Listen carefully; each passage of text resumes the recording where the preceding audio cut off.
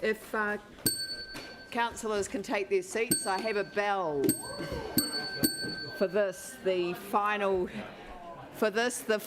year of the meeting. I hope that's not too loud for you, James, who's joining us by Zoom this morning. Thank you. And could I please invite Councillor Anne Galloway to provide us with the karakia timatanga to start the meeting. Kia ora. E te hui. Whae te matauranga kia marama. Kia whae. Take nā mahi katoa. Tumaya, tukaha. Aroha atu.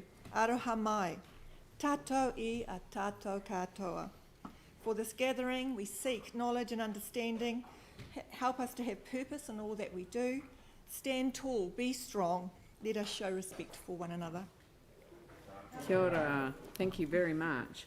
Now, apologies. There are none. Councillor Scandrett was an apology for lateness, and Councillor Goff is joining us by Zoom.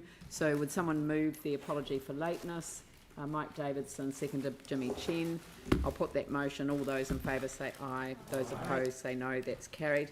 The declarations of interest I simply have from Councillor Davidson and Deputy Mayor Turner for public excluded item 41, Christchurch NZ Limited draft letter of expectation as they sit on the Leanne. Council. Sorry, I just emailed one through.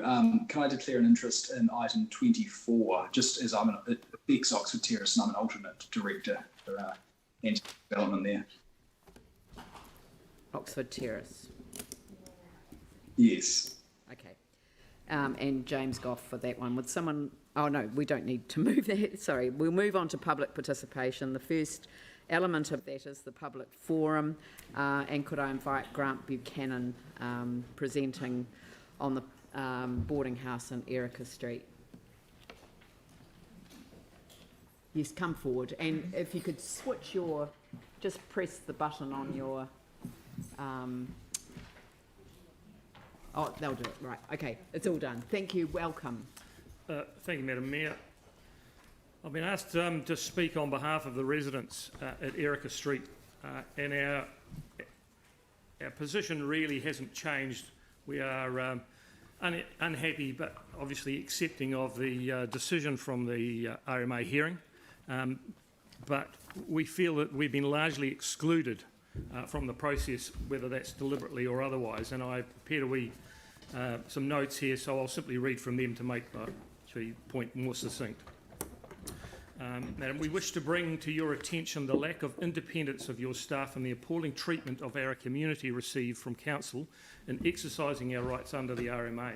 Excuse me, I'm sorry, but under the standing orders, there's just a line that you need to just traverse very carefully around references to staff. There's no reference to any staff at all. No, but you just opened with a reference to staff.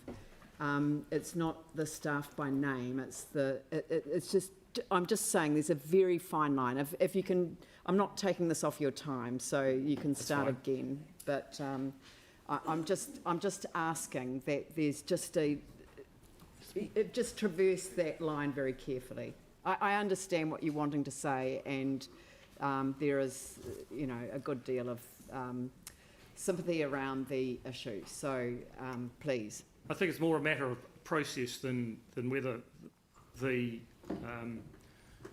City Council planner, this City Council planner or any other City Council planner, the process is what it is, and it is the process that is appalling. Yes. So if you would just stick to the process, that's great. Thank you. It might be a little hard, but I will say planner. Madam, the matter refers to the recent application for resource consent and subsequent hearing in respect of the conversion of the Wendover Rest Home in Erica Street, Papanui, into a boarding house. The application was made to the Council in May 2020 and the subsequent hearing was in October 2020. As required, the City Council identified residents affected by the proposal and sent out information packs and letters to those people. Those letters were in English. They did not refer people to whom English was a second language to where translations could be available. It's 2020, and for nearly 20% of our population here in Christchurch, English is a second language. 4 residents who were identified as affected did not understand the process and could not engage in the process. That is simply not good enough. How many other ethnic groups are excluded from participating in council business through this council's lack of acceptance of our diverse culture?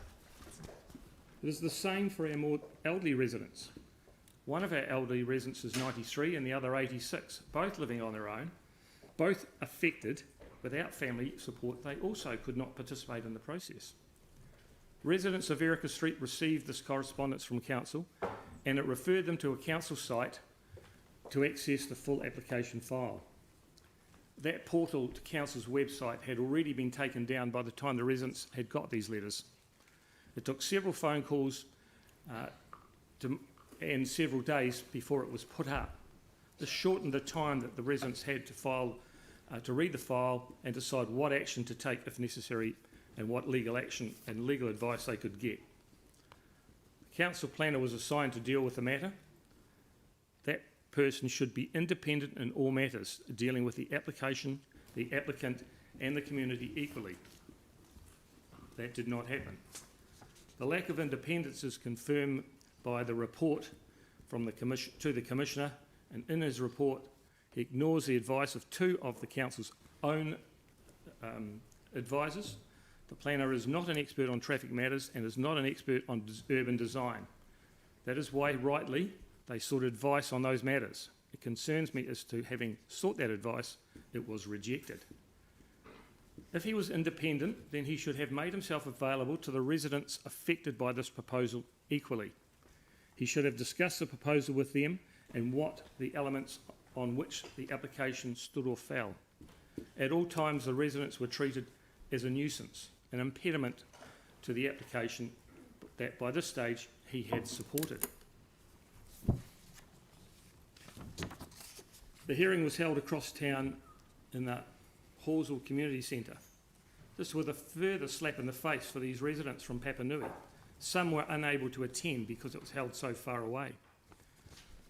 The planning team should be more responsive organisation to the location of the hearing. It should have not been held across town. It should have been held close to where the residents were affected, or at the very least in the central city. If council facilities were not available, then they should have hired premises on that location. I know that this is possible because as a former City Council licensing commissioner for 4 years, we hired premises and held hearings close to those residents that were affected or were held here in the council chambers. We felt that we were deliberately excluded from the process and obstacles were put in our way. At the hearing, when council planners were making submissions to the Commissioner, he referred to a legal opinion that the council had obtained in respect to a legal issue. Can we wrap up? I mean, that's the 5 minutes. That is the disadvantage of this, but I am going to ask you to provide us with your written submission because I do think that we need to respond to the process issues that you are raising. Just one final paragraph then. The merits of the application and ultimately the decision will be hard enough for the community to deal with, but the manner in which we have been dealt with by this council gives us no confidence that any of the statutory requirements nor the moral requirements were met to ensure a proper community consultation, nor were there any sign of council's independence.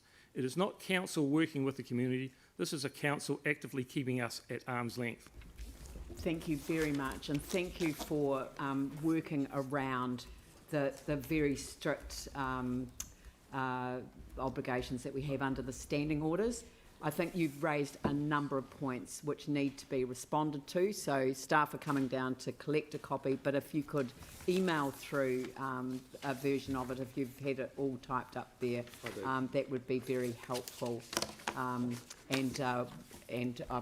nodding from the Chief Executive is that we will be able to respond to you. Thank you. Thank you very much. Thank you. Thank you. Now we move on to deputations by appointment. David Jones and Graham Allen presenting a deputation on item 23, Montgomery Spur Reserve Management Plan non-comprehensive review on behalf of the following groups: Christchurch Single Track Club, Canterbury Mountain Biking Club, Summit Road Society and Port Hills Park Trust, Mount Vernon Park. And welcome.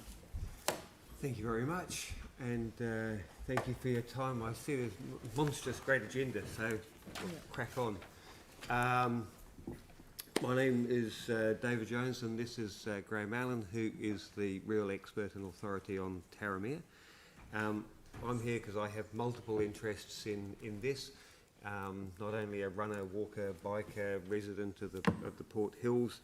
I'm a member of the Christchurch Single Track Club, a member of the Canterbury Mountain Bike Club, a member of the Summit Road Society, the neighbours who are on to the east with the new Linda Woods Reserve, and also a trustee of the Port Hills Park Trust, the neighbours to the east and where the Rapaki track runs. A couple of years ago we approved the construction of the Full Monty track, which linked Taramea to the top of the Summit Road and to the tracks at the top there, and that has proved enormously popular and successful and has achieved the objectives that we wanted from the trust, which was a separation of mountain bikers going quite fast down the track to the walkers, and it enhanced the experience for both. We're now very keen to get the final piece of the puzzle constructed, which is from Taramea down to the bottom of Rapaki, and again the same purpose to separate faster riders from walkers and enhance the experience for everybody. The council officers, I think, have done a great job on the report, covered all of the key issues, and really my purpose here is to demonstrate the high level of interest and the very wide-ranging community that support this recommendation, and to commend that to the council. Tēnā koutou katoa, called Graham Allen, aho. I've been involved with much of the volunteer effort with Port Hills mountain bike tracks since 2006, working strongly in conjunction with park rangers, in particular Nick Singleton, who I acknowledge and thank for his advocacy and collaborative approach. I submitted to the original Montgomery Spur Reserve plan, and then was the principal driver of the building of the Taramea Loop track within the Montgomery Spur Reserve. The suggested amendment, as David has just said, is well laid out and explained and supported by both the increases in public recreation on the Port Hills and the obvious benefits of linking Montgomery Spur Reserve with adjacent reserves and roadways. The amendment is consistent with the section within that plan 3.5.3/4, cycling links and access points should be investigated to optimise the benefits to the public and residents. So expanding our ways of accessing that reserve is congruent with the current plan anyway. It highlights the interconnectedness of land use across parcels of land and advances a wider view beyond just the reserve itself. The last thing I would mention is that in leading the build of Taramea Loop Track, I have consistently privileged good environmental stewardship. We've not created beds of exposed soil that have attracted weeds. We've covered soil with turf and seen it regrow into the landscape. We have not scarred the landscape, and the Taramea Loop Track is for the most part nigh on invisible from outside the reserve itself. Of this I'm proud and will continue to apply such a sense of stewardship to any Port Hills developments. Because it's important that we as mountain bikers don't treat it like, we're the only people that enjoy this landscape. It's enjoyed by many, many people. And we're lucky to have the use of it, and it's enjoyed by a great number of people. Thank you very much. I appreciate the time to present to you. Thank you. Kia ora and thank you. Any questions? No? Aaron. Really quickly, what's single track? Single track is what some mountain bikers, it's sheep track width. Mountain bikers prefer to ride because it's nice and narrow. We don't really like riding on great big wide things. We prefer to create and ride single track that flows across the landscape. So it is by nature a minor scar on the landscape because we really only build something this wide.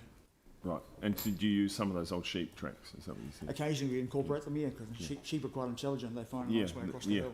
Yeah. Okay. Yeah. Cool. Thank you. Excellent. Look, thank you very much for your presentation this morning. Thank you. Thank you for your time.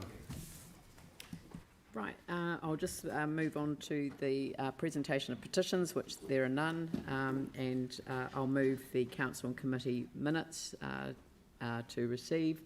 Seconded by Sam McDonald. I'll put that motion. All those in favour say aye. Those opposed say no. That's carried. And now we move on to the Community Board monthly reports. Te Pātaka o Rakaihotu, Banks Peninsula Community Board report to Council. Tori Peden, if you'd like to come forward. And our governance manager there, Penelope Goldstone. Thank you. Morena. Morena. All right. Do understand you guys have got a very busy morning, so I'll keep this short and sharp. Just last Monday, 30th November, the Community Board held a meeting to consider the Naval Point Tunukutai Otapoa development plan, and that was passed last week, so we're all really excited about that development. 12 deputations were heard from the community about various concerns, especially breakwater design and location for safety at all boat ramps, and availability for parking of trailers, etc. The board approved the plan, recognising that it's not the final plan. Request that staff initiate progress at leasing plan for all other users of Naval Point, so not just one or two, all users, as the certainty of tenure, for fundraising and to be able to progress with their plans. There is a lot of money due to be spent in that area, and it is really exciting to be moving forward. Note that staff will be producing an operational plan for Naval Point development. Obviously, the tsunami evacuation zones were released in the last few weeks, and we were able to take that out to the community. We did have a briefing from Sventia, our community resilience coordinator, and she was able to take this through to Little River to let them know what was happening around the Little River Birdlings Flat area, and that is ongoing with our community. Further work to be undertaken to assist community in evacuation plans, so we are all working on that. Next one is the community breakfast. So that was really well attended for a population of about 800 people. There was about 450 people that showed up for breakfast. And that is also where council staff were able to engage with the community regarding local projects, including the tsunami zone and also the Little River Playground project. Huge thanks goes to Little River Wairua Community Trust for putting that on as part of Someone with Your Neighbours program. So, like I say, really well attended, and council staff love coming out to a breakfast. It's great. No. Next year, put it in because council staff are always there. And finally, just the official opening on Wednesday, the 25th November, by Honourable Leanne Dalzell of the cruise ship berth in Littleton. Sorry, I'm thinking of Akaroa. No, it's fantastic, and it's great to see all these projects are finally coming to fruition. Just on that, I do notice there is a Part A in your council report today regarding the Littleton toilets. So that feeds into what's happening in Littleton at the moment, and also about making sure we have got the right resources for the Littleton community going forward. Kia ora. Thank you very much, and thank you for keeping it short and sharp, but it's much appreciated. Andrew, would you like to move that? Thank you. Moved and seconded by Pauline Cotter. Any discussion? I'll put the motion. All those in favour say aye. Those opposed say no. That's carried. Thank you very much, Tori, and Merry Christmas and Happy New Year. Thank you. Thank you. Waitai Coastal Burwood Community Board. Kelly Barber, assisted by Chris Turner-Bullock. Yes.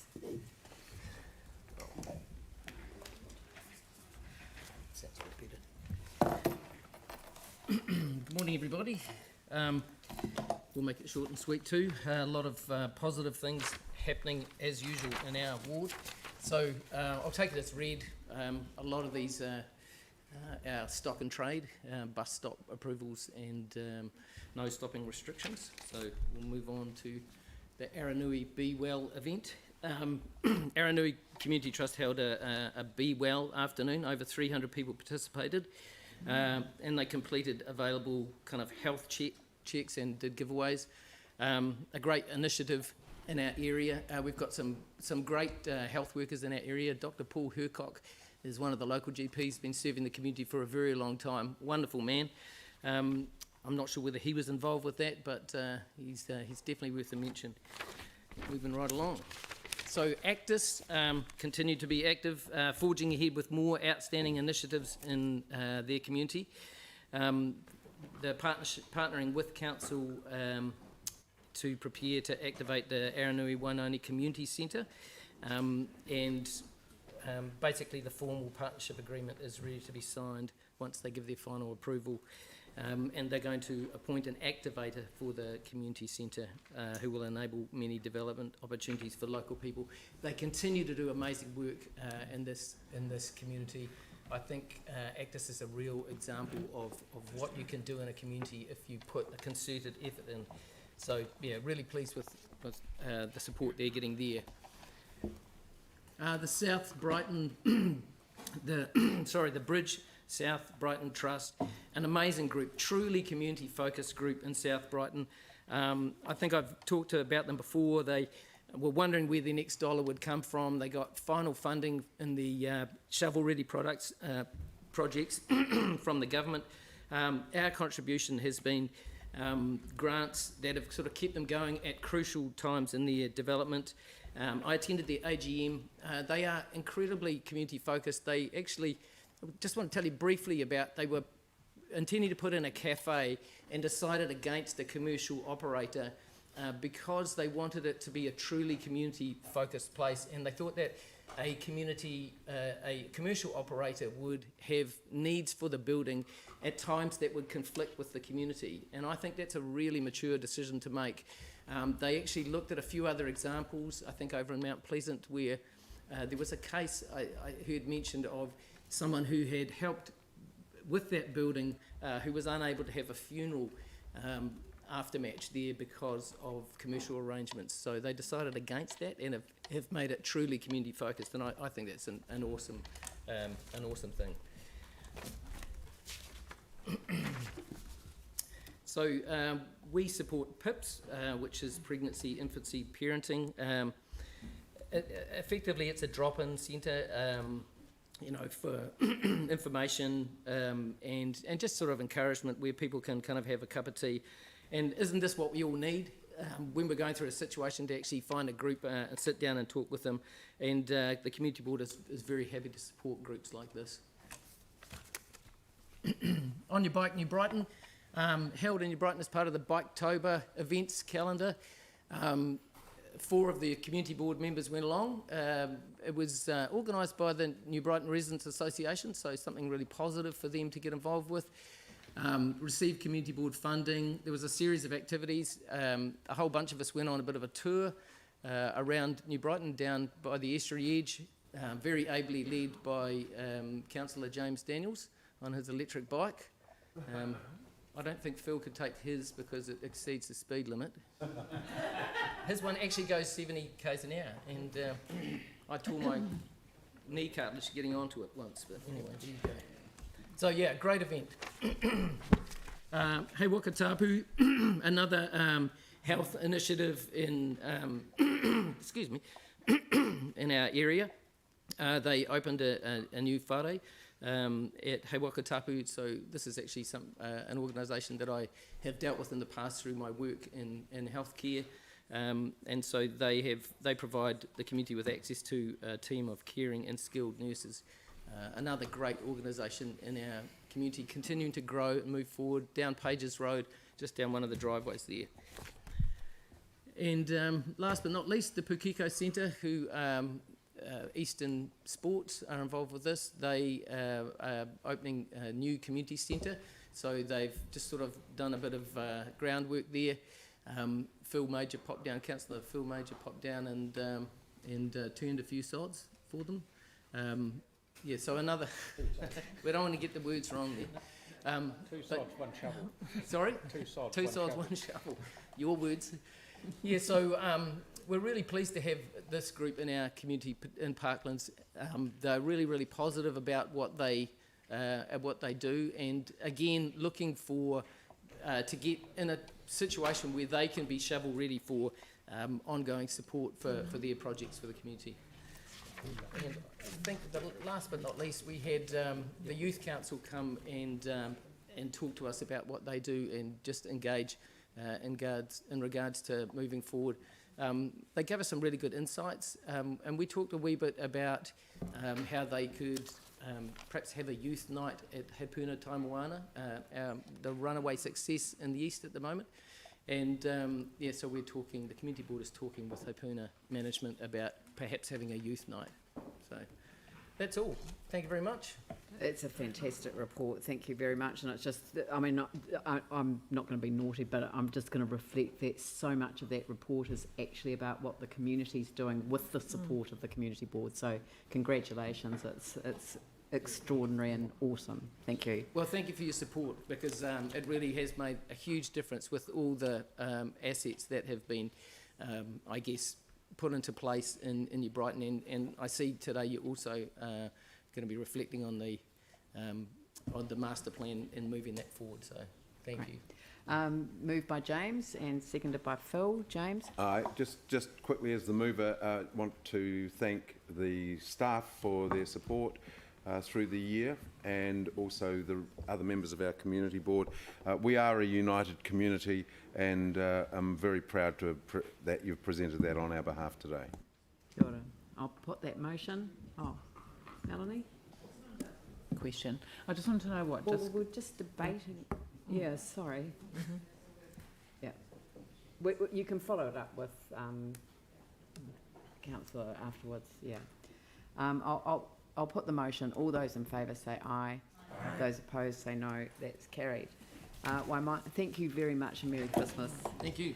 Pendleton Waimairi-Harewood Community Board, David Cartwright, and supported by Marianne Lomax. Morning. Morena. Good morning, everybody. It's a pleasure to be here with Marianne here today to deliver our monthly report. Apologies from Bridget Williams, who couldn't attend. In the last month, we saw the opening of the village green. I think we showed a photo last presentation of the big mural wall, which had been painted by a number of people, including 5 different schools, which had different murals on. So that's just obviously Aaron Kewen and Jason in front of part of the wall. Oh, not working. There we go. So this is obviously here. So we had around 50, 60 sort of people attend for the opening. Great opportunity to thank all the local businesses, particularly the Bishopdale business group there, which are obviously eagerly awaiting the redevelopment or some attention into the mall area. Plus, there was the local radio station which put on a sausage sizzle, so it was a great afternoon. The Community Service Awards were held, just highlighted the people in our city, particularly in our ward, that go over and above with their time volunteering and working for the good of everyone. One particular gentleman, I don't think he's in the top photo, went about post-COVID off his own bat and organised around $70, $50 food vouchers and then gave them out around the community. So, great effort on his behalf, just from the bottom up. It was a real great ripple effect. And then out at close to the airport, Lake Roto, there's obviously the new toilet. So we presented this about 18 months ago. It was a costly project, but nonetheless well needed and well utilised out of that area. Particularly there's the lakes out there, which attract a huge amount of attention and use during the summer months. Merry Christmas. Oh, well done. Short and sweet. James is online. Would you like to move this? Oh, okay, Sam. One question before we do move it, if that's okay. Just around the Jeffreys Reserve suction tank. So that's obviously still in there, and it looks like it's been delayed again. Yeah. Have you got some context? Because I think it might be a good case study for Dawn at some stage to take offline. How long has that taken so far, and do we know what it's cost? I would recall it coming to us in the post-earthquake era, where it was presented to the community board as an urgent project. So for those that might be unfamiliar, it's a water tank in Jeffreys Park, or Jeffreys Reserve, of around 500,000 litre water tank for the northwest part of the city. At the time it was stated to us that it was an urgent must-have, and look, it would date back into the days of Val Carter, so it would be at least 5-6 years. Yeah, and do we have any feel for what it will have cost so far? I know there's been over 5 different designs, so if you were to look at what potentially an architect or a consulting firm charge per design, you're probably looking at a significant number. Yeah, I just wondered, Dawn, could you take that? Yeah. So the Chief Executive will Yep. Get a note out on that. Yeah, Yep. perfect. Thanks for raising that. But so I'll go back. James, did you want to move this? Yes, happy to move. Seconded by Sam. Any discussion? Oh, Aaron? Yeah, just quickly, a couple of thank yous from the board as well. We're just going to point out a couple of people. Wayne from Transport, Katie from Engagement, who has to go into the firing line a few times in our area, and everyone's favourite arborist, Dita. So we just want to call those people out this year for their extra and above and beyond that they've gone to for our board. And of course, Marianne and all her staff do a fantastic job for us as well. We realise that we're the most efficient board in the city. We don't brag about it, but we just get on and get the job done. Kumbaya, kumbaya. Kia ora, Aaron. I'll put the motion. All those in favour say aye. Those opposed say no. It's carried. Thank you very much. Thank you very much, and have a safe Christmas. Same to you. Thank you.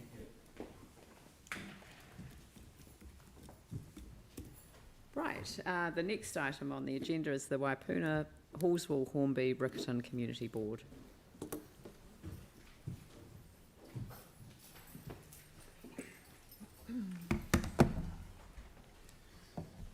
Morning, Leanne and councillors. We'll be as brief as we can.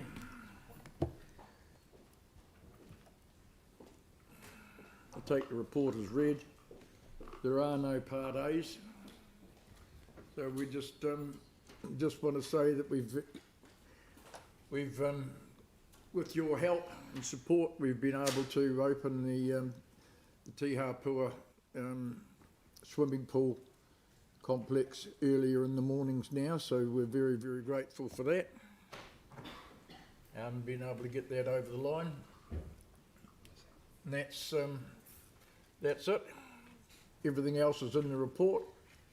But on behalf of our community board, I'd just like to wish everybody a very happy, merry and safe Christmas break. All right, thank you. Jimmy's happy to move and Anne's happy to second. Are there any questions, Melanie? Oh, yeah, discussion. No comments, just short comments.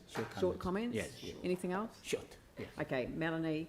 I just wanted to say thanks to staff for starting the aquafit that was at Pioneer at Te Hapua as well, because the people are happy about that, so thank you. Thank you. Jimmy? Yeah, like the chairperson, Mike Mora, he mentioned earlier, thank you, the mayor and my fellow councillors, particularly for the procurement plan for the new Hornby Centre has been approved. There's a final stage, critical stage, can make this the facility to go on. There's the wider Hornby, the people, long awaited this facility. I would like to say thank you. The other one, particularly regarding the Halswell Junction Road extension and major cycle route, particularly South Express, still going on. Even a moment still have traffic congestion as well as some safety issue and concerns. But I think we working together, we can mitigate all those effects and we can go on. So thank you, Community Board. Thank you, all my fellow councillors. Thank you, Jimmy. Kia ora, and thank you very much. Thank you, and Merry Christmas to you all. I'll put the motion. All those in favour say aye. Those opposed say no. That's carried. Thank you very much. Thank you. The next item on the agenda is the Waikoura-Linwood Central Heathcote Community Board report. Alexandra Davids with... Oh, yeah, Matt McClintock in support. Thank you.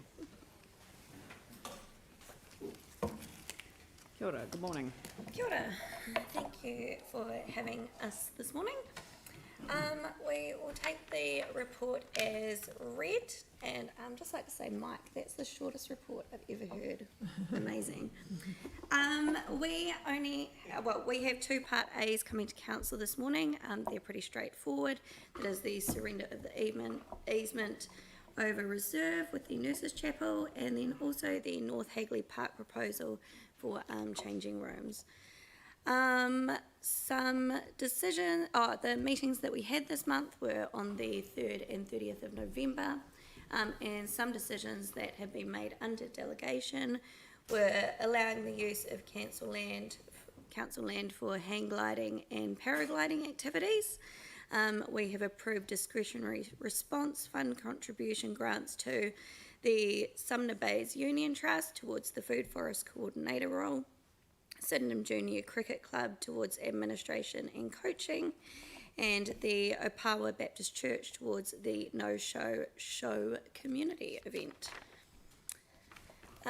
Moving on, we've had our end of year function. We had that last week, really just to recognise all of the organisations, groups and individuals in our community that are doing a fantastic job. And it was really cool, just the fact that it's always an awesome place for people to network. So the conversations carried on for quite a long time. I think people find them very valuable, but it was great to be able to say thank you to those in our community. Just a quick update on the pool. As you can see by the pictures, work is well underway at Smith Street. There's also a lot of work going on behind the scenes to ensure when it opens it is a facility best fit for the community.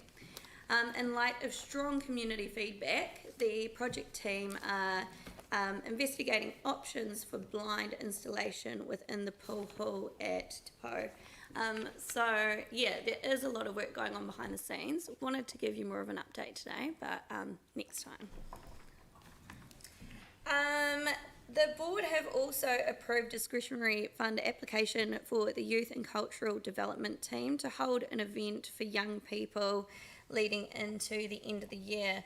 While 2020 has seen a lot of performances and events cancelled, we're really excited to see this cracking off this year.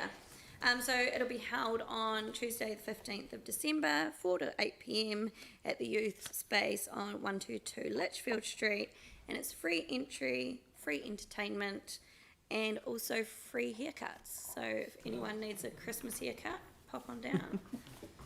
And I guess just a massive thank you to you all for being part of and supporting our community boards through a pretty different and tough year at times. And many thanks to our staff for your support and patience through this year as well. And also, just to finish off, thank you so much for the decision yesterday for Bromley, the organics processing plant. I think that'll be a great Christmas present for that community and the residents. So, Merry Christmas. Merry Christmas to you too. So there's three here. Happy to move. Sarah Templeton, seconded by Jake. Any questions? Yanni? Thanks, Alex. Thanks for the report. Have we just wanted to check if we've had any response from NZTA to the right-hand turning arrow from Ferry Road into Rutherford Street? We are still waiting on that, Yanni. I'm sure that you'd be the first to know if we had it. Well, can we just maybe, I mean, I've put the question in, but it would be good to try and get a response from NZTA. Thank you. Yeah, thanks. Thanks. And I wouldn't necessarily be the first to know. Okay, so it's been moved and seconded. Is there any discussion? Yanni? Yeah, just quickly, just wanted to acknowledge the progress on the Linwood poll, and just to say that just to be clear, staff did a huge engagement around the types of activities that people wanted to use in that facility. And there's been some good engagement, but we've still got some more engagement to do with young people in particular, but people are really looking forward to that facility. And just, I guess, really when you look at the progress that the contractor's making, it is pretty impressive. So I presume it's on time and on budget or under budget, and you know, things are progressing quite quickly there now. So yeah, if anyone's going down the Wood Ave, have a look out and see the progress that's been made. Thank you. Just wanted to acknowledge the staff for the work on that project as well. Kia ora, thank you. I'll put the motion. All those in favour say aye. Aye. Those opposed say no. It's carried. Thank you very much. Kia ora, Thank thank you. Merry Happy Christmas. holidays. Happy New Year. Yeah. The Waipapa Papanui-Innes Community Board. Presented by Emma Norris. Supported by Elizabeth Hovell. Thanks for that welcome, Pauline. Kia ora koutou. Apologies from Simon Britton, he was unable to make it today. First up, I'd just like to touch briefly on the public forum that you had from the residents of Erica Street. We'd heard from them before, they came to our board before the hearing, and board members and Councillor Davidson have been working with them to support them where we can throughout the process, even though as a board we are unable to do anything. So I just want to say that we support what they've said and we look forward to the council's response. This opening image from us today is the bridge for the shared path over the Styx River that runs beside the new motorway. So the motorway opens next Thursday, sorry, that should be the 17th of December. And then there's the public open day on this Saturday where you can walk or ride along the full length of the Christchurch Northern Corridor. But not drive, not till next Thursday. So this is the three bridges over the motorway, have LED lighting on them that will be lit up every night and can change colours. And that's just another image, that's the QE2 roundabout, so up the top left there, that's Redwood, Grimsey's Road, and at the top of the image is heading north on the motorway. I just wanted to give you an update today on some amazing work that's going on in the Northcote area. So it was identified a few years ago now that there was a really high need in this area, and a number of groups have come together since then to provide services for the area. So you can see all the groups up there. A number of them are working from the old Plunkett building, which council refurbished and did up a couple of years ago.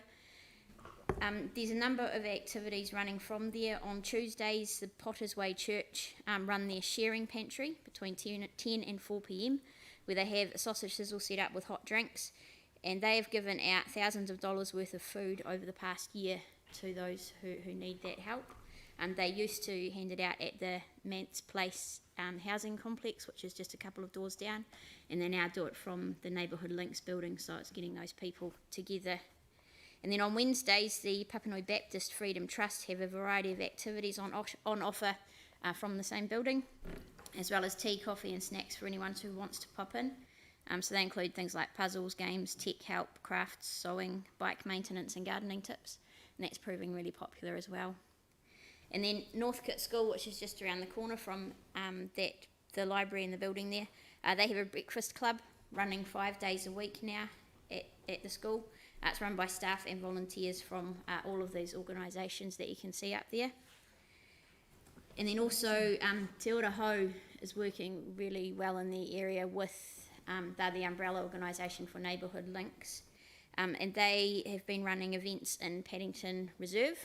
They run a Friday afternoon event throughout the term, and then in October they also ran a Colour Our Community event, which was well attended and well received by local families. So that included sausage sizzle, Canterbury Cricket ran some games, and then at the end they had their big colour run. So that was great. So that's just a really good example of lots of groups coming together to support that community. We had some light parties around our area run by community groups. So there was one at the Neighbourhood Trust at the St Albans Baptist Church that had around 800 attendees. It seems to get bigger and better every year. So they had food stalls, a disco, sausage sizzle, entertainment, inflatable playground, and what was my kids' favourite was some farm animals there for petting. And then there was also a successful one held by the Shirley Community Trust at the Emmett Street Community Church. And another neighbourhood event during last month was Whakaoho, which was held at Papanui Youth Development Trust on Harewood Road, and that's another annual event which is very popular, and it was a great day. It's great to see those events happening again after the year we've had. You've obviously all seen penguins popping up around town. We've got a bunch of them at the Papanui Library that have been done by local schools.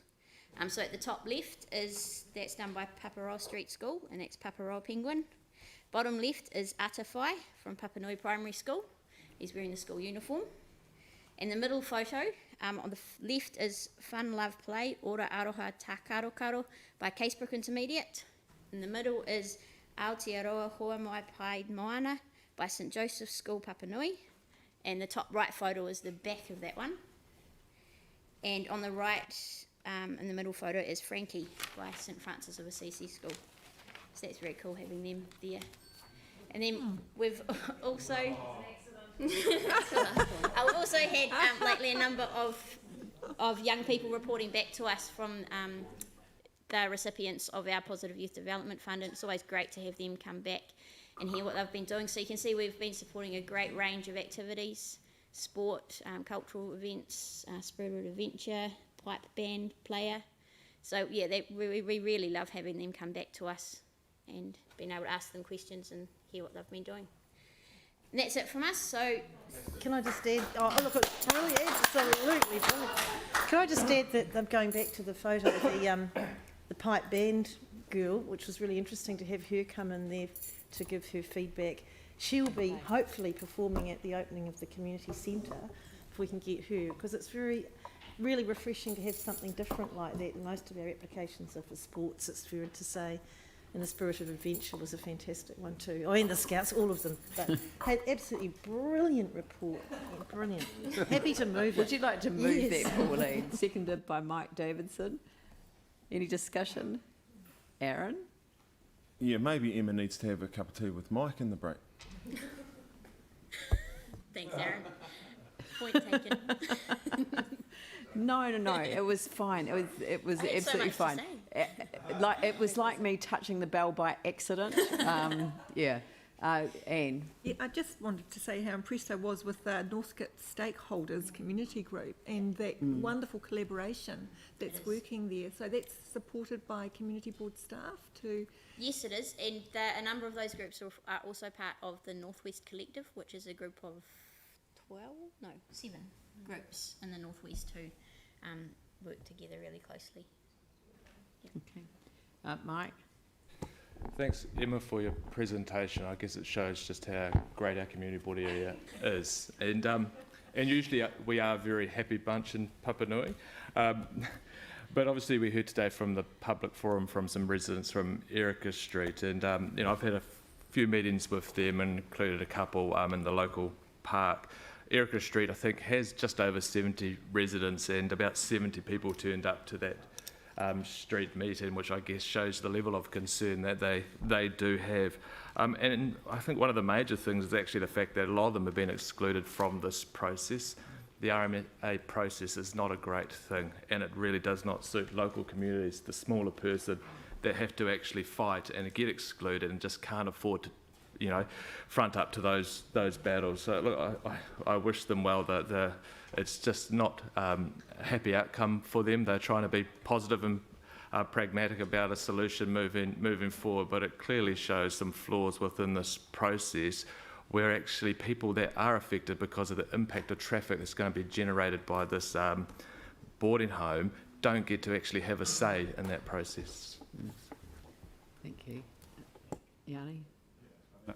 I think that's a fair point. We've set up a process to audit our resource consents, and I wondered if maybe, given what we heard this morning, this one could go into that process to be looked at, because it's not just about the RMA, it's also about how we make assessments under the RMA. And obviously what we've heard this morning, there's also issues with how we communicate.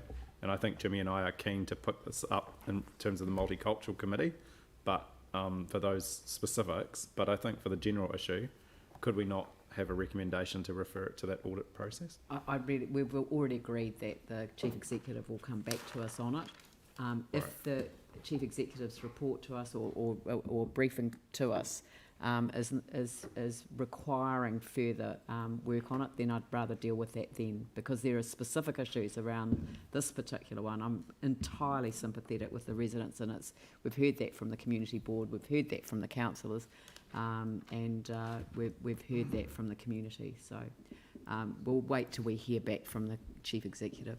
Tim? Right. Yeah, and I think, as you put out the RMA, it's really important that, you know, people understand our staff are between a rock and a hard place. It is from central government, and it is, the RMA is an absolute dog now, and it is forcing, and our staff are under huge pressure, and they do need support from their local councillors to work with the communities, and I think we should be discussing that.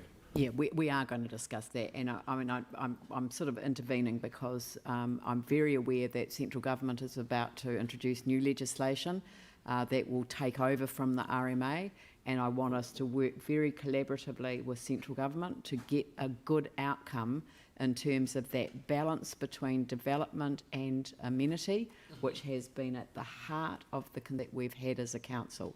So I'm hoping for a good outcome by using this as an example and using other examples as well. But there were issues that were raised this morning that require the Chief Executive to report back to us. It would be very good for us in our next informal just to have a bit of a discussion about going forward as councillors working with our staff. Yeah, I'd like to get an overview, and in the new year that's going to be an important focus. Yeah, absolutely. So it's been moved and seconded. I'll put that motion. All those in favour say aye. Those opposed say no. That's carried. Thank you very much, and Merry Christmas to you. And we've got the... Congratulated Elizabeth Havel, who's now the new, our new board advisor. Right. She's just stepped up. Yeah. Thank you. Waihoru-Spraden Cashmere Community Board report. Thank you.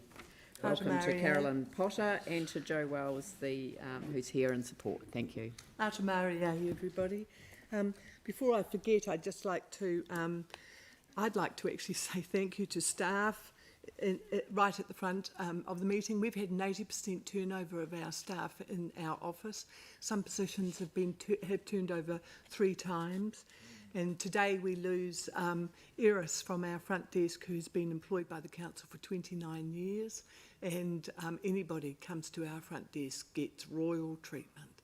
She's been a wonderful, wonderful employee of the council, and there's no doubt altered relationships in our area accordingly. So I just wanted to wish them well and to thank them for the hard work over the last year. Thank you also to those that have just gone. I'd like to take the report as read, just like everybody else has, except there's one mention. Oh no, I can mention that in the pictures. We had a combined community service awards and the end of year function because we had really run out of time to have 2 celebrations. COVID, the community service awards are usually in the middle of the year, and COVID put that one off. And actually, it was brilliant. It was brilliant. It was at the Terra to Love Addington trotting thing, whatever it is, and people absolutely adored it. And the staff council staff were wonderful, and so were the staff at the Addington Trotting Club. So, and it was wonderful to combine it because all our residents and the community groups, etc., saw our stars of the last year in getting the community service awards.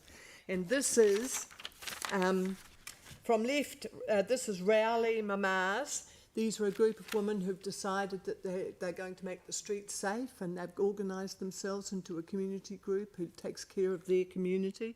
And it's Teresa Sau, Susanna Muamua, Julie Assange and Lega Tomuli from left to right. And then there's another group of them on the right-hand side. It was a great occasion.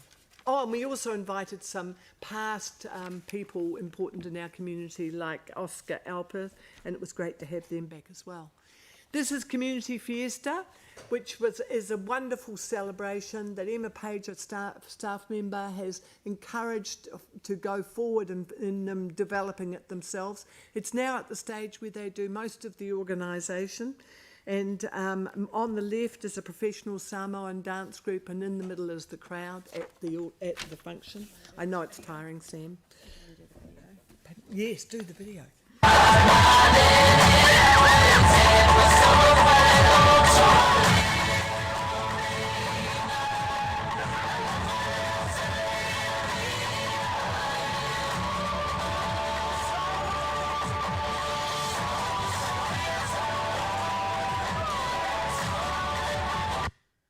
you can imagine how the crowd took to that. And we also had a group from a newly formed group that's encouraging culture and singing in our area called La Orchard, on the basis that they grow fruit. And the group, I had the father of one of the singers in front of me, and he was crying while he watched his son on the stage singing. This is the Pacific series. On the left is the, is it the suburb? No, Suburbs is on the right, and on the left is the Tongan rugby team, which is a bit unfair because Samoa won it, but there's no holding down the Tongans. And on the right is the Suburb women's rugby team.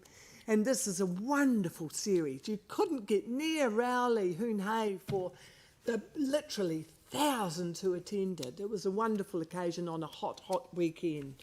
This is Give Gear, Get Great. Over the year, we collect in our bins left people's hoarded tennis rackets and soccer balls and football balls and rugby and so on. And most importantly, sports shoes. We keep them, collect them in bins, and the Pacific Series and the Hoonhay Fiesta is one of the areas when we start giving it out again. Give Gear, Get Great. Because a heck of a lot of our children in our community can't afford club fees for sports and other activities, and certainly can't afford the associated demand for equipment and sports gear. And this, we had a person came to our incredibly popular public forum. We always have 4 or 5 people in our public forum, and one of them was a member of the staff of Kaionga Ora, who wants to introduce more canopy cover, is the way he refers to it. He wants to plant more trees in the Rowley area.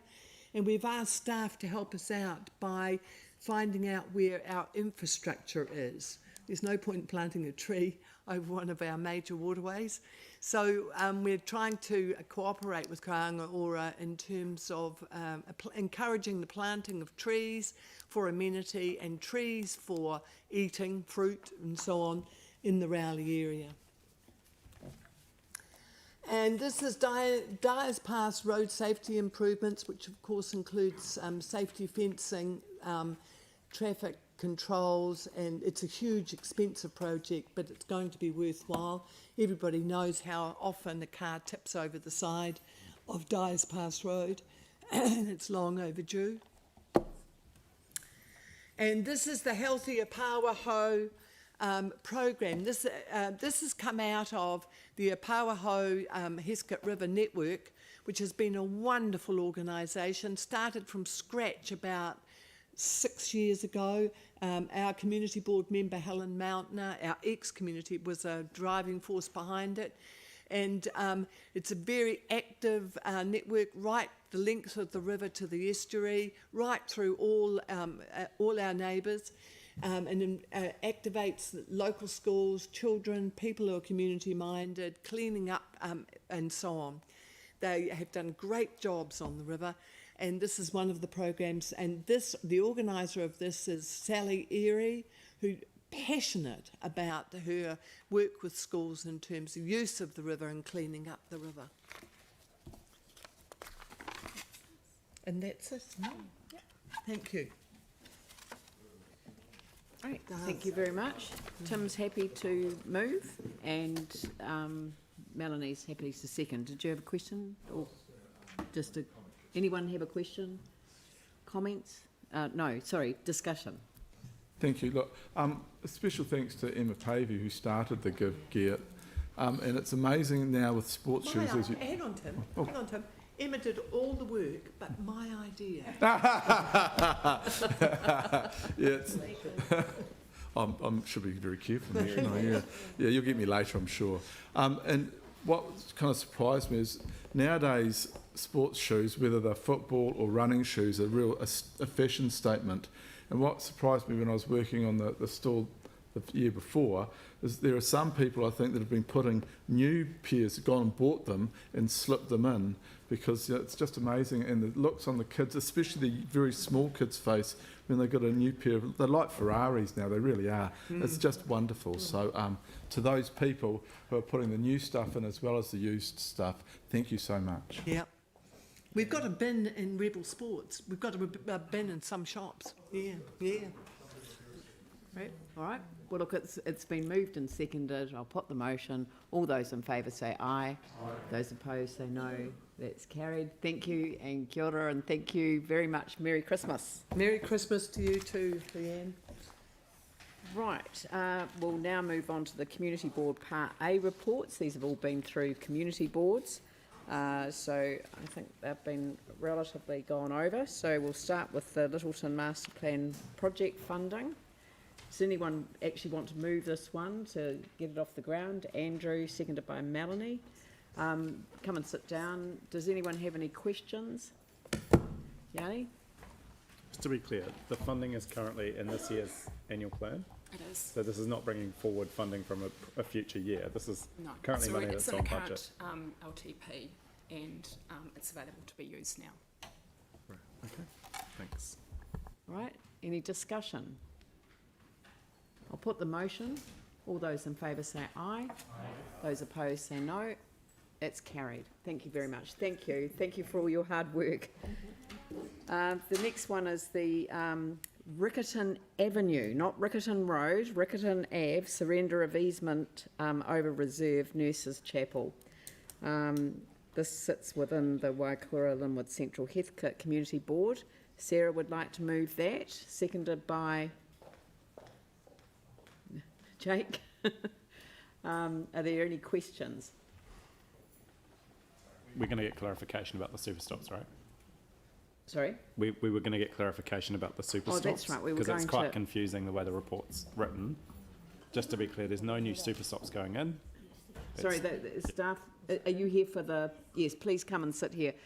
We wanted to put a note in because the way the wording of this report, as one of our eager and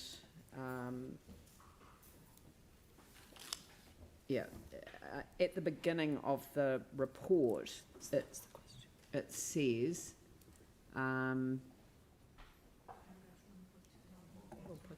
right.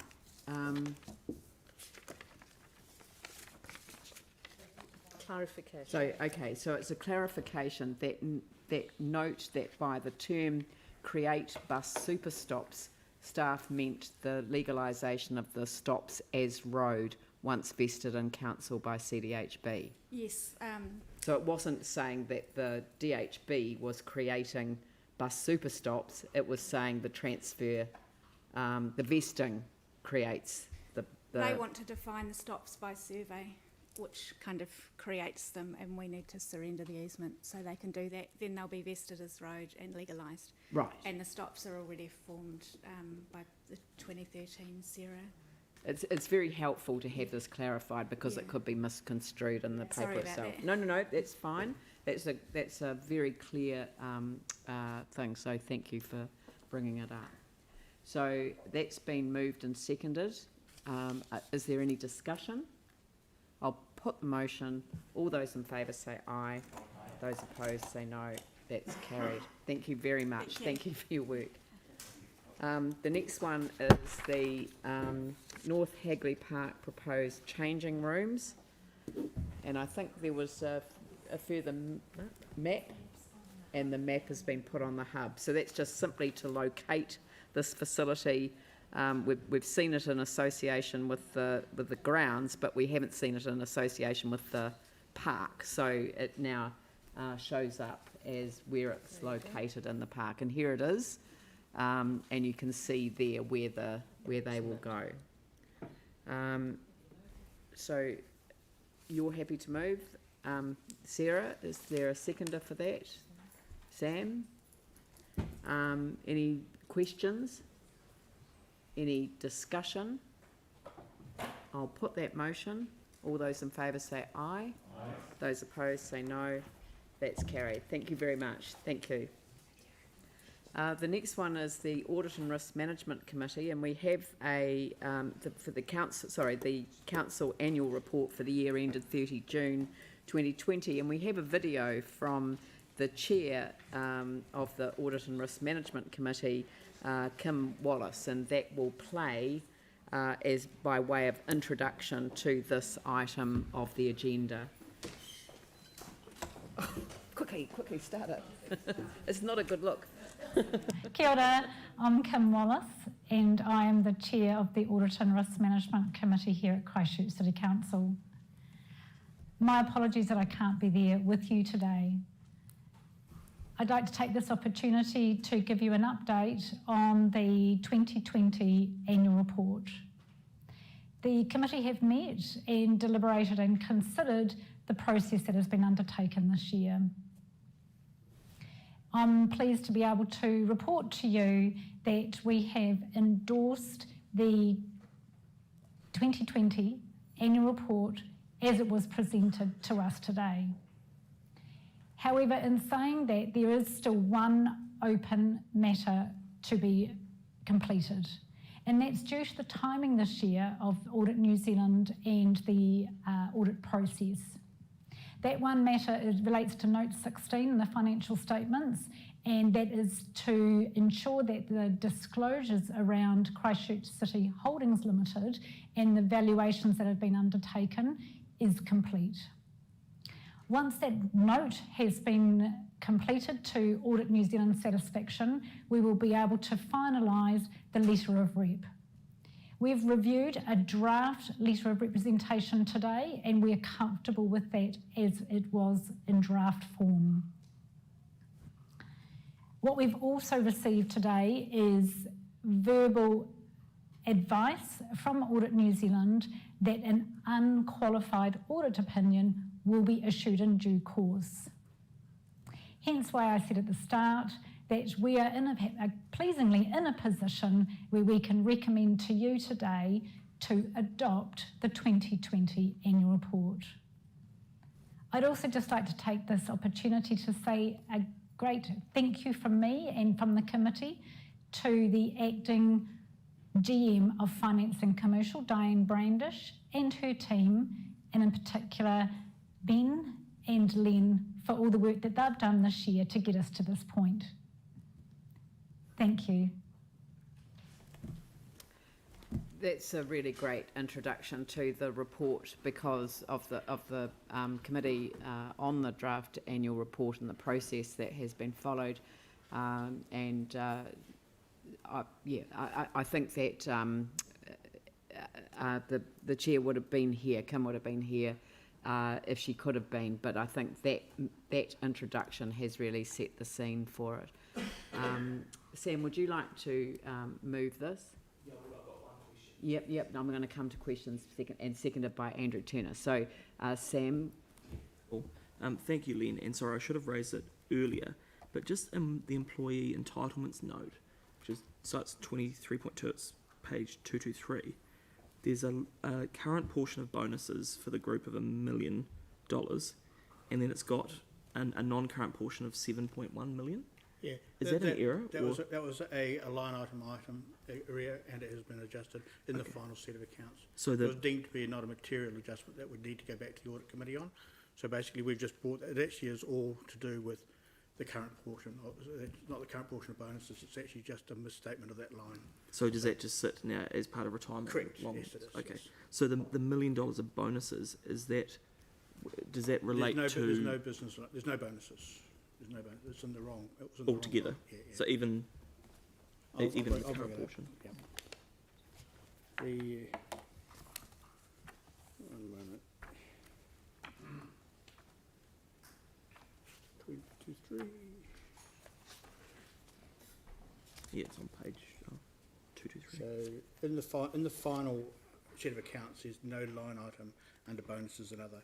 Retirement and long service gratuities shows 4 million, 7.1 and 6.7. There's not actually, as far as the group concerned, those bonus line is that 11050 and the 2988. Yep, so there's no non-current portion in the group. Correct. So the million in the current portion would It's be... all to be paid in the current year. So that would be CCHL, is it? Or it may be underlying companies within the CCHL group. Right. I just wondered, Dawn, and it doesn't have to be now, but maybe at some stage it'd be good to kind of understand how that plays out, given our drop in dividends and the like. So it doesn't have to be now, but if you could just come back to me on that. And yep, and I'm happy to move it. So. Right. Any other questions?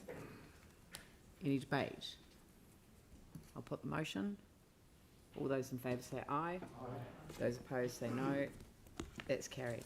Thank you very much, and thank you for all your hard work on this. I would have liked to have said, have you read it, but I'm pretty sure that that's your Christmas holiday reading. Have a good Christmas. We start again next week. The Asset Management Maturity Assessment 2020 report. I'm happy to move it, Leanne. It's been through committee and council have been briefed. So. Okay, seconded by Tim Scandrett. Is there any questions? Any discussion? I'll put the motion. All those in favour say aye. Aye. Those opposed say no. That's carried. Thank you. The next one is the Dog Control Act Section 10A report, Policy and Practices 2019 to 20. This has come from your committee, Tim, so I'll invite you to introduce it. Thank you very much. Look, the purpose of the report is to meet the requirements set out in Section 10A of the Dog Control Act 1996. The report is for information purposes and supports the requirements for the Act as said. I presume I'll take it as read, and if there's any questions. Keeping in mind that there are 365 days in a year, the dog control team under Mark Vincent deal with over 6,900 items. So it's a huge workload that team have, and they are regarded as the country's leader. So, but I'll let Mark take the floor. Sorry, Mark, I've stolen your thunder a wee bit. No, that's fine. So it's been the report's been introduced, and Tim's moved it, yes, and Aaron seconded it. Question from Yanni. Thank you. To the committee chair, it's normally customary as part of this report for us to get updated on the most popular dog names of the year and the most popular breeds. I'll leave that to the wisdom. All the councillors Sue Wells will be very upset if we don't do that. Not at the moment. I'll have a guess, Max. It has been for the last couple of years like that, so yeah. Oh, it's actually been in a media response earlier in the week. So, does somebody? Yes, Bella. It's usually Bella, I thought. Yeah. Is it there? Have you found it? Yeah. Max and Bella. Max and Bella. Well, there you go. The same. I'm gonna. Thank you, Yanni. That was a very good question. It was very enjoyable. So if you've called your dog Max or Bella and you go to the dog park and call out, you'll probably have a dozen dogs coming at you, Yeah. That's Leanne, right. It creates a risk, doesn't it? Yeah. Leanne, I'd just like to point out we've spent more time talking about dog names than the annual report. So.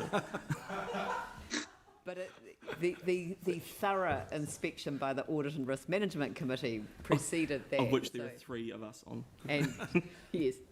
I shall, yes. I'd just like to point out to the complaint made about that it shows which is more popular in the city, Sam. I will put the motion. All those in favour say aye. Those opposed say no. Could I just make a carried. comment? No, it's too late now. No, not about that, but just about the team when they reported to the Regulatory Performance Committee. No. Okay. I wish that you had before. But look, it's a Christmas spirit. So, I mean, if you'd like to repeat the comment about the extraordinary work that the team does in front of the team member that represents that, I'm happy for that. Well, there are some other teams involved in the group. Yep. Just because of the. We'll mention them both quickly. No, don't worry. No. Well, it's just at the committee, there were some other staff mentioned and brought up and made presentations, and they're in the building consents team here in council, and they're at the cutting edge of the working with MB, and I think that it should be just quickly mentioned the climate change. So Julia in our team, in our organisation, she gives free advice, etc., on eco building and the products available and how we can assist. There's the timber building standards, and I know your eyes will start glazing over. The NZS 3604, which is what was described to me as the Edmunds Cookbook of Building Standards, which came in after the Napier earthquake. So we're at the cutting edge there. Philip with sprinkler and fire alarms, and also Tim with regards to liquefaction mapping, which is now being used to advise the entire whole of New Zealand. So these people in our team are really leading New Zealand, and so it's great to have them on board. And you've highlighted the significance of the regulatory performance role, which will now report directly to Council through a working group. So, and thank you for leading that work, and thank you for acknowledging the team that we have represented by Mark, and also the other teams that you've mentioned. Thank you very much.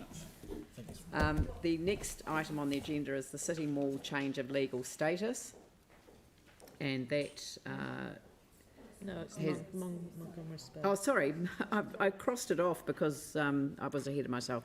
The Montgomery Spur Reserve Management Plan Non-Comprehensive Review, and we had a deputation on that. Sarah would like to move that, and is seconded by Melanie. Are there any questions? Is there any discussion? I'll put that motion. All those in favour say aye. Those opposed say no. That's carried. Thank you. Thank you. The City Mall change of legal status. We've got the team there. Would someone like to move that one? Mike Davidson, seconded by Andrew Turner. Question, Yanni? Did we get a response to the presentation we had yesterday about the bollards? And because I note in here it talks about we are installing the bollards, but I know Councillor McDonald and myself This asked, is a paper specifically directed at the change of legal status, Yanni. it's approving a special consultative procedure to be initiated, and it's got a consultation document that talks about installing the bollards, and it's got financial information that doesn't reflect that cost. But just wanting to understand if there was another decision-making process happening around the bollards separate to this. Yes, I can respond to that. Yes, that they are two distinctly different projects, but they are related. Now, if I can quickly explain, we are programmed to put in the retractable bollards. The only entrance to the City Mall, as it currently is via Hereford Oxford, where we're proposing the bollards. So we're looking for a change to the City Mall status to further restrict motor vehicle use, particularly goods vehicles at night. And by doing that, we will then be able to facilitate the bollards being raised at the most critical time or high risk times. At the moment, it's the relationship between the two. The only way to get into the City Mall, which is Cashmere Street mainly, is via Hereford Oxford, where we're proposing the bollards. So we can't have the bollards raised at a time that the City Mall says, yes, but vehicles are allowed in here, but they've got no physical way of getting there.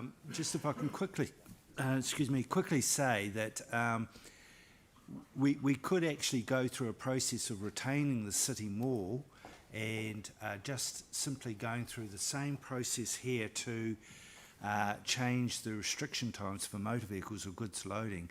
But we're seeking to create a shared zone in line with Oxford Terrace. Just quickly, the reason for that is in 1981, when we created the City Mall, the only way we could do that was through Section 336 of the Local Government Act and creating a pedestrian mall. In 2012, November the 1st to be precise, the government introduced new legislation to allow for shared zones. Now, they're far more flexible, and they achieve the same things, but controls on the road, but are far more flexible if we want to make a change. And I could just say at this stage, even though cyclists use City Mall, they're not legally allowed to. Also, we have a 30k speed limit, which would be ideal to be 10 Which was imposed by an order in council by accident, not carving out this area, which was previously a lower speed zone. So while we could go through the whole special consultative procedure and change City Mall just for the times of access, it would seem very opportune to resolve a number of other issues, and we're only seeking to consult on this through the special consultative procedure, which So to be clear, I mean, you've just done a fantastic job of describing exactly why we're here. The bollards are going in anyway. Yes, but as the a thing separate process. This process is not dependent on the bollards being put in. No, it's not dependent. It's just that if we enhanced by didn't achieve this process, then the bollards would have to be down from 4 p.m. to and we 11 legally have to do a special consultative procedure to get to this point. Yes. Right, thank you. That's all we need. Okay. So I've got the motion clearly in front of us. And a question. Yes? So if just so I'm clear on the head, if we agree with this, we have to put bollards in or No. Sorry. Yanni has managed to confuse people into believing that that it's related to this decision. This decision is purely about a special consultative procedure to change this to a shared zone. That's all we're doing today, and that's all I'm taking questions on. Aaron, did you have a question? Too scared now. Good. That worked. Do you have a question? Come on. Realising we're going out for consultation, has there been any engagement already with the business community that's led to the timings that we're going out for consultation on? I'm just mindful of hospitality businesses and the 5 a.m. to 10 a.m. delivery time and how workable that might be. They can obviously submit to that within the consultation period, but has there been any pre-engagement that's led to that suggested range of times? Yes, I can say that we have met with the CCBA, we've met with owners, a significant owner of property down what people call the Oxford Strip. Terraces, the terraces. It's Oxford Terrace. It's got a number of names: Boulevard, Terrace, Promenade, but it's Oxford Terrace. We've met with Mr. Goff and we've met with the CCBA, and they're all very supportive of the idea. But of course, we do need to go out to special consultative procedures, see what everyone else. It's a legal requirement. So it's been moved and seconded. Is there any discussion? I'll put the motion. All those in favour say aye. Those opposed say no. That's carried. Thank you very much. The next item on the agenda is the New Brighton Master Plan Regeneration Delivery Report.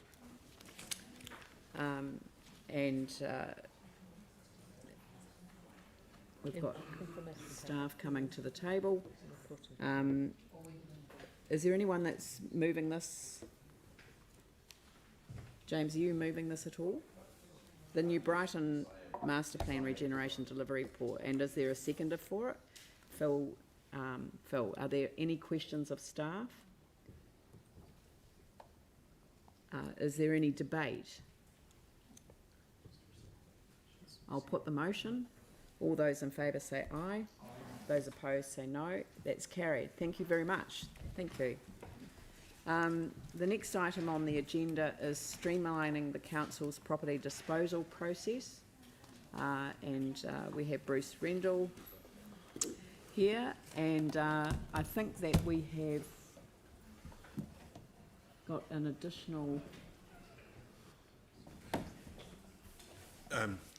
Well, we're suggesting, we understand that it wasn't clear enough in the report that we would be consulting with community boards as soon as possible, so we just drafted some words that might provide that additional assurance. Yeah, so my question was whether we're actually approving the new process, or is it a pre-existing process? It's effectively a pre-existing process. What you're that approving, we've already approved. What you're approving is the criteria that we will then use to activate that pre-existing process, so that it gives more assurance that elected members are providing the guidance. That's absolutely fine, because no. Oh, I mean, it doesn't matter whether it says endorse or approve. I mean, it's that was my misreading of the word future use. So, and misunderstood that. So you have now absolutely clarified that. The whole purpose of this is to endorse the criteria that will be used, and we will note within the resolution itself, so we'll have noting that with the intention, noting that the intention, noting that the process ensures community board have sufficient time to consider the properties. So that's all. That's which is noted in the process itself. So note that the process ensures that community boards have sufficient time. Yep. So that requires the reference to be made. Well, before I take questions, can I have a mover and seconder for the Sam McDonald and a seconder, Andrew Turner? Oh, sorry, I've taken Andrew. Sorry, I'm going to come to questions in a minute. So questions are Yanni, Melanie and James. Thank you. And Anne. I get what we're trying to do with this policy, but at the workshop, the concern was raised that if a community board's approach to consider the future use of a site, that there's nowhere within the organisation or within the council group of families that they can go and get the strategic advice over how to develop a proposal. So I'm just wondering how, I think we've just seen before, for example, all the work happening in New Brighton, and there's a number of really cool projects going on there. But is there any thought that we've given to, rather than the board getting a memo saying you need to do X, Y, Z, actually having some ability, resource, either through urban development or Christchurch NZ or whoever's doing that now, to support the board in that proposal or that proof of concept? I think, so the final decisions will be made by council. And if they believe that there is sufficient justification to do that further exploration, they would then set that resolution to say, council organisation, staff, go away and do this work and provide that information back to us. So that, what we're trying to do though is avoid the situation where there are decisions made to retain, but there is no funding that goes with it, and we're left with land that we're causing dissatisfaction to citizens and neighbours because we're not maintaining it. So there is certainly going to be those mechanisms that will allow community boards who have good ideas that persuade all of you as councillors that they're worth further exploration to go away and do that exploration. I'm trying to understand, is there any way they can get that support before council makes the decision? If they ask the question, officers will then look to work on those and provide that advice. Right. Sorry, I was about to hit the bell by accident. Melanie. The bit that concerned me was in figure 5, where it has that little thought bubble thing that at the bottom says about the community board may see the draft list before approved by council. So for me, that's a problem. The additional resolution is good, but it says sufficient time, but it's not really defined. So could you speak to that? Because really I would like it when the properties are being identified right at the beginning that community boards are given a heads up that if there's a new piece of land to be disposed, that they know about it, so instead of just seeing in the LTP. Yeah, we can get that. You're not approving that diagram, and apologies if that's not as clear. Think of it as will, because that's what we're saying. That's what you're saying in your resolution, that we will see the community board will see the draft list before it gets approved by council. Certainly this year, in future years, because we potentially will be earlier, council can approve the draft list and then circulate it. But this year, the community boards will see it before councillors see it. So when you say sufficient time, what could be the minimum? If we're looking at putting this through into the annual plan process, potentially we can be hitting around a June date. So giving at least 6 months. Yeah. Okay. Okay. got James and then Anne. My question has been answered, thanks. Good behaviour there. Anne?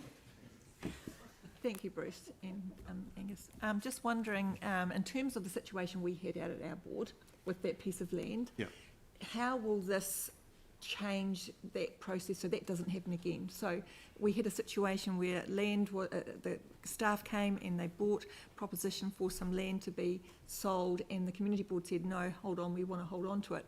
And it caused a lot of wastage, really, of time and resource to get to a point where I'm still not sure whether we actually have any agreement. How will this process make that better? So that particular case will continue to be discussed with the community board. There was new information brought up which we're exploring, and we'll come back to the community board. But in the general case, that was property where we required to buy a whole property, but we only needed part of that property for the works that we needed. Council has already given us the instruction and the guidance that in those circumstances they want to see that extra land sold off as soon as possible, and have given us a delegation to do that so that we can return that money back into the specific project that you put the money on budget for. So in future circumstances we shouldn't get into this circumstance at all, because you've already given a separate delegation around that in different writing instructions. Thank you, that's very clear.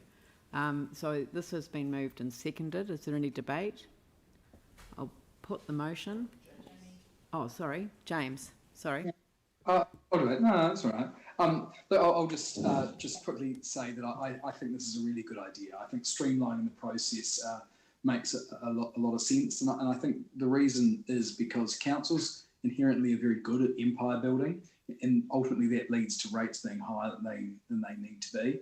To give you one example of that, it was far easier for us to buy 100% of the shares back for Littleton Port Company, which was a publicly listed entity, than it was to sell a thin stretch of land that adjoined the Christchurch Art Gallery, which we only owned for access to base isolate the building.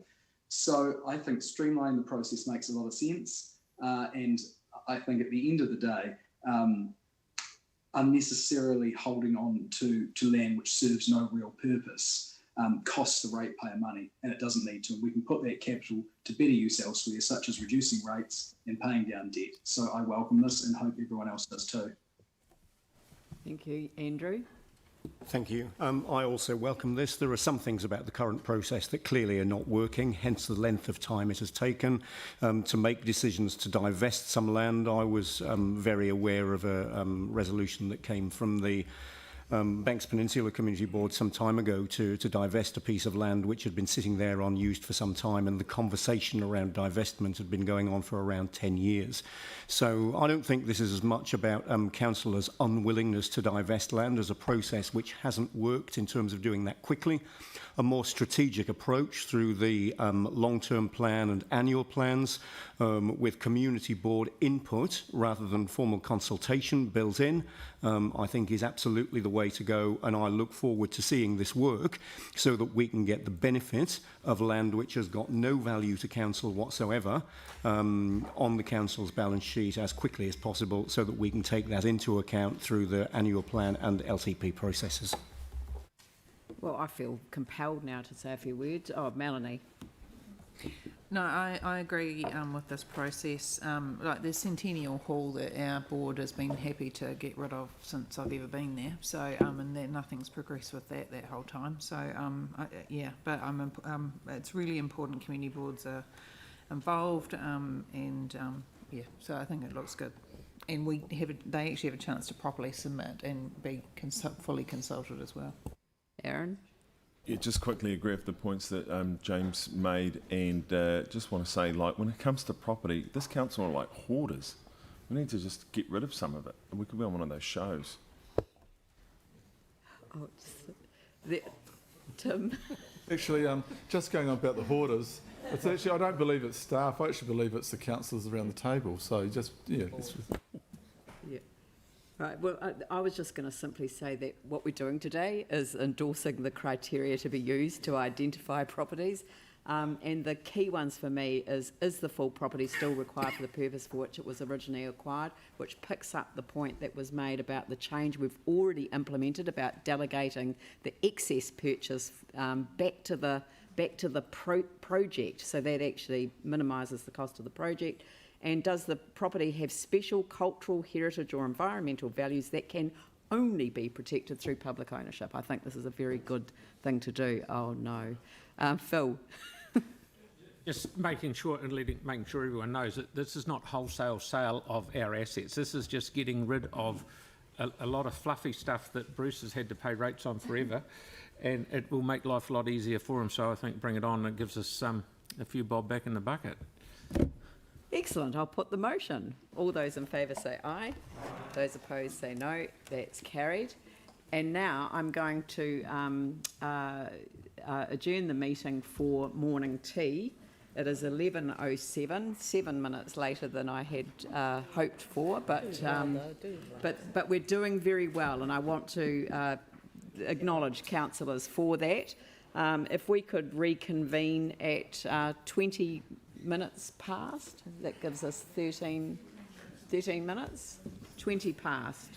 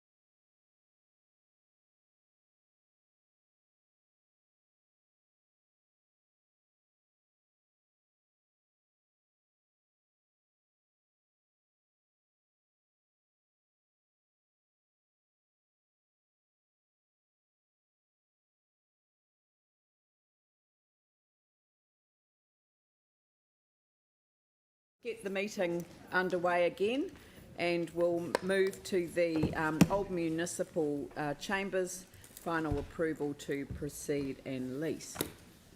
I'm just I'm happy to move this one and seconded by Andrew. So we've got that moved and seconded. So are there any, well, with the report we can take as read, but is there anything that you wanted to add at the beginning of the consideration of this item? Not really, no. It's just to note that it's around the table and we're ready to go. So based on the decision we received today. Great. So are there any questions of staff? Yanni. Can you just tell me what the current rates assessment is on the site, if it was going to be fully used? We've got a historic one from a couple of years ago when the EOI was undertaken, and it came in at about 90,000 as a best case scenario. But with COVID, that's probably come down, but we haven't had it reassessed. So what's the process under the approved option 1D, where we agree to a rates remission and we make a contribution? Like, how are we budgeted for that? Or how do we come up with an agreement?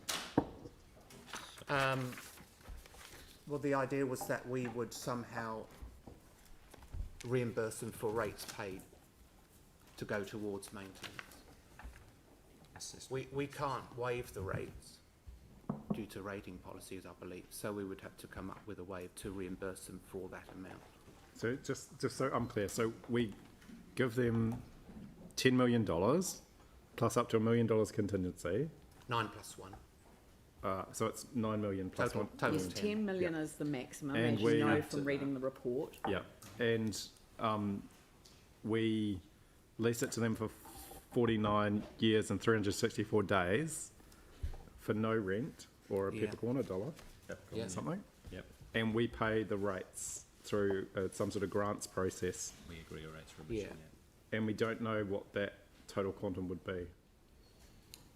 Based on the proposed use. I mean, I imagine that would be quite significant. We don't know. So, and because the rates assessment will likely change.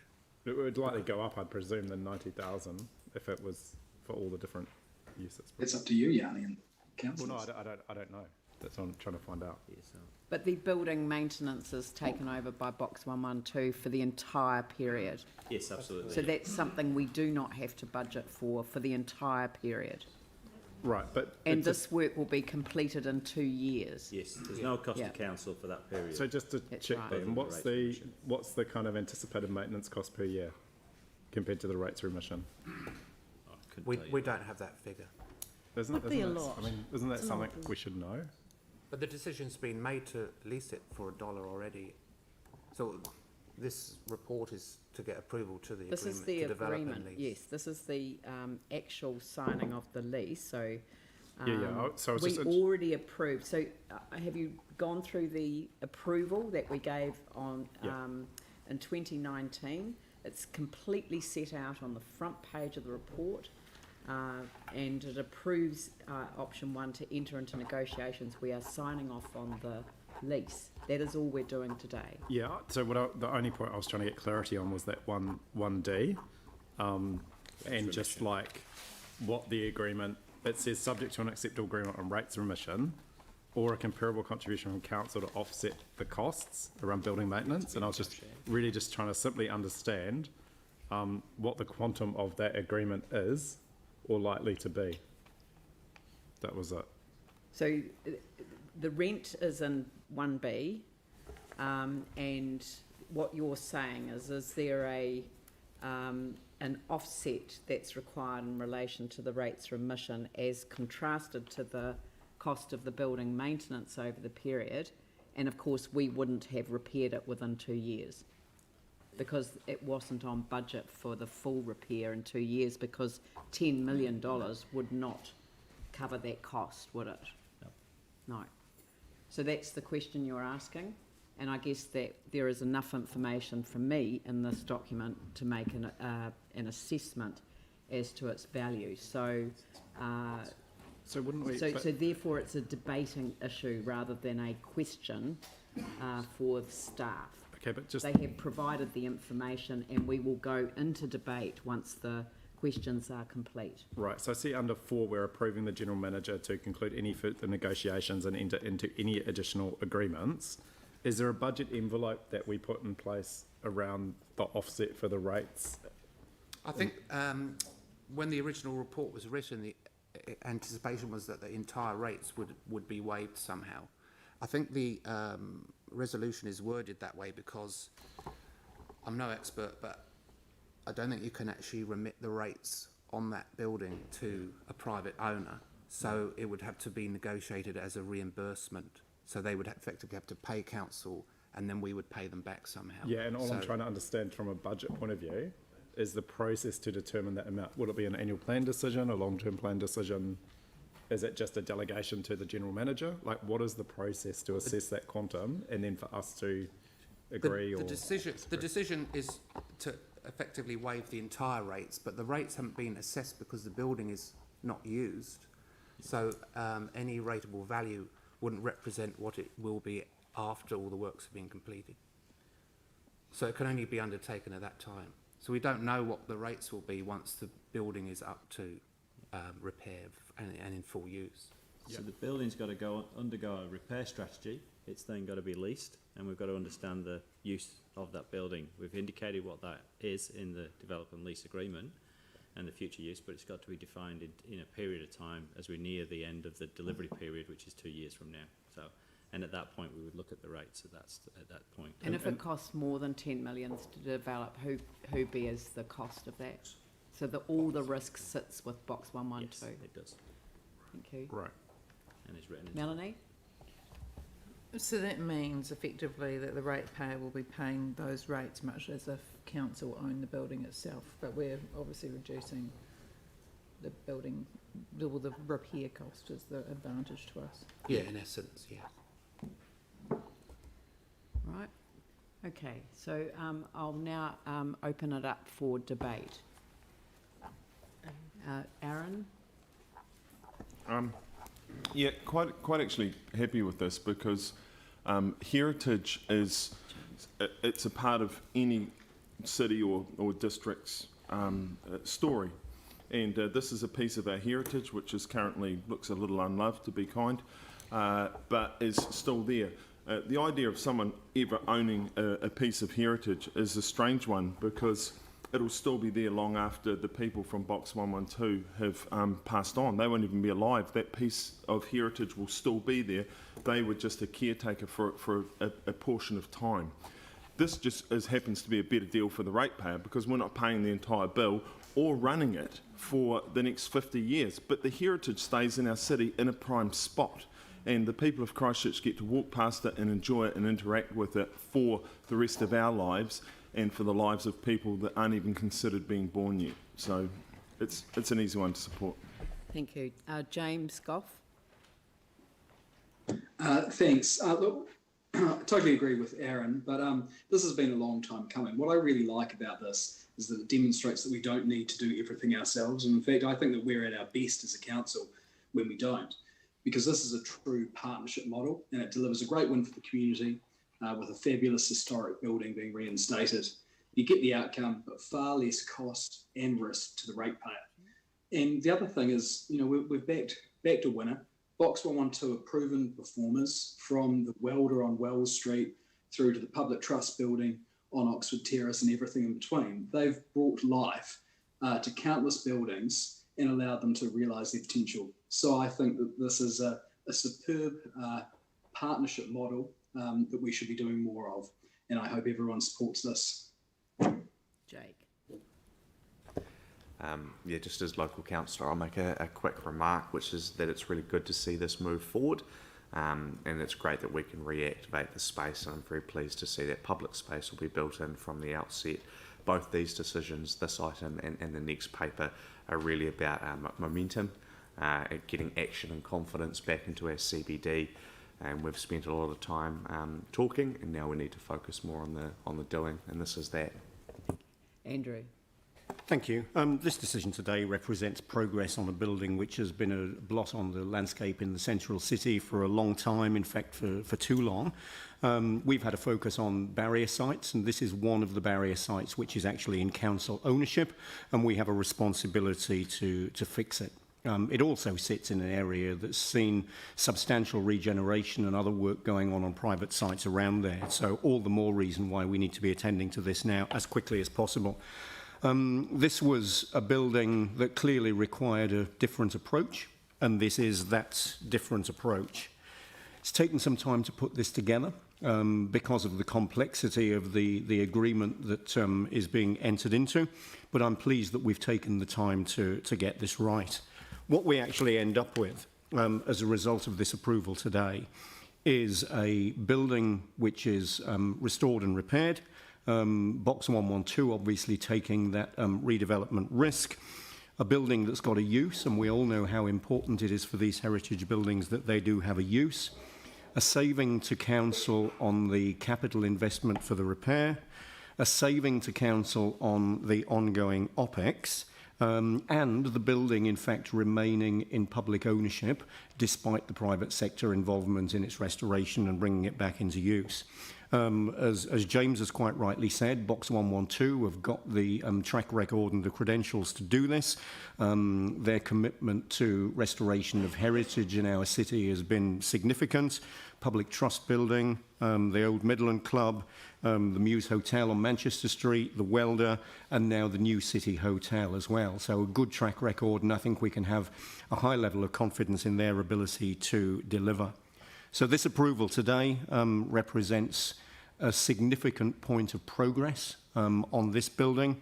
I look forward to seeing the work starting in the near future, and even more, I look forward to seeing the building brought back into use and occupying its rightful place as an anchor for that part of the city.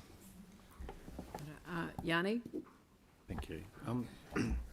Yeah, first off, I want to say that I have no issue with Box 112 or the kind of general concept that we're applying here, but I do think that we do lack the information to make a decision today. The fact is that if you look at the report under financial implications, we're told that the cost to implement is capped at $10 million, $9 million plus $1 million contingency. We're told maintenance ongoing costs none, and yet in the agreement that we've got up there, we're told that we're being expected under building maintenance for the lease duration, which is nearly 50 years, we have to have an agreement on a rates remission or a comparable contribution from council to offset such costs with no details about the financial implications of that. So I don't think it's fair to say that there's none in terms of the maintenance ongoing cost. There is actually quite a significant cost that we don't know, and we don't have that information today. So I won't be supporting this today because I think we do actually need more information. But fundamentally, I think when we do these types of agreements, we should be looking at an ability, if these things work well, and these companies or these trusts make profit off these heritage buildings that we own, that there's some way in which that money comes back to help us deal with the magnitude of the situation that we face post-earthquake, where we've got a huge number of our own heritage buildings and other priorities that we need to fund. And, you know, I wish this project well, and I hope it's successful, but this on the surface looks like a hugely costly deal to the council without the financial realities of the situation that we're in. And I would have thought we should have been trying to have a lot greater certainty on the financial implications before we agree to such a deal. Sam? Yeah, thank you. And I sort of do sympathise with Yanni a wee bit on it, but I mean, let's be very, very clear. We're chipping in at maximum $10 million. We have 17.5 on budget already. So there's a $7.5 million capital saving, which even if you extrapolate out over the life of the 50-year lease, is 140 grand a year. That puts aside the fact we don't have to do anything with it for the next 50 years. No staff time, no anything, and we can balance the maintenance with it as well. So it's a really good deal for the city. I mean, my only plea would be that we should look for other buildings around that we can do the same thing for. The public continue to own this. We don't have to chip in a cent effectively because of that offset. So I think we should get on and do it and send a signal of progress to the city. I'd like to wrap up the debate then simply by saying that nothing could make me happier, that this is my Christmas present, and I'd like to thank staff for working so hard to achieve it. I remember when originally I asked if this was possible, and at the time it took considerable leadership within the organisation to say yes, this could be done. It is a model. We'll get expressions of interest. The first round of expressions of interest didn't achieve the result. The second round did, and we signed off on this. Since that time, since 2019, the Box 112 have been through a process which received the council's vision for the building in terms of repair and future use. Box 112 developed a concept design that was to be approved by staff before any detailed design was progressed. The concept design was subsequently approved. We looked at the sensitivity, sympathy to the building's heritage status. It's just awesome, the incredible work that staff put in. And also Box 112 on their side, they know that the risk sits with them. They know that they're taking it on, and they're taking it on as a project for the city. It isn't for their private benefit, it's for the city's benefit. They are experts in heritage. They've done an amazing job in the other buildings that they've tackled, and I really look forward to seeing the work that they're going to do on the new City Hotel, which is down in the South City area. It's just, it's such a beautiful building that I dream of what that will look like. I do think we should look at other opportunities for us to partner with experts in their field, and in this particular area they've already proved themselves to be that. So I'd like to say thank you for the best Christmas present that I could ever hope for. I do hope that it's the signal of things to come in the future. It does give us a very strong and powerful way forward into the rest of the 21st century. So I will put the motion. All those in favour say aye. Aye. Those opposed say no. And an abstention from Yanni. Thank you very much. Thank you. Right, the next item on the agenda is the Greater Christchurch Public Transport business case.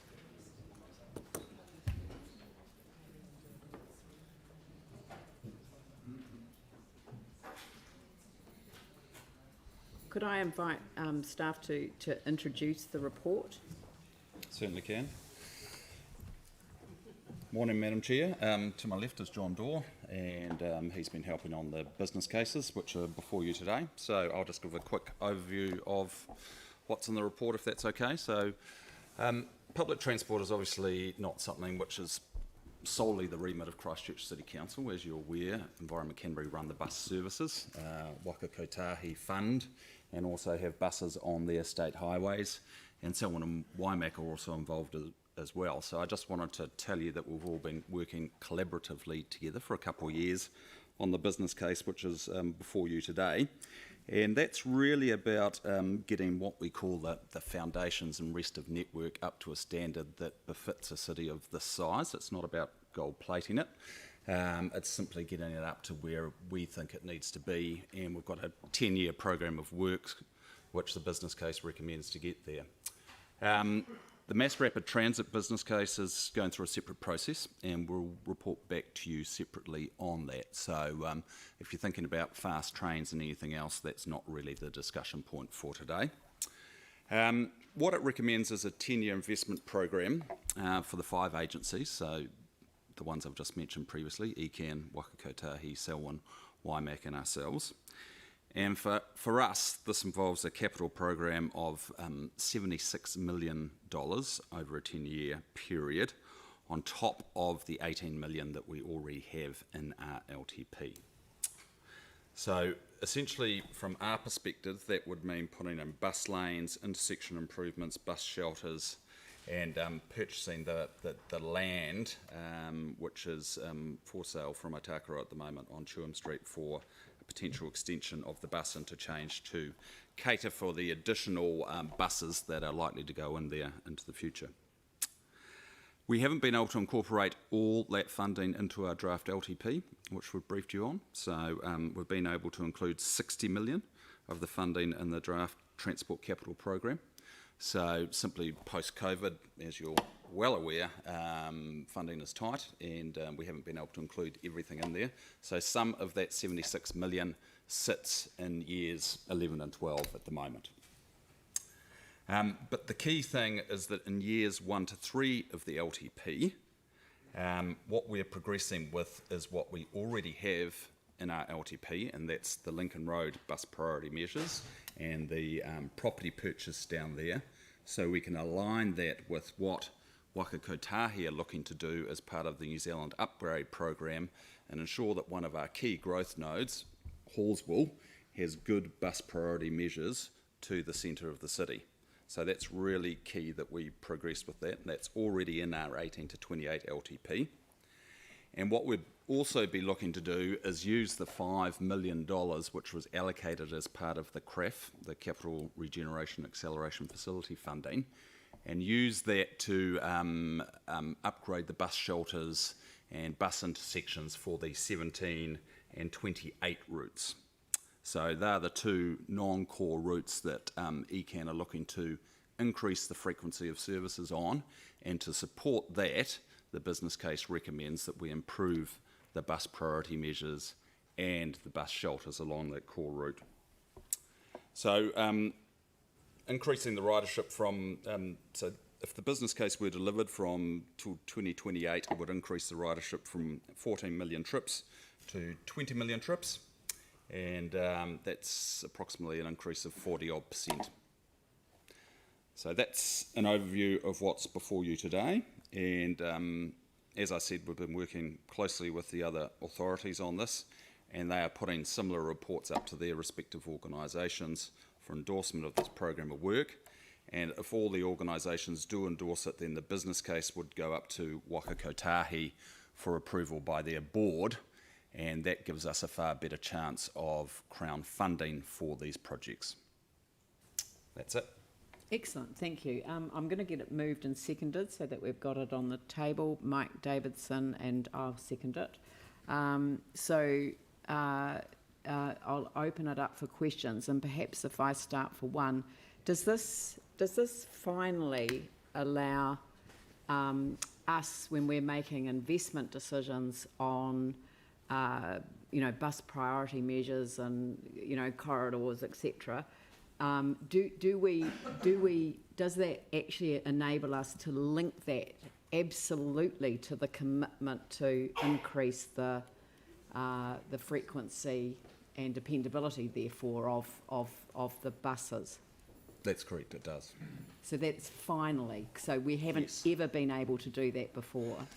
That's correct, and look. What the business case recommends is for the 5 core routes, putting in bus lanes, intersection improvements, so the bus can get from A to B quicker, but also can get there more reliably. So it doesn't take 20 minutes one day and 35 minutes the next, because we know that puts people off using public transport. But that needs to be done in tandem and integration with an increase in services. So if ECAN commit to supporting this business case as well, then they will increase the frequency of the service, and we will have the bus priority measures in place. So as the Mayor has indicated, that means a far more integrated public transport system, and we also have the 3 other organisations involved in that as well. And if it's endorsed by the 3, or the 4 of us, so Waimairi, Selwyn districts, Christchurch City and ECAN, this will formulate a joint component of our long-term plan in terms of the consultation document, which would be a first in our history. That's correct, yes. So that needs to tell an integrated story to the people of Christchurch. That's lovely, thank you. Sorry, Jimmy Chen and Mike Davidson. Only the cost expenditure for these public transport.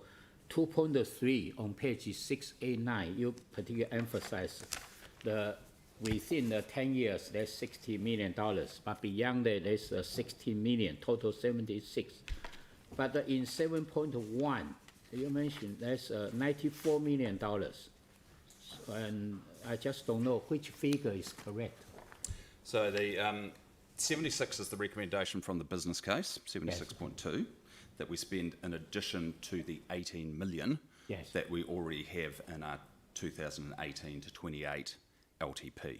So the business case is recommending that we complete those projects we already have in the LTP, plus spend over the 10-year period an additional 76 million. So the total of those two gets you the 94. Okay, thank you. Thank you. Mike. Thanks. So I guess the endorsement of these two business cases, across the different councils will actually, I guess, allow us to now start having a proper conversation with central government, and also potentially unlock additional dollars on top of the standard fund. Correct. Thank you. The other thing, these two business cases that we'll be endorsing today, they have the biggest impact on Christchurch city residents? That's correct. Thank you. Aaron and then Tim. Okay, so just to go back to the numbers there, Richard, we're currently 12 million trips go to 20 million trips? 14 to 20. 14 to 20. So if we are currently 2.2% of trips are done by bus, a 40% increase gets us to about 3%. So after spending $156 million, would still be at 3/4 of what we were pre-quake, which was around 4%. And in that same time, we get population growth. Yeah, so it's trying to cater for the additional population growth. Obviously, Christchurch is growing, and you're not going to get an uplift in PT. Like, you could spend a lot of money on public transport, but if you continue to grow at a low density rate at the periphery of Christchurch, then Greenfield subdivisions doesn't have good PT penetration and user. People using public transport. So it's dependent on having an integrated land use strategy as well. But yeah, look, the overall number, 14 to 20 million, that's obviously an increase, but it's currently a small percentage of the overall number of trips throughout Greater Christchurch.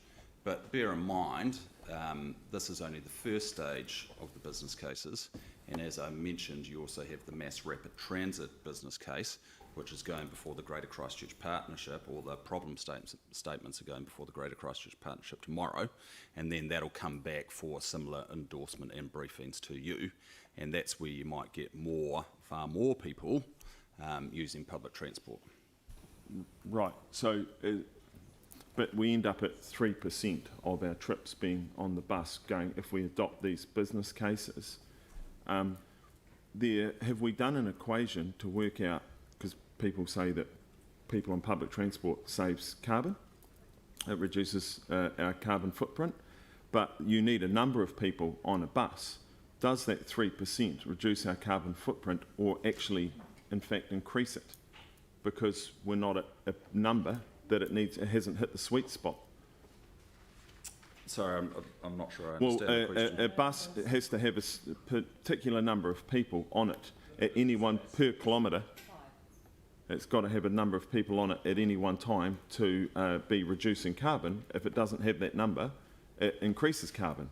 Right. Unless the buses are electric, they're going electric too. Yeah, it's a pretty limited number of people that need to use it for it to be beneficial in terms of a reduction of carbon emissions. So,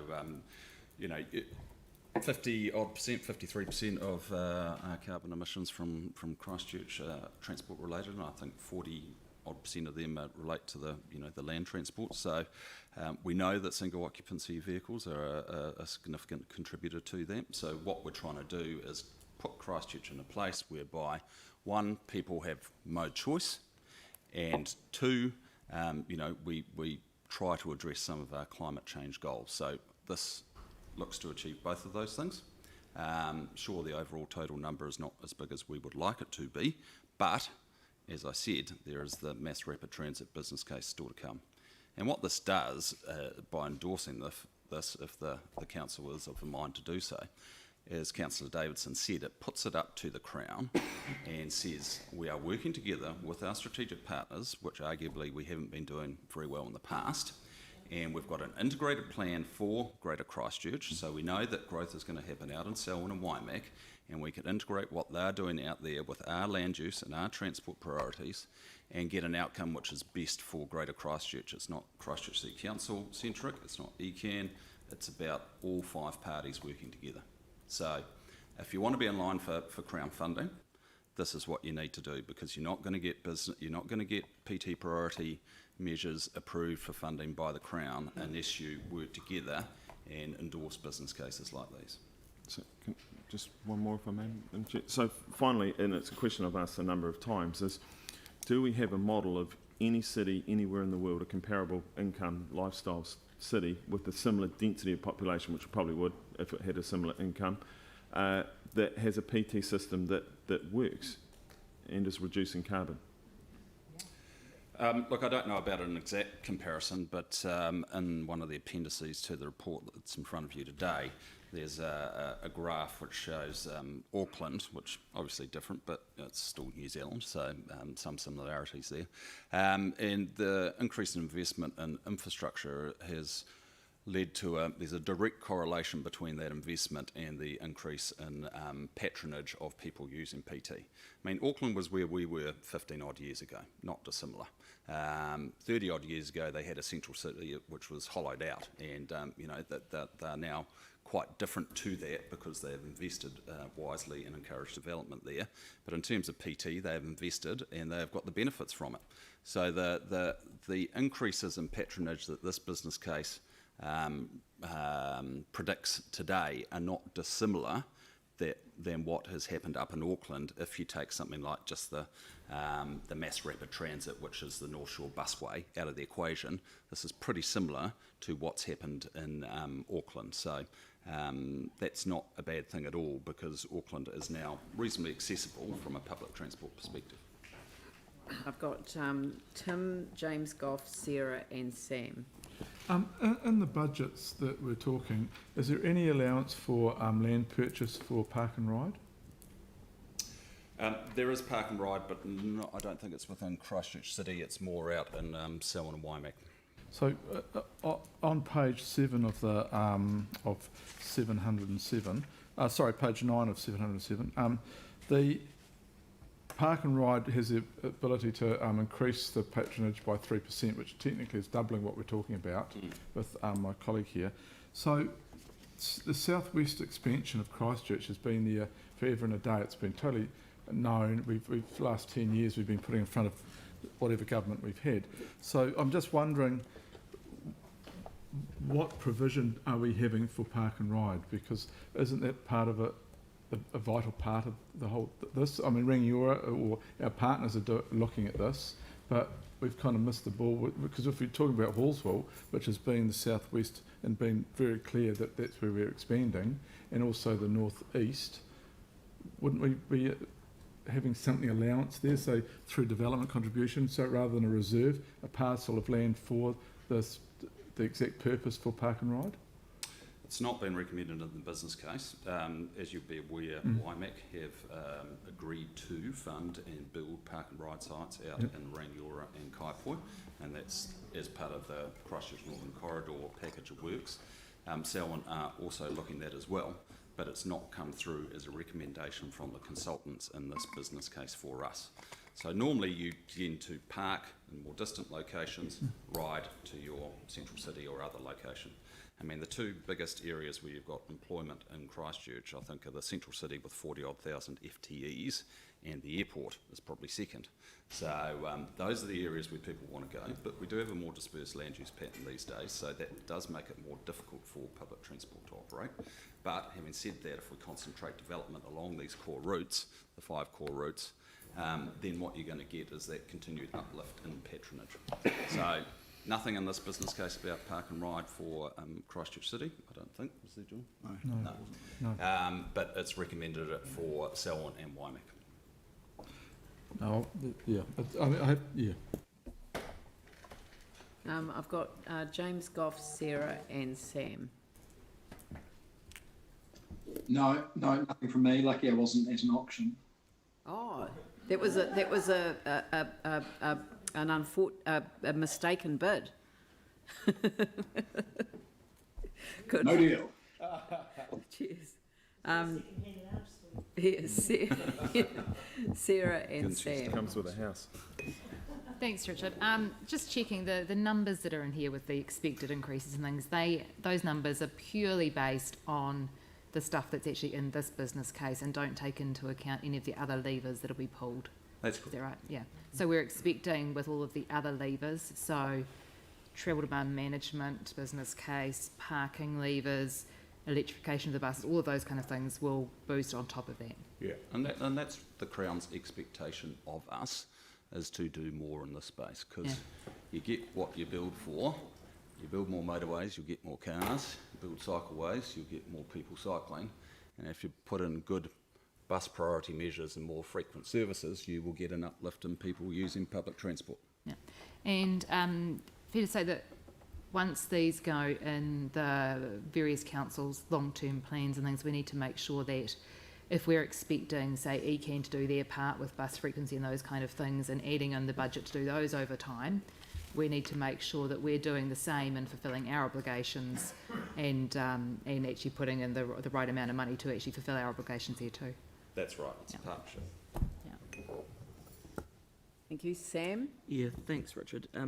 So page 690, 3.8, so it says the business case also includes the additional 0.6 million per annum for OPEX.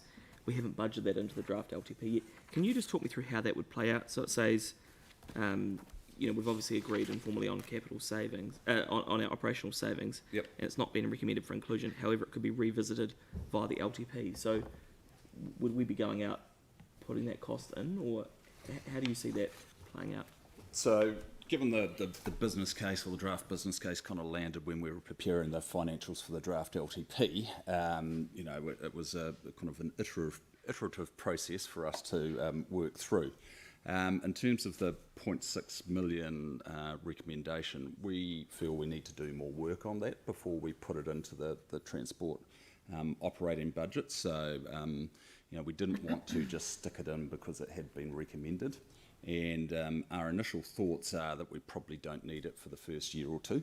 So, it might be something that the organisation wants to call out as part of its consultation document. That would be something for you to consider. But at this stage, we didn't have enough certainty around whether it was going to be needed and when we were going to need it for us to say, please put this in the LTP. Okay, so if it was an additional cost that you did think we will need in time, are we likely to take that from another budget within transport, or will it be an additional charge to the ratepayer?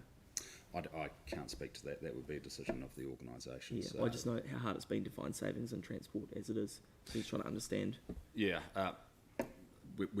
I think we need to do further work on some of these costs, and that's why we haven't recommended the full suite of kind of capital as well. We think, there's some things in there that we need to analyse further, and the capital program that we have recommended to you really is not a lot of new stuff in there for the first 3 years. So that gives us a chance to look at what's in the business case, to analyse it, to see whether we need to do absolutely all of it, or whether there's some stuff that we might not need to do or might be a bit smarter about. Right. Can I just invite the Chief Executive also to contribute to that? So, Councillor MacDonald, I'm in complete agreement with Richard. I don't want figures put into the LTP that we're not certain on.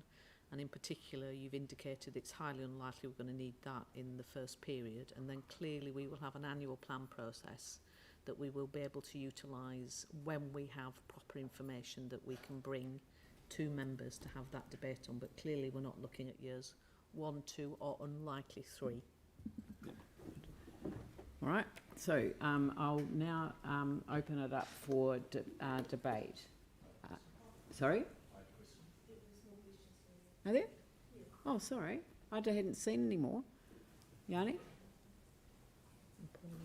Just looking at table 4 on page 745, is that correct? So from currently ECAN is spending, I don't know, $3 million. They're going to increase in year 1 by $3 million, the current bus operations, and they're going up to $38 million in year 7. Sorry, I'm struggling to find a...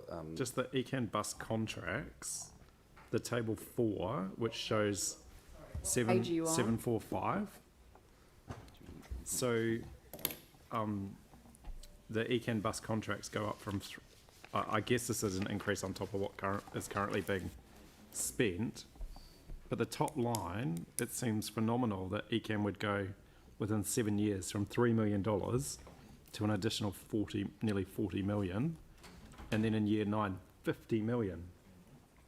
Like, I just can't quite understand the magnitude of that increase and how ECAN could even afford to go anywhere near that level of operational cost. So in terms of the operational cost, we need to be aware that that's made up of, there's a funding bucket, right, and that's made up of one, there's a contribution from rates, two, there's a contribution from fares, so obviously every time someone gets on the bus they make a contribution, and then there's Waka Kotahi also subsidise that as well. So figures in there, you know, only a portion of that would go to rates or be rated to the people of Christchurch, because some of it would be made up by bus users and some of it would be made up by the Crown.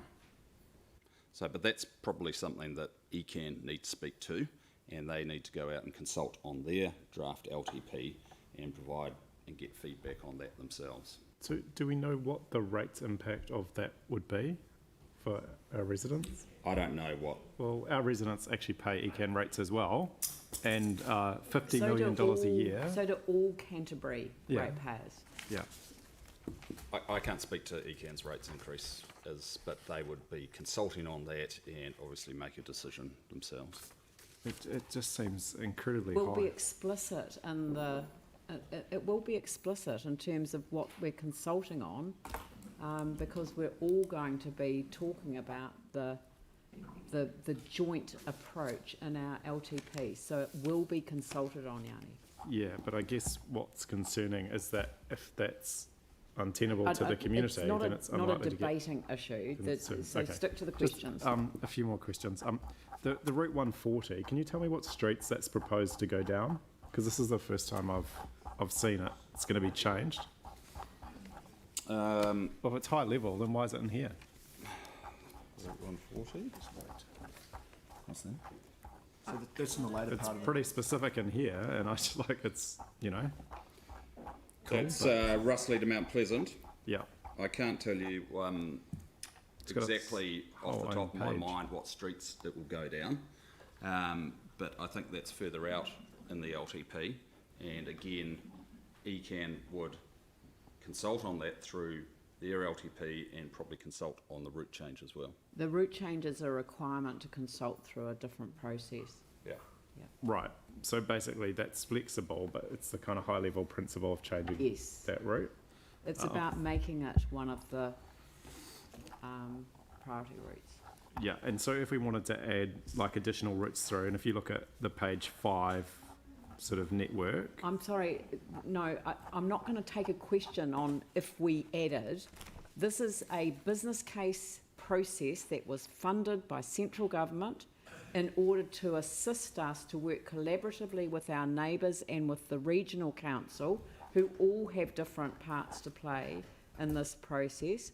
And we've had external consultants providing us with this business case to go forward to Te Waka Kotahi. So it is so I'm not going to take questions on if we added or if we subtracted. When we had the workshop, there was feedback given that some of the parts of the city that actually rely on public transport, and you do have actually things in here which talks about, and I just can't find the phrase, low private vehicle ownership communities.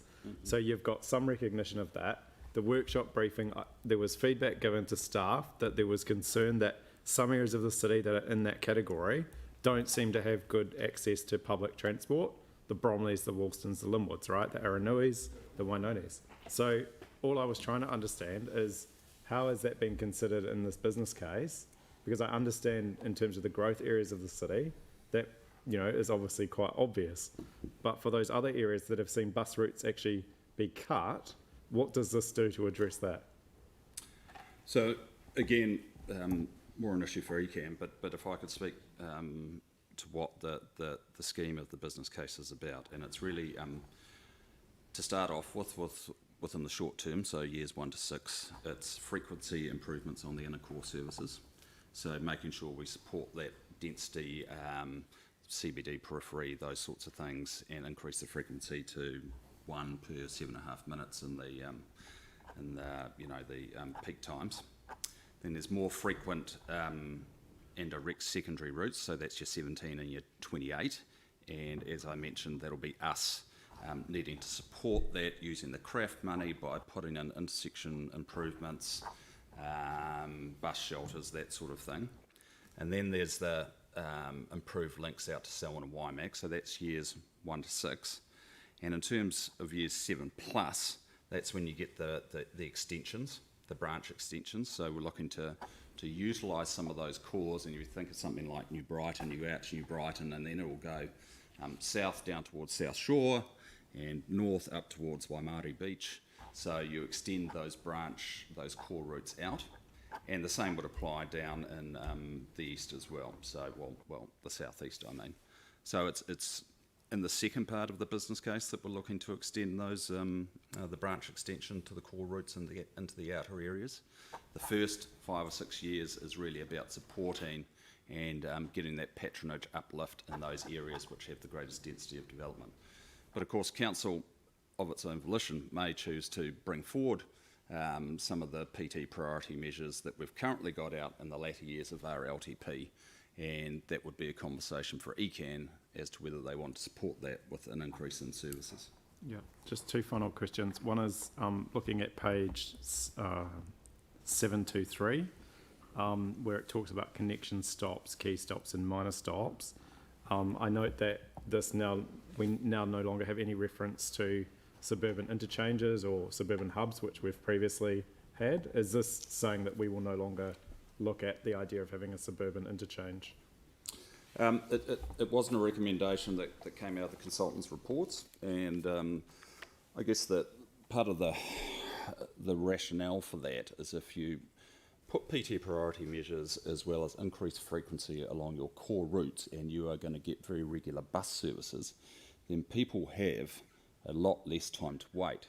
So why would you therefore need to have suburban bus interchanges, which are 1, very expensive and don't give you a good return on your investment, and 2, are not going to be highly utilised because people don't have to wait for their buses because we've got a better frequency of service. So, and in terms of as we outlined in the report around community views and preferences, there was a customer insights survey that was done, and that was not something that came back from the customers who currently use public transport as being something that they felt was important. So we have gone and engaged with people, and they haven't said that, yep, that's fundamental to us using PT. So that's cool. So,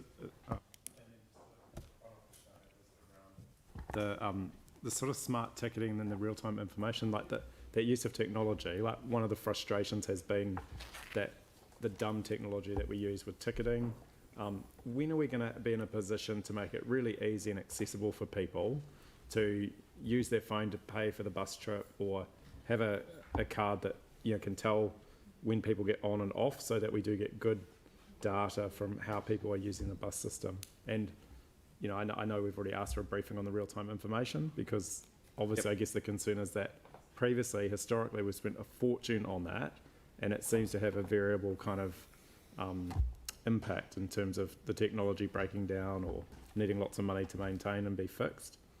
So I guess I was really trying to understand the terms of priority in the business case, where that national ticketing, smart ticketing sits, and where the real-time information sits. So we've specifically excluded national ticketing because that is being done by the Crown, and Christchurch is going to be one of the first cities to use the integrated ticketing, and my understanding is that that's not far off. And I agree that will make a significant difference in terms of the attractiveness of public transport. In terms of real-time information, the tech we have at the moment is very old, and it doesn't work as well as it should, and we are replacing that. And what we need to do is have a system where the RTI at the bus stops speaks to the buses, and the buses then speak with the interchange. So we know when a bus is going to arrive at a bus stop and when it is going to arrive at the interchange. So we should see a significant improvement in real-time information with the upgrade to the system. But also fundamental to that is when you put in the bus priority measures, obviously there's a far better chance of your bus arriving on time as well. So that's what people want to see. Even if we let them know through RTI that the bus is going to be 10 minutes away because it's late, they're still going to be annoyed that it's 10 minutes late. With bus priority measures, we've got a far greater chance of it being on time and it will run quicker. Are we going to approve the business case for investment in real-time technology? You did say it was your last question. This recommends some funding that would be included for that, but there's already a process in place where we've got information on, where we've got funding on budget to work with ECAN, and I put something in our Transport Bi-Monthly report on that yesterday. But we never seem to see the cost benefit of that investment in that technology for a decision. Well, I said we'd commit to giving you a briefing on that. Right. I don't know if we'd have a specific cost-benefit analysis on real-time information. My advice would be to look at the broad increase in patronage that the suite of measures is trying to achieve. Pauline. It was just a request of the chair and second, the mover and seconder, if it would be a good idea to note in the words that you used before about us working together, the four organisations, and if they all endorse this and it goes as a first into the LTPs together, it might be good to record that if you think it's, because I think it's significant. Well, I'm Well, happy Leanne to put have. it so beautifully I'm before. happy to have my words recorded as part of the resolution. The mover happy for that. All right. So we'll work on some wording, but it's just a noting provision around what I said. So, Mike, I'll hand over to you. Did you have a question, Jimmy? No. Mike Davidson. Thank you. Today's actually a significant step towards addressing our public transport within both Christchurch and Greater Christchurch. Look, we're currently fortunate as a city actually not to have a congestion issue, but the reality is if we continue down the road we have followed over a number of decades, we will end up like Auckland.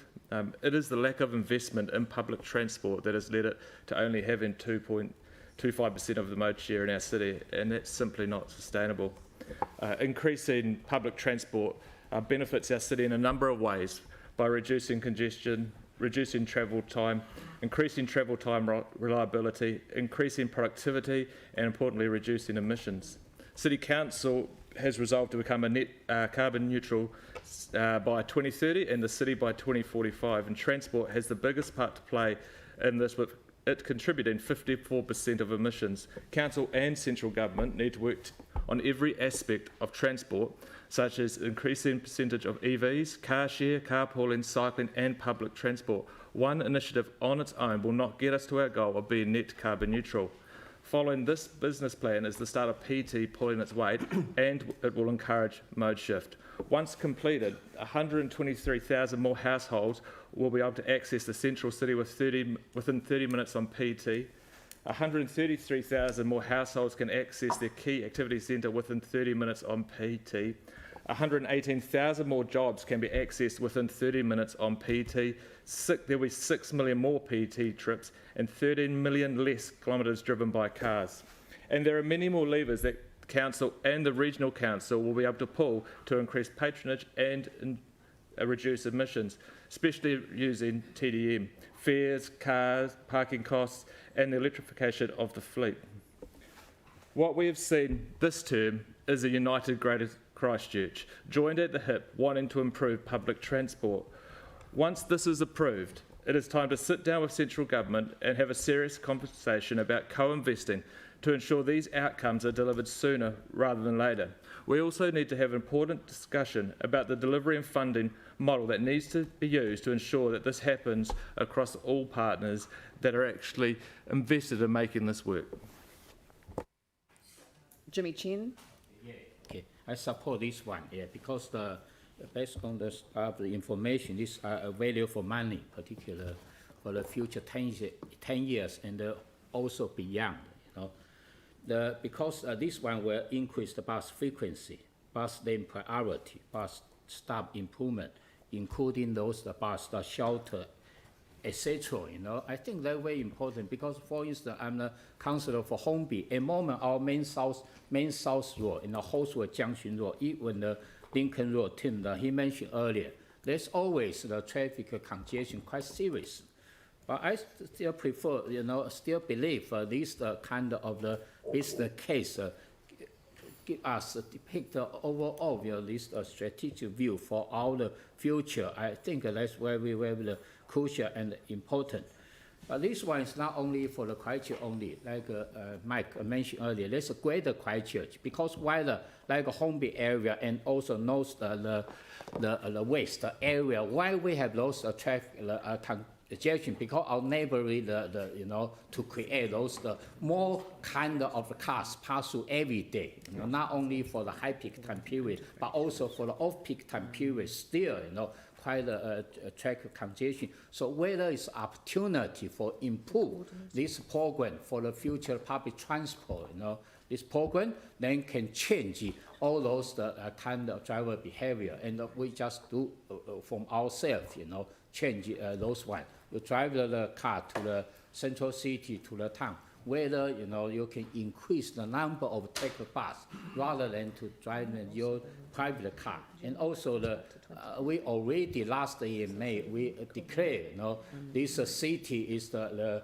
kind of climate ecological emergency city, and recently the central government also announced this country is kind of climate the ecological emergency the country, so we have to working together to make this happen. So I'm happy to support the business case.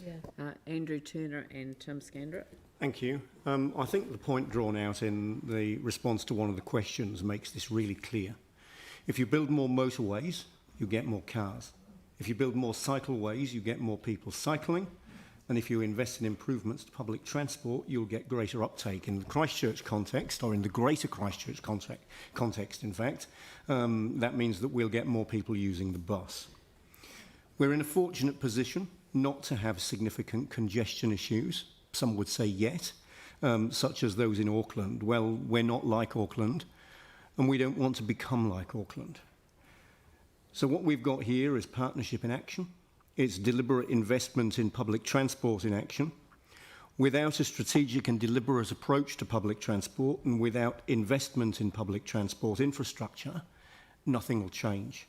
So this is the beginning, in my view, of the step change that we need to see to get more people out of cars and more people onto buses in Greater Christchurch, and I support it. Tim? Yeah, thank you. Look, there's no question we have to look forward and look to the future, and I will be supporting this, but I am disappointed with regards to Park and Ride. And why I mentioned that and why I mentioned Halswell is it's the southwest, it's been planned for a long time, but if you look at the feeders into Halswell, you've got the Waikoura Highway, so all those communities off that, you've got expansion and huge development, Leaston, Prebbleton, Lincoln, all those areas, and they're feeding through. When the plan for Lincoln Road and four-laning Lincoln Road was put up first, NZTA were going to made it very clear they were going to four-lane Halswell Road, and that was for public transport. The plan was to go through to Whiteley Ave and Barrington Street, but that's the deadlock. So it is the local council, myself, and the community board that pushed to get the plan for that Lincoln community, the Addington shops, etc., to be done first, so then it could flow through. Because we have had in the city communities like Waltham and others that have been cut to pieces by large roads. So that was a real concern. And then if you're looking at all these cars coming in the southwest, we've got the feed in through Centaurus Road and Cashmere Road into the older communities, and they have children going to school, etc. We have issues with those communities, with those kids crossing roads, etc., with the further transport. But I can't see without Park and Ride how we're going to just alleviate all of that. I think I'm really quite disappointed with that. And if you look at Beckenham has the highest per head commuter cyclists in Christchurch for the suburb. but their children still have to cross roads to get to schools. So I think the park and ride in the southwest is actually an important issue, and it feeds into so many other communities. So I will support this, but I am disappointed that the computer says no to park and ride, which is used it seems everywhere else in the world. And if you look at the 3% on top of 3%, that makes it 6%, which is 2% better than you're arguing. So thank you. Any other, Sam? Yeah, look, thank you, and I appreciate the work that's been done on this. I won't support it in its current form, and I don't do that because I disagree with public transport. I think there is a place for public transport. I do so because it's $60 million, additional, endorsing that over 10 years. And as a city, we have a range of priorities. We've had arguments for the last couple of weeks over the state of our infrastructure underground and the like. And so I just think when we need to compete those balancing interests, to be really frank, to look at the patronage of the buses now and to look where it will go over 10 years, I'm not so sure this is the best investment given the competing interests we have for our money at the moment. So, like I say, don't disagree with public transport. It has its place, but in the end, we have to balance those competing interests. And I think on this one, I sort of fall on the other side of it. Thanks. Jake, Melanie and Sarah? Yeah, I just wanted to say that, we're being left behind in comparison to the rest of New Zealand because we're not being bold. We need to be aspirational, believe in Christchurch and build a 21st century public transport network. This is because there's a fine line between being prudent and being short-sighted, and this is a first step in the right direction. And we can't really let opportunities like this pass us by. Some around this table seem that they don't even want to take a baby step in the right direction, and I think that we need to move forward, make this decision today, and obviously start a productive conversation with central government about what else we can do. Melanie and Sarah? Two of our strategic priorities, at least, because I can't find them, but one of them is about enabling connected communities and the other one's about climate change. I mean, I think that this is incredibly, it's such a priority for our council and for Canterbury. It's just, we all must support this, and I can't believe that anyone wouldn't. So I'm fully behind this and fully behind all the core routes, and we should all endorse it. Sarah?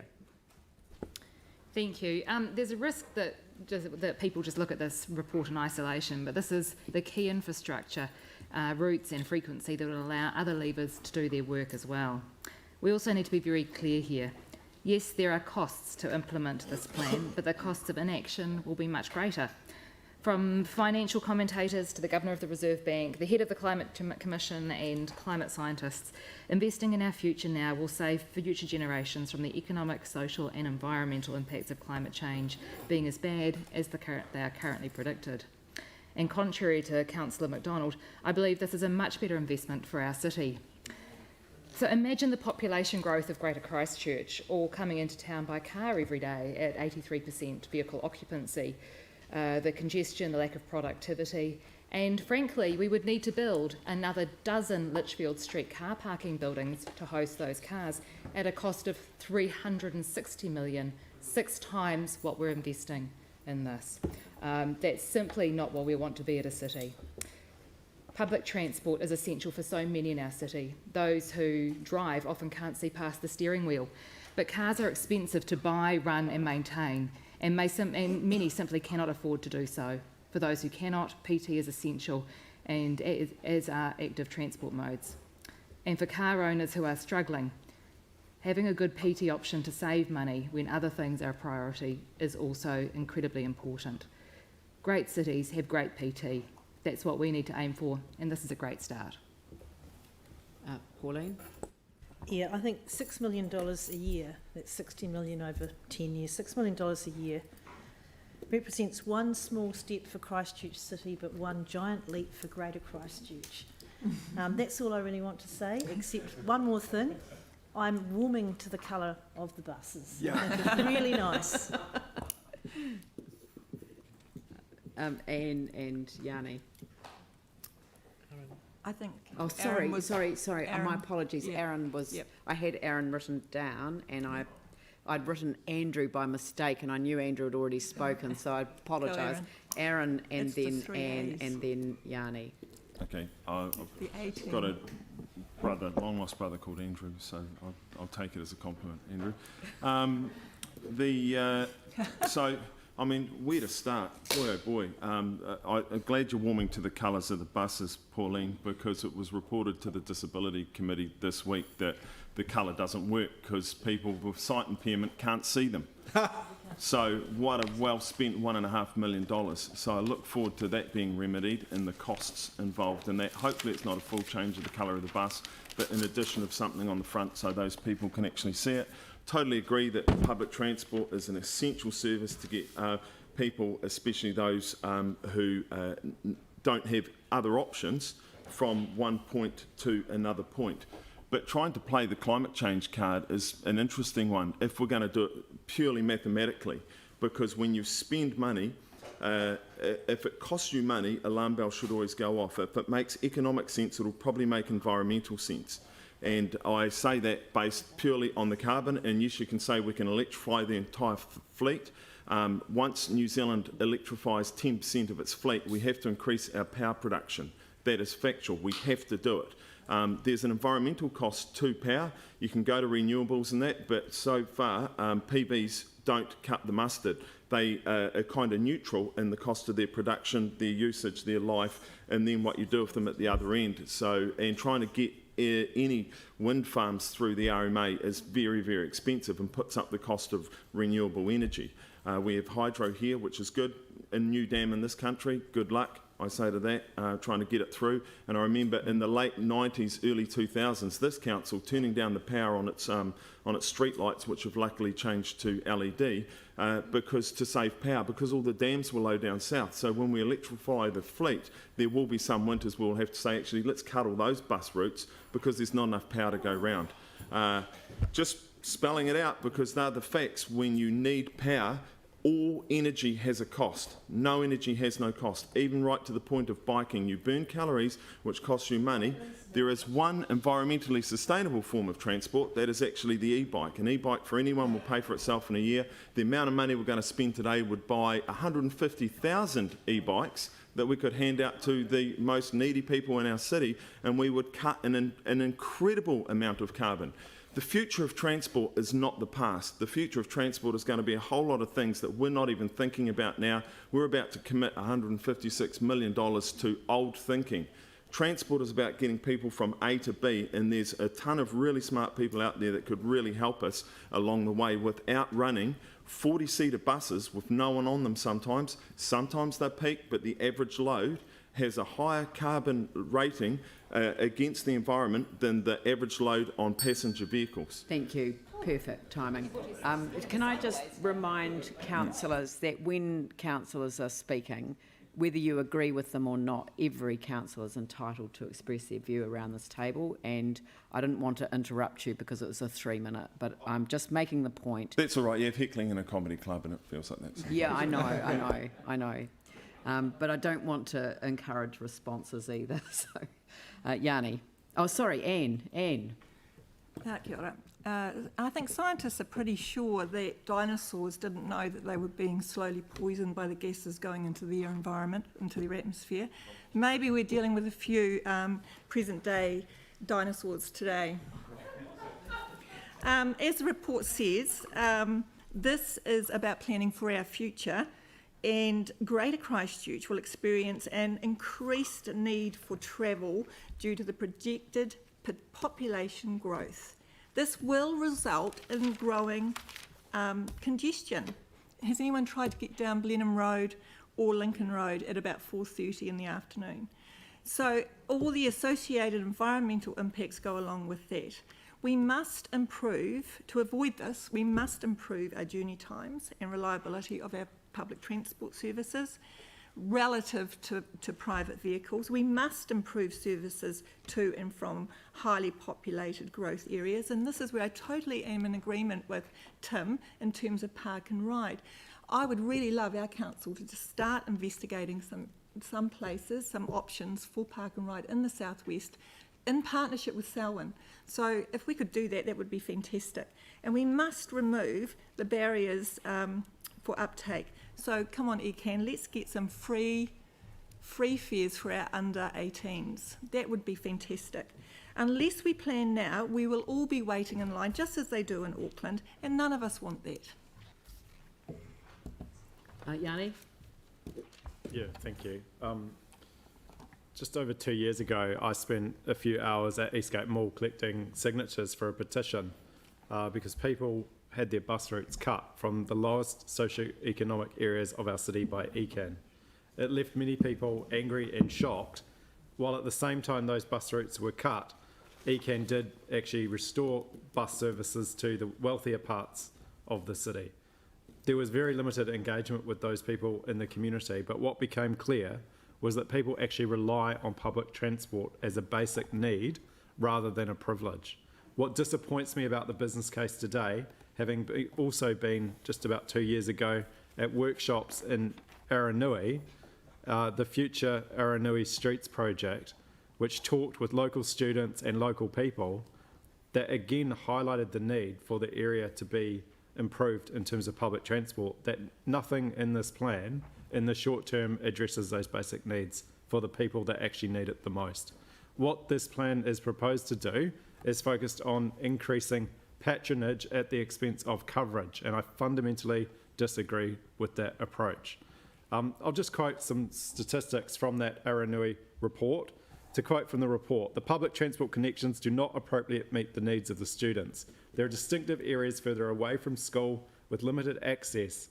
The two main bus routes do not service a lot of students. Only 20% of them live within 1,500 metres of bus lines. And in addition, the distance of the bus stops from the school are between 300 and 600 metres away.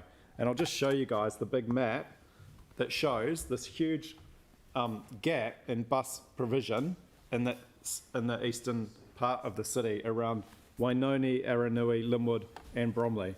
And it's really disappointing to see that the business case does not address that provision. In fact, what it seems to do is put it as a lower priority. The other concerns that I have with this business case is it actually isn't radical or bold enough. It should be done at the same time as the MRT. If we really want people to take public transport, then some of the numbers in here are frightening for the amount of money that's going to be spent. We need to absolutely look at the ease of ticketing. One of the other interesting things that came up in the Aranui report was that one of the biggest barriers was the cost. And until we address the fare structure, and until we address the idea that public transport should be run as a competitive, private, profit-motivated industry rather than a cooperative, basic public good, I think we're always going to struggle to be able to provide the service provision that we like. We spend a huge amount of money on things like bus stops and real-time information, and then what we see is bus routes are changed and contracts are changed, and we're the worse for it. So I think this doesn't go far enough. It needs to do more, and it certainly isn't focused on helping those people in the lowest socioeconomic areas of the city that rely on PT. Thank you. I'll just say a couple of words. James? I like being last. You're not last. Okay, well, I'll be last. No, you... Okay. Right, so look, comparing our... Yes. Yeah, he gets a right of reply. Yeah. Comparing our congestion with Auckland's is a waste of time. It's like comparing our house prices with Auckland's. Theirs are too high in both of those cases, and so is ours. And that's the problem, is that our congestion, which is identified by Councillor Galloway, a couple of good examples of where congestion is a very real issue here. So I'm supporting the investment, this investment into PT. I don't think it's sufficient, and there are issues about it that I have with it, but something is better than nothing. And so, and the last thing I want to mention is Councillor Cotter talking about the colour of those buses. It's a terrible colour, but I can't wait until IRD starts their sponsorship of our PT. I'll just say a couple of words. I've been very outspoken about my frustration with the public transport system, which is not a system. And we've heard that very clearly today. It isn't a system. We're responsible for the road corridor decisions. We're responsible for the supporting infrastructure for the buses. ECAN runs the bus routes, and they are responsible for consulting with our constituents, our residents, about the bus routes. And it is not a decision that comes to council. We get to submit on it as a submitter, not as a decision maker. That ECAN runs the system by a tender system and the public transport operating model, PTOM. They are under a legal obligation to follow the model. We have for years and years and years made huge investment decisions about improvements to our corridor in order to support the system, but without the commitment to increase the bus frequency and dependability, because reliability and frequency, they're absolutely core to offering people real choice about changing their mode of transport. And so this to me is the first time that we are coming together with our partners. I know that central government has said publicly that they want to see the business cases come forward from Christchurch, Waimairi-Harewood, Selwyn and Environment Canterbury. They want us to be combined together. This is how we approach waka kotahi in relation to how we get the funding. This is how we approach central government, coupled with the mass rapid transit business case, which is the next cab off the rank. We'll be considering that this week. That is the next stage in the journey, and I think that we've got the best chance we have ever had to make the step change that everyone is looking for. Mike, can I invite you to close the debate? Yeah, I probably shouldn't, but it is Christmas. Look, first of all, I'd like to thank Aaron for impersonating Donald Trump with 3 minutes of fake news.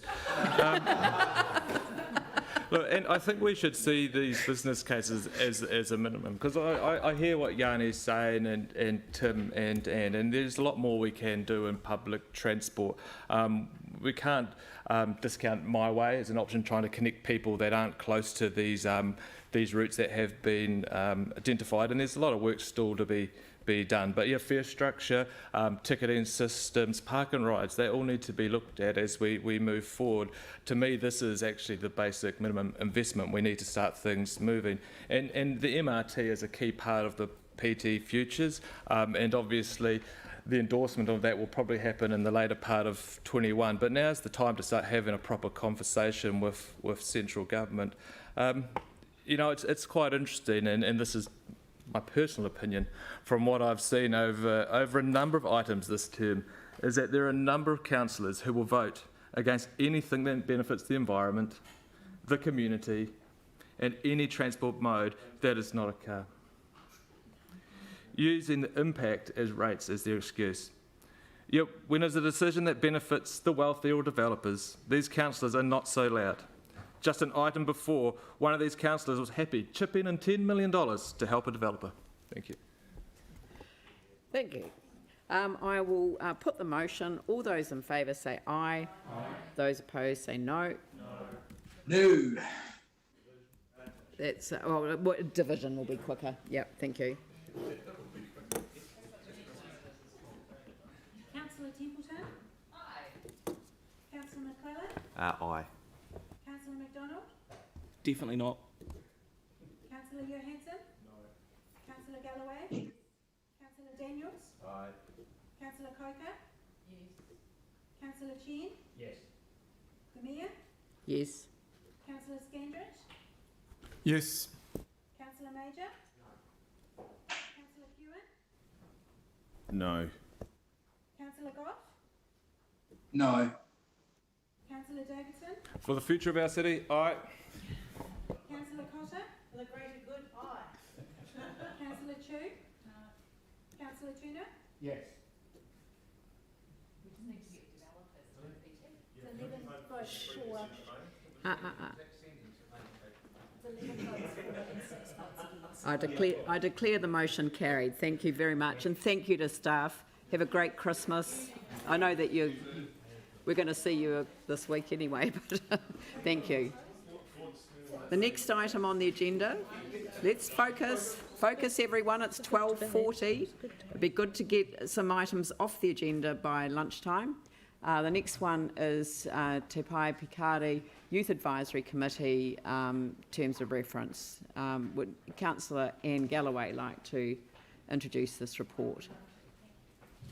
So it's my delight, actually, and pleasure and privilege as chair of Te Pai Pikari to invite you to support the recommendations outlined in this excellent report, to approve the amended terms of reference and to delegate to the committee the ability to appoint up to 4 external members in accordance with the appointment process outlined in 3.8. Just want to give you a wee bit of context to all of this. Te Pai Pikari means the perch of fledglings, and it's the image of a branch that young birds launch from when they are learning to fly.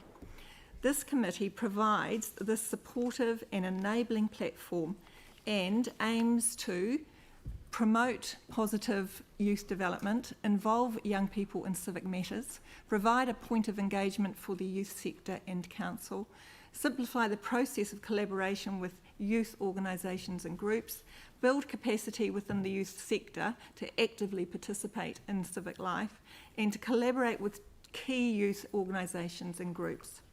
The amendments here are the result of many hours of discussions and collaborative working on the part of elected members, young people and staff. And I would like to thank the staff, particularly John, Josh, Sam and Megan, for the over and above work that they've put into this.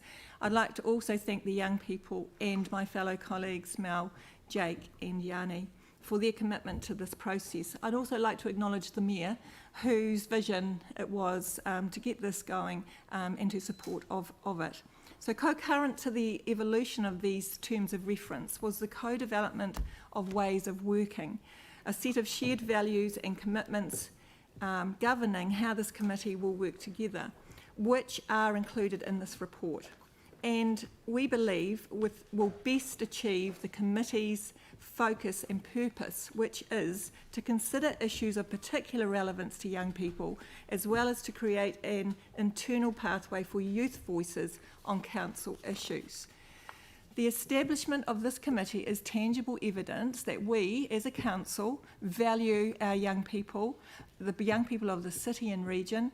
We esteem their hopes, dreams and aspirations. We respect their worldview, and we want to learn from them as we together face and solve the challenges before us. This is a significant moment. I think that we're approving these amended terms of reference. It signals the beginning of a new era of council's engagement with young people. Thank you. Thank you, and you'd like to move that? I would certainly like to move it, thank you. And seconded by Jake. Okay. Are there any questions?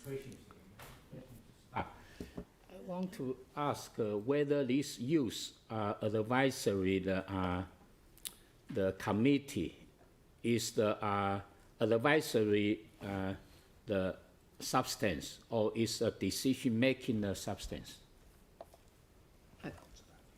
Yeah. Thank you, Councillor Chen. The purpose of the committee is to provide advice to the council. Yeah, it will provide the advice to the council, but based on the terms of reference, you have only 4 external members plus the 4 the existing councillors.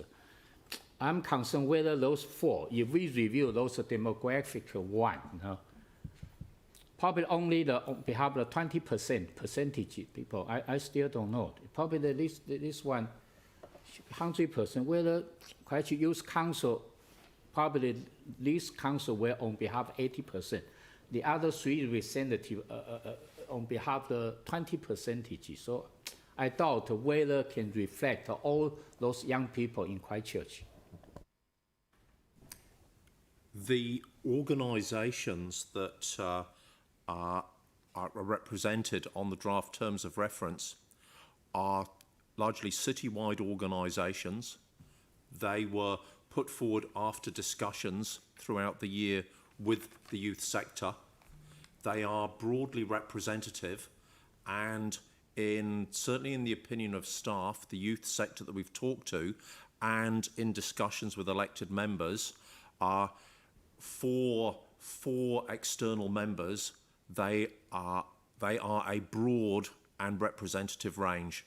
We couldn't think of any better at this time. Thank you. Yanni? Sorry, it's not a question, it was more for debate. Oh, okay. So are there any other questions? I'll open it up for debate. Yanni? I strongly support adopting this today. We have a youth action plan with a whole bunch of things in it. Ironically, we've got a lot of stuff in the youth action plan that's not our document, but it's a kind of collaborative document that's been done with youth organisations and young people that talks about public transport. And I think, if anything, reflecting on the last item that we just had, there is a real need to have a process to engage with young people in our city to ensure that their voices are heard, because I certainly think that there's so much room for improvement, and the Future Aranui report shows that, I think, really clearly. So hope that people will support this. There's a lot of work gone in to get to this point, and sometimes I think we probably spend too long trying to find the perfect solution rather than just get on and do it. Let's do this today, look at how it works, and then make changes if we need to in the future. But I think this is a good model. There's been a lot of work to do it, and the sooner we get this started, the better we will be. Melanie? I mean, while I've been on community board and council and through other things that I do, I've met so many energetic and intelligent and engaged young people who are a real credit to the city. So I cannot wait for this committee to progress. I think it's important that council has a greater connection and dialogue with our young people, shoulder to shoulder, in a respectful and a genuine way. So, and this committee will be open for any young person to come and talk to. So I think it's a brilliant vehicle for young people to talk with council. So look forward to it. Thank you. Well, just quickly, I wanted to acknowledge staff and say thank you for the effort that you've put into this. Yes, I direct my comments there, and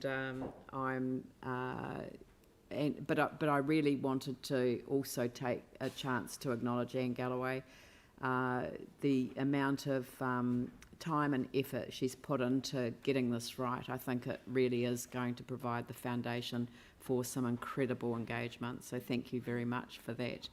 If there's no one else, I'll put the motion. Okay. Yep.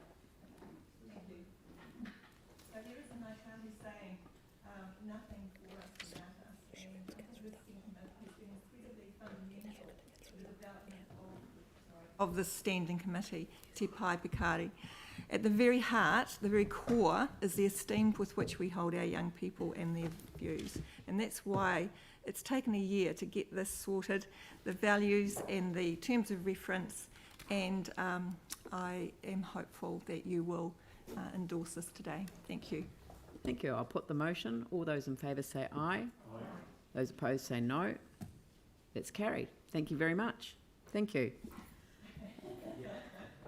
The next item on the agenda, I'll whack down to item number 32, Hearings Panel Report to the Council on the lease and licence of 99 Cathedral Square to Christchurch Cathedral Reinstatement Limited.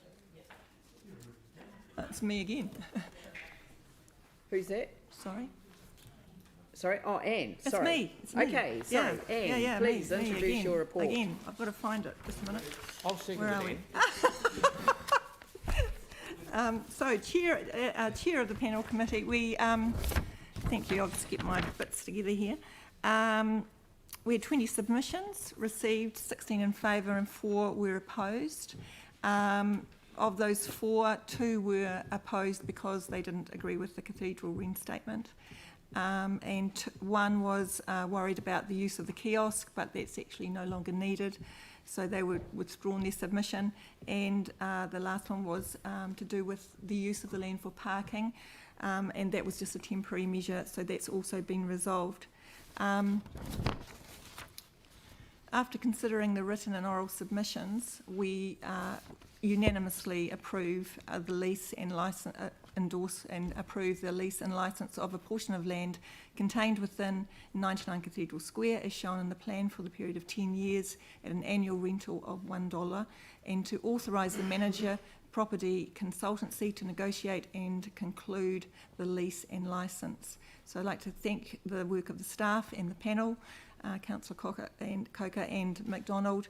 Thank you for your work, and leave it over to you. You're moving it. I'm moving it, and Melanie is seconding it. And any discussion? I'll put the motion. All those in favour say aye.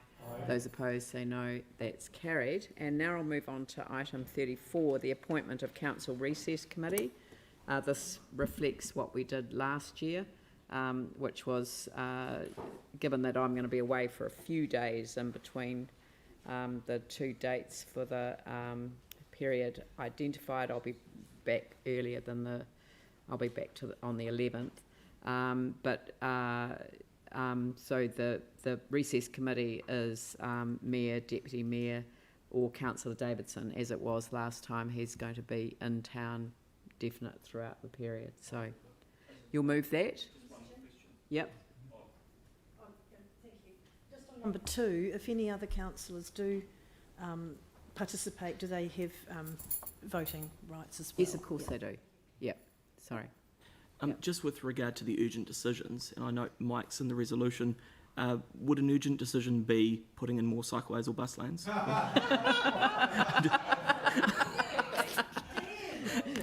It depends.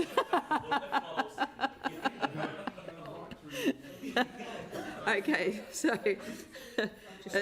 it's been moved by Tim Scandra, seconded by Sam MacDonald. Don't let me down.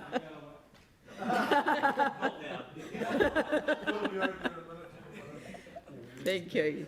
I'll put that motion. All those in favour say aye. Those opposed say no. That's carried. How long does your presentation take? I reorganise things so it's not needed. Right. I can run through it if you... Yeah, but how long does your statement make on that? No. It's a similar PowerPoint to people saw the other day, so it goes through things. But how long does it take is all I'm interested in. I can't tell you the exact minutes because I haven't run through it. But is it approximately 8 minutes? Yeah. Okay, I'll go to item... I will go to item 33 and we'll hear the presentation, and I'll call upon Councillor Sarah Templeton, who chaired the committee, the hearings panel rather, and ask her to make the presentation, and then we will adjourn for lunch. We'll be back at 2 o'clock. We'll hear the deputations on 2 items that we have on our agenda, and then we will deal... I'll adjourn the item until later in the meeting, so we will deal with them in the following order after lunch, which are...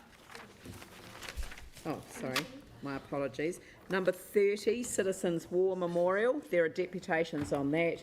And then I will deal with the hearings panel report to the council on the Akaroa treated wastewater options, and then I will deal with the Otakaro Regeneration Company due diligence report findings. So that's the order, and if we slip in terms of time, then the item that will end up going to the 18th of December is the Otakaro Regeneration Company due diligence report findings.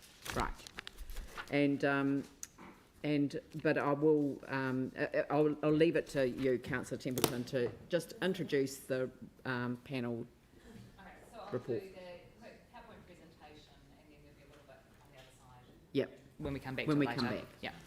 Okay. So Akaroa treated wastewater options. This has been going on for quite some time now, and the inappropriateness of the current site is widely acknowledged.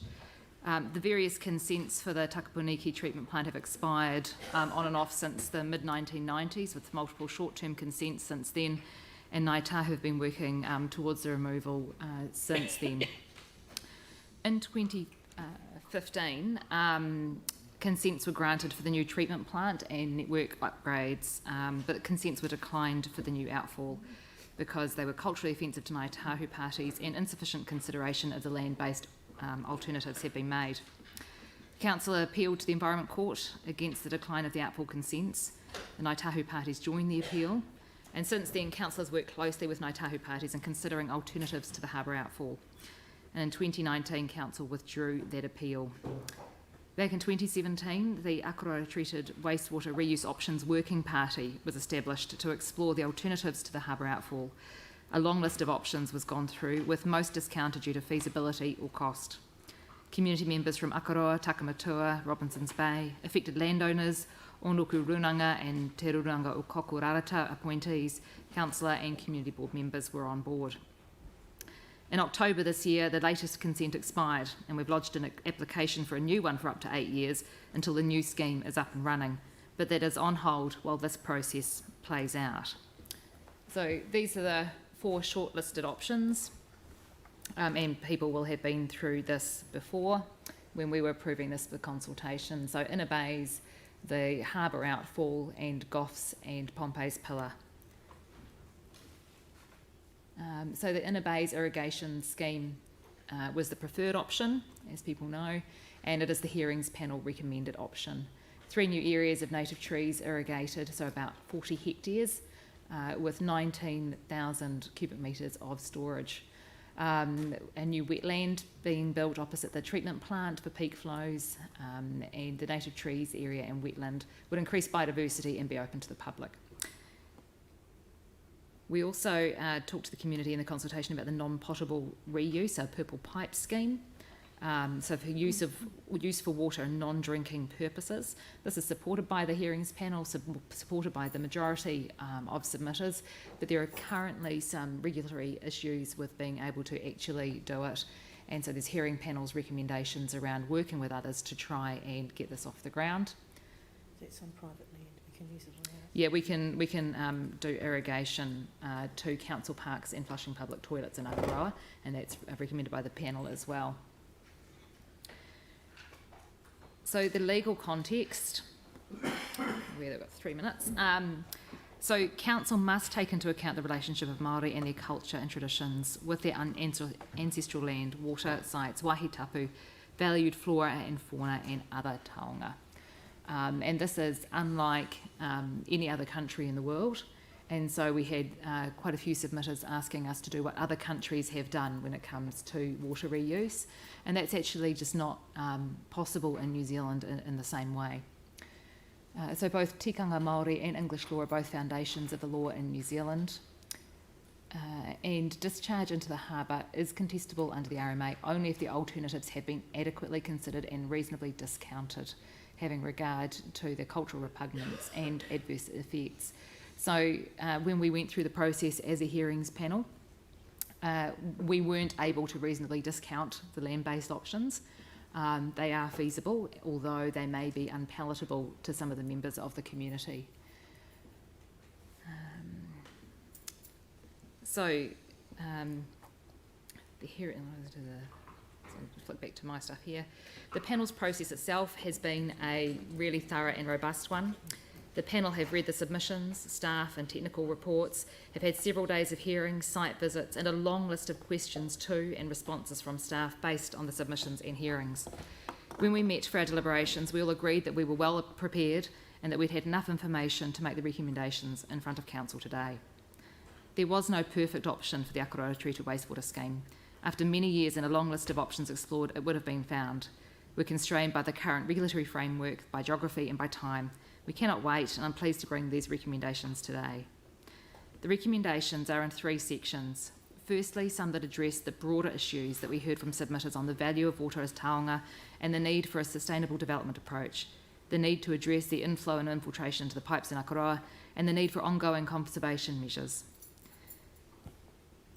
We also recommended that we rename the project the Akaroa Reclaimed Water Treatment and Reuse Scheme, so that goes along the same lines as being able to value water for its use and not just looking at disposal. And we to communicate progress to Council, Community Board and the community and set up a community reference panel.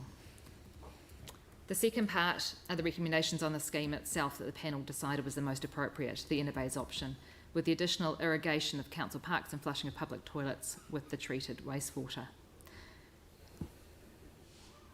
I think that's the next one there.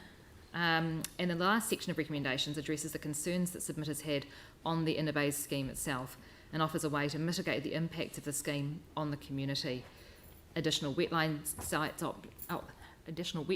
options, maximising planted areas of native bush to reduce the size of ponds and increasing biodiversity, future-proofing for non-potable reuse, native tree plantings to avoid the key archaeological sites, which was a concern of many submitters, and include interpretation signage to enhance the heritage in the area, soften the plantings, water conservation measures, and investigate the use of storage tanks instead of ponds.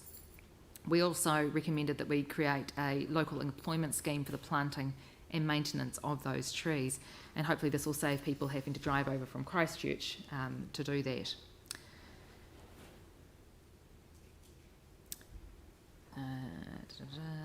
Those ones are covered. And we've also done a standard recommendation that budget be included in the draft LTP for that. You'll note that there are a couple of minor tweaks in the recommendations when they pop up on the scheme today, and I've emailed those around to people, and they're for clarification on the water conservation measures and the local employment scheme. So finally, to panel members, thank you.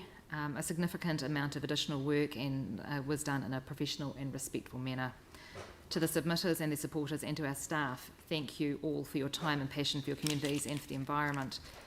The inner bays option that we've recommended meets our obligations to Ngāi Tahu, our legal obligations, and is the lower cost of the feasible land-based options. It keeps the treated wastewater closer to the communities where it may be reused in the future when regulations allow. And in the meantime, we get an additional nearly 40 hectares of native bush restored in what was once an abundant and thriving forested harbour and food basket for local runanga. And when we get back to this later, I'll be happy to answer questions. Thank you very much for the introduction. I should note that Councillor Goff will be joining us in person, which will be great at 2 o'clock. So we're here for deputations at 2 o'clock, and on that note, I will take now the lunch adjournment. Thank you very much.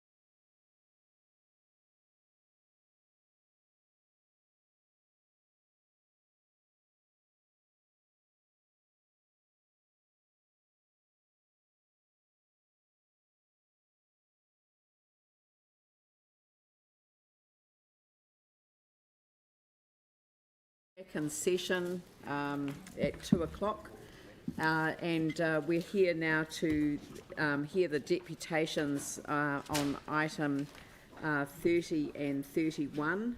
I will be dealing with item 30 immediately after the two sets of deputations. We've got item 31, and so once we've done the paper on the Citizens War Memorial gifting proposal from Church Property Trustees, then I will refer to I will then return to the hearings panel report to the council on the Akaroa treated wastewater options, because we commenced that before lunch, and I've adjourned that item until after the War Memorial one, and then if we have time we will move to the Otakaro Regeneration Company due diligence report findings.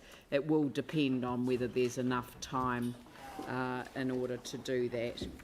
So I'd like to now begin with the deputations on item 30 and invite Mark Belton to present his deputation. There is a written statement. It's been published on the hub as well, but the written statement is in front of you. So is Mark? Oh yes, thank you. Welcome.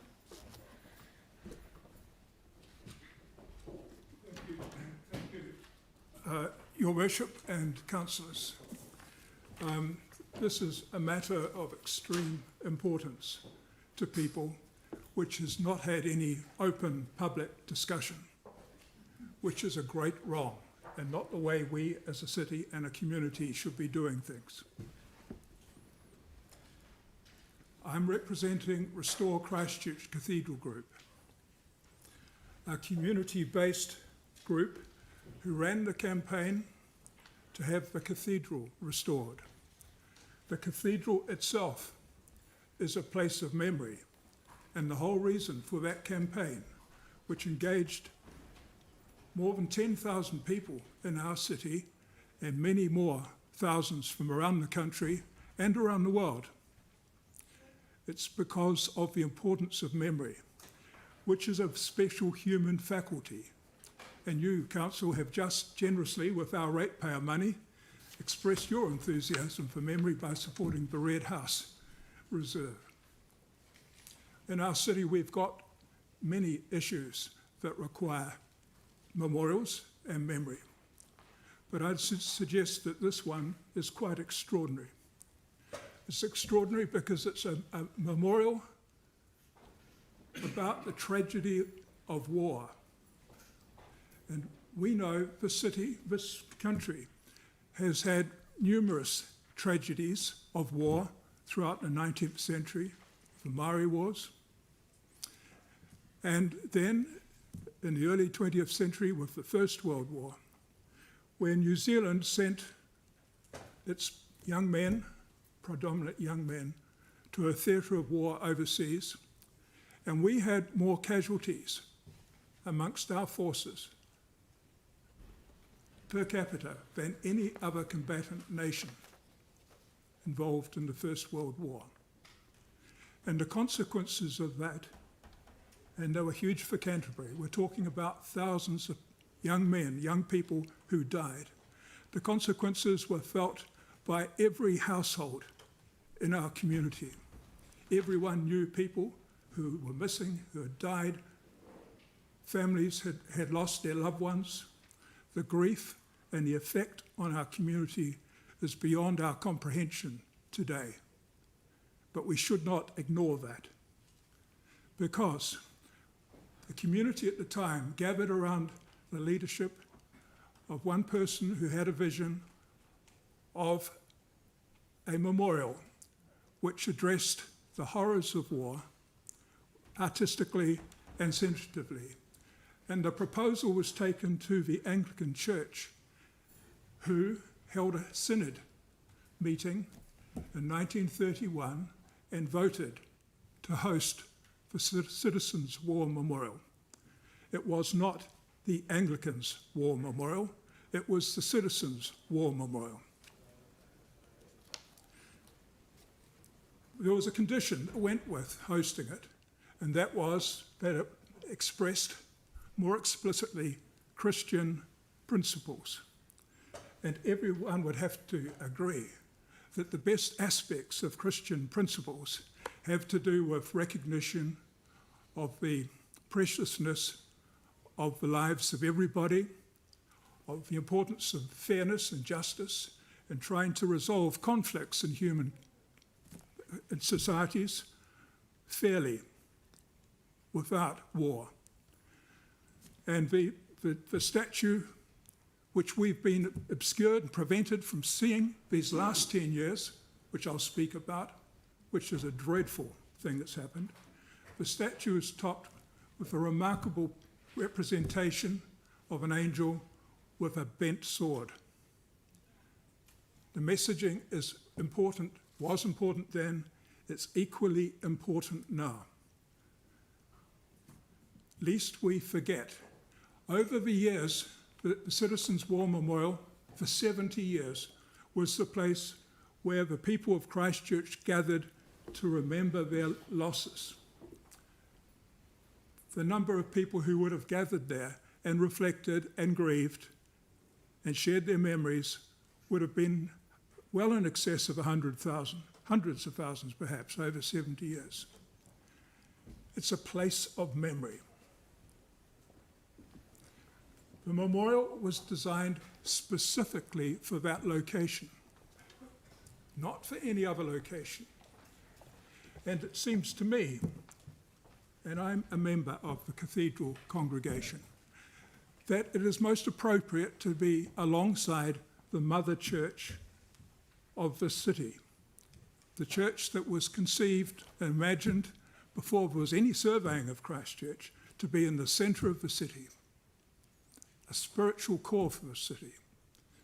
And the memorial was designed beside it with strong Christian elements. It's 15 metres tall and is topped by a magnificent cross. It doesn't belong elsewhere or in Civvy Street.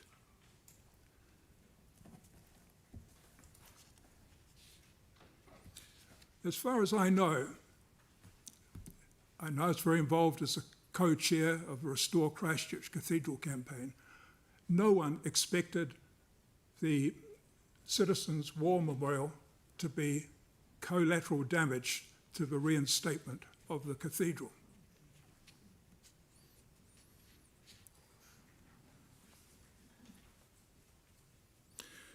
We consider the use of the Christchurch Cathedral Reinstatement Limited's powers and the powers of the Order in Council and the imposed RMA-controlled use process that we're amongst now is an abuse of these powers. We appreciate that you, the Council, are in an invidious position through no fault of your own that is at odds with the normal democratic RMA processes, a situation which is a direct result of the Order in Council.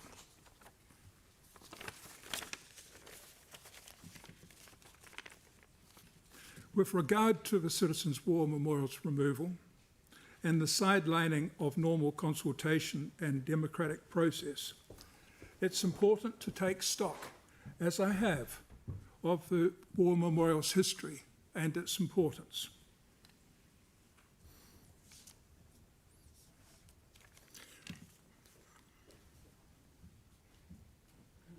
The current church leadership has not presented the case for removal of the cathedral to the Canterbury Diocese Synod, which is an abrogation of a long tradition of synod democratic process.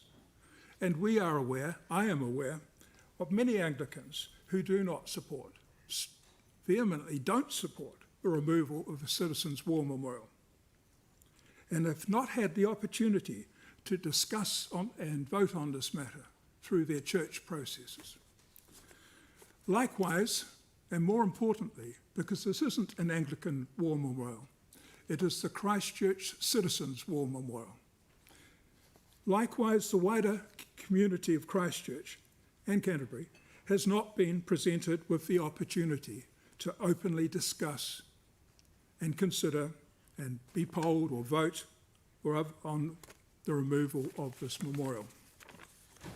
Normally, destruction of a registered heritage site under the city plan would be, as a minimum, requiring an RMA resource consent process with public notification and public submissions within the established RMA framework for heritage protection. This hasn't happened. The OIC has overridden and abrogated the right for an open, public, democratic process under the RMA. And that is shameful. The Restore Christchurch Cathedral Group notes that when the cathedral was under SERA demolition order in 2012 and 2013, a legal challenge was presented by Great Christchurch Buildings Trust, which resulted in Judge Chisholm halting demolition and stating that the cathedral's fate was legitimately in the public arena and plainly a matter of intense public interest. This resulted in the church having to engage with the public and openly consider all options, which ultimately led to the cathedral reinstatement decision. The situation today with the Citizens' War Memorial is similar.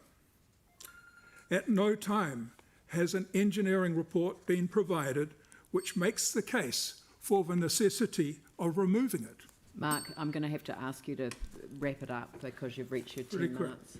Okay. It's more than 20 metres from the foundations. That is not needed. This removal is not needed.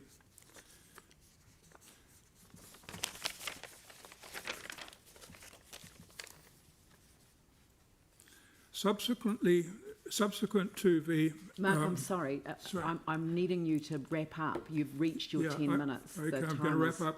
I've got just a few things to say. The OIC has provided a legal pathway for removing the Citizens' War Memorial. However, being legal does not make it the correct course to follow, and the church leadership are not required to follow through with its removal. City Council contentiously agreed to contribute $10 million to the cathedral's reinstatement. The cost, which has been expanded with the extra ancillary developments being planned, including the removal of the Citizens' War Memorial, an avoidable multi-million-dollar exercise. We urge you, and this is an urging from the Restore Christchurch Cathedral Group, unanimously the committee, we urge you, our City Council, like you did for the cathedral, to request a pause on the planned removal of a Citizens' War Memorial, so as to provide for expert opinion. I know that you're trying to be helpful, but I've got a meeting to manage and there are other deputations that are waiting to be heard. If I allow everyone... I had that the RSA, who have been so aggrieved by the exclusion from its use, the major branches of Papanui and Redcliffe Sumner, which are more numerous than the city branch, are strongly opposed to its removal and shifting as well. Thank you. Thank you very much. And on that note, can I invite Stan Chase, the Canterbury RSA President, and BJ Clark, National President, who will present on the deputation. Thank you. Good afternoon. Actually, it's Stan Hansen. Stan Chase is a distant relative. It's literally sitting in front of me as Stan. I do apologise, Stan Hansen. Of course you are. I know you. Thank you. Good afternoon, everybody. I'm Stan Hansen, the Canterbury District RSA President, and with me, of course, is Royal New Zealand RSA National President, BJ Clark. I recognise behind me Canterbury District Vice President, Neil Price, in attendance. Firstly, Mayor Leanne, we offered to you our sincere condolences on the loss of your husband Rob recently. We trust your time and grief is replaced in the days ahead to become warmly reflective and enduringly peaceful. You've all been presented with a small icon of remembrance. We consider this appropriate given today's historic event. I trust you keep this poppy and pin and cherish the significance they represent, especially here today. So, on the 19th of June 1937, the Citizens' War Memorial, the cenotaph, was unveiled. There had been much discussion on the cenotaph, the design, the location, the church, and the Bridge of Remembrance conflict. RSA associations from throughout the Canterbury district were highly active with fundraising activities to meet construction costs. We must remember these were lean times, difficult times with war clouds gathering over Europe that would soon envelop the globe. This was only some 20 short years since the end of World War I, the war that catalysed eternal misery. So let us put that aside. That was then.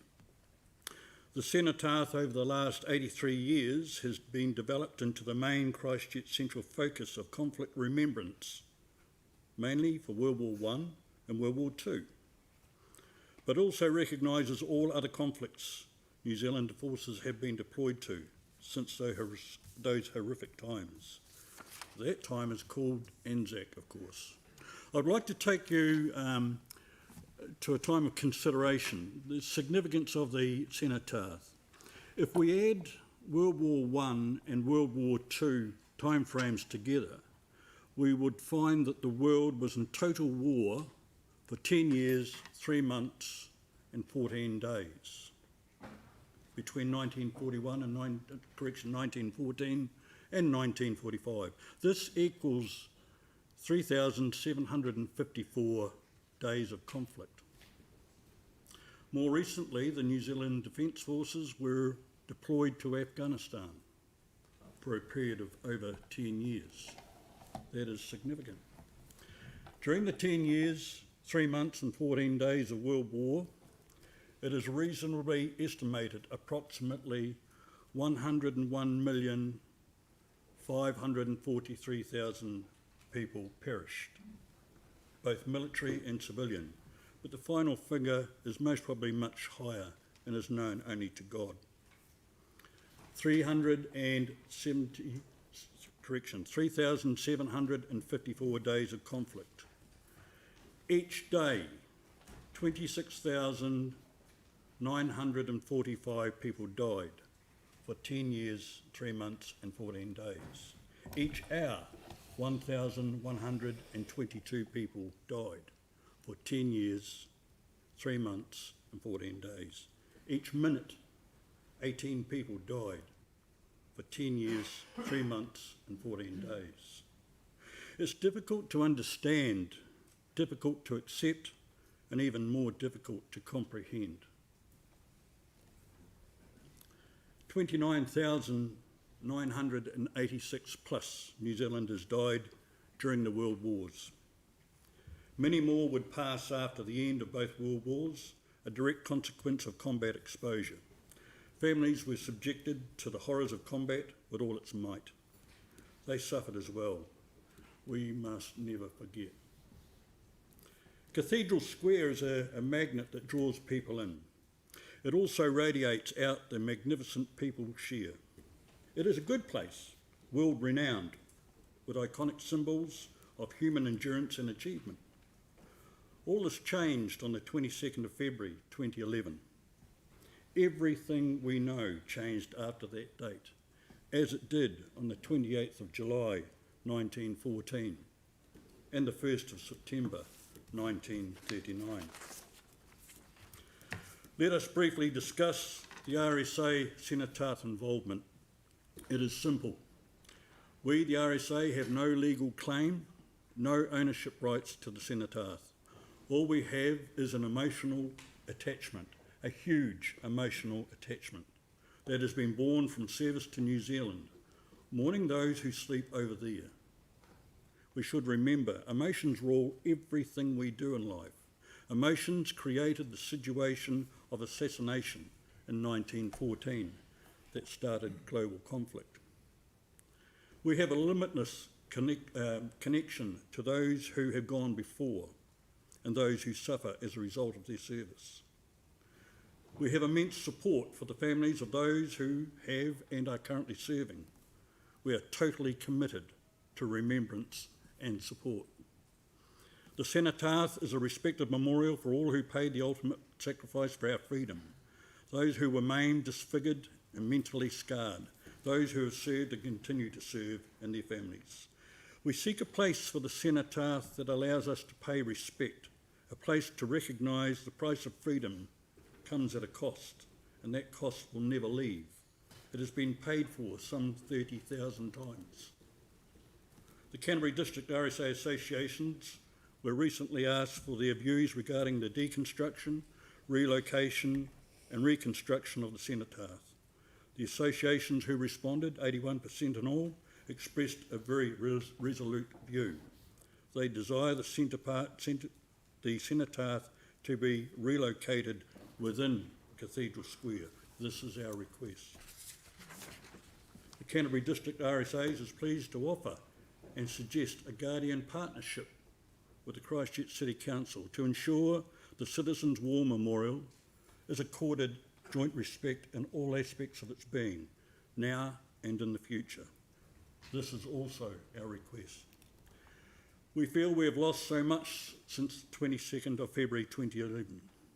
We must not lose this symbol of respect, this symbol of remembrance, this symbol of hope. The cost of this venture is nothing compared to that which has already been paid. We implore you to reject a storage option.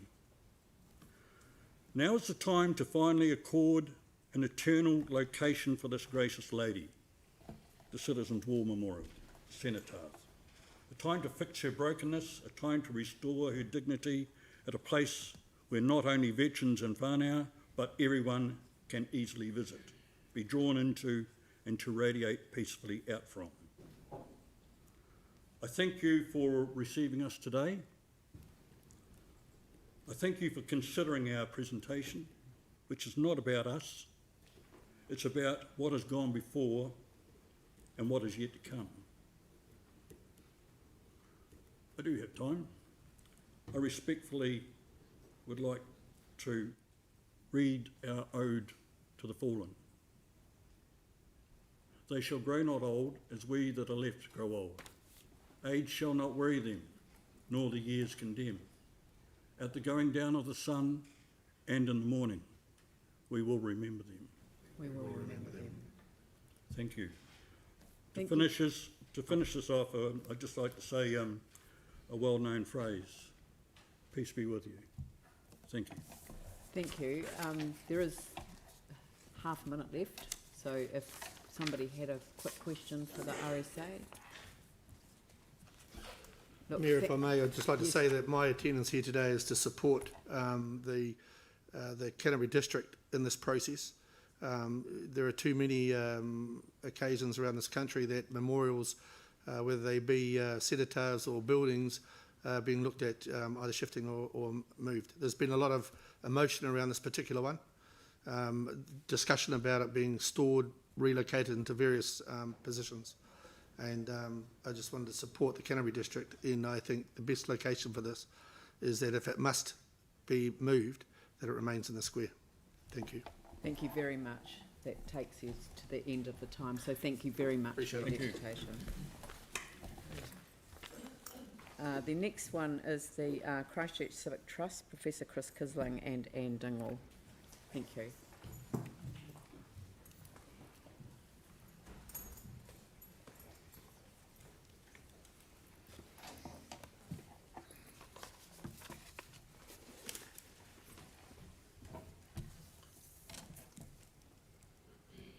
Welcome.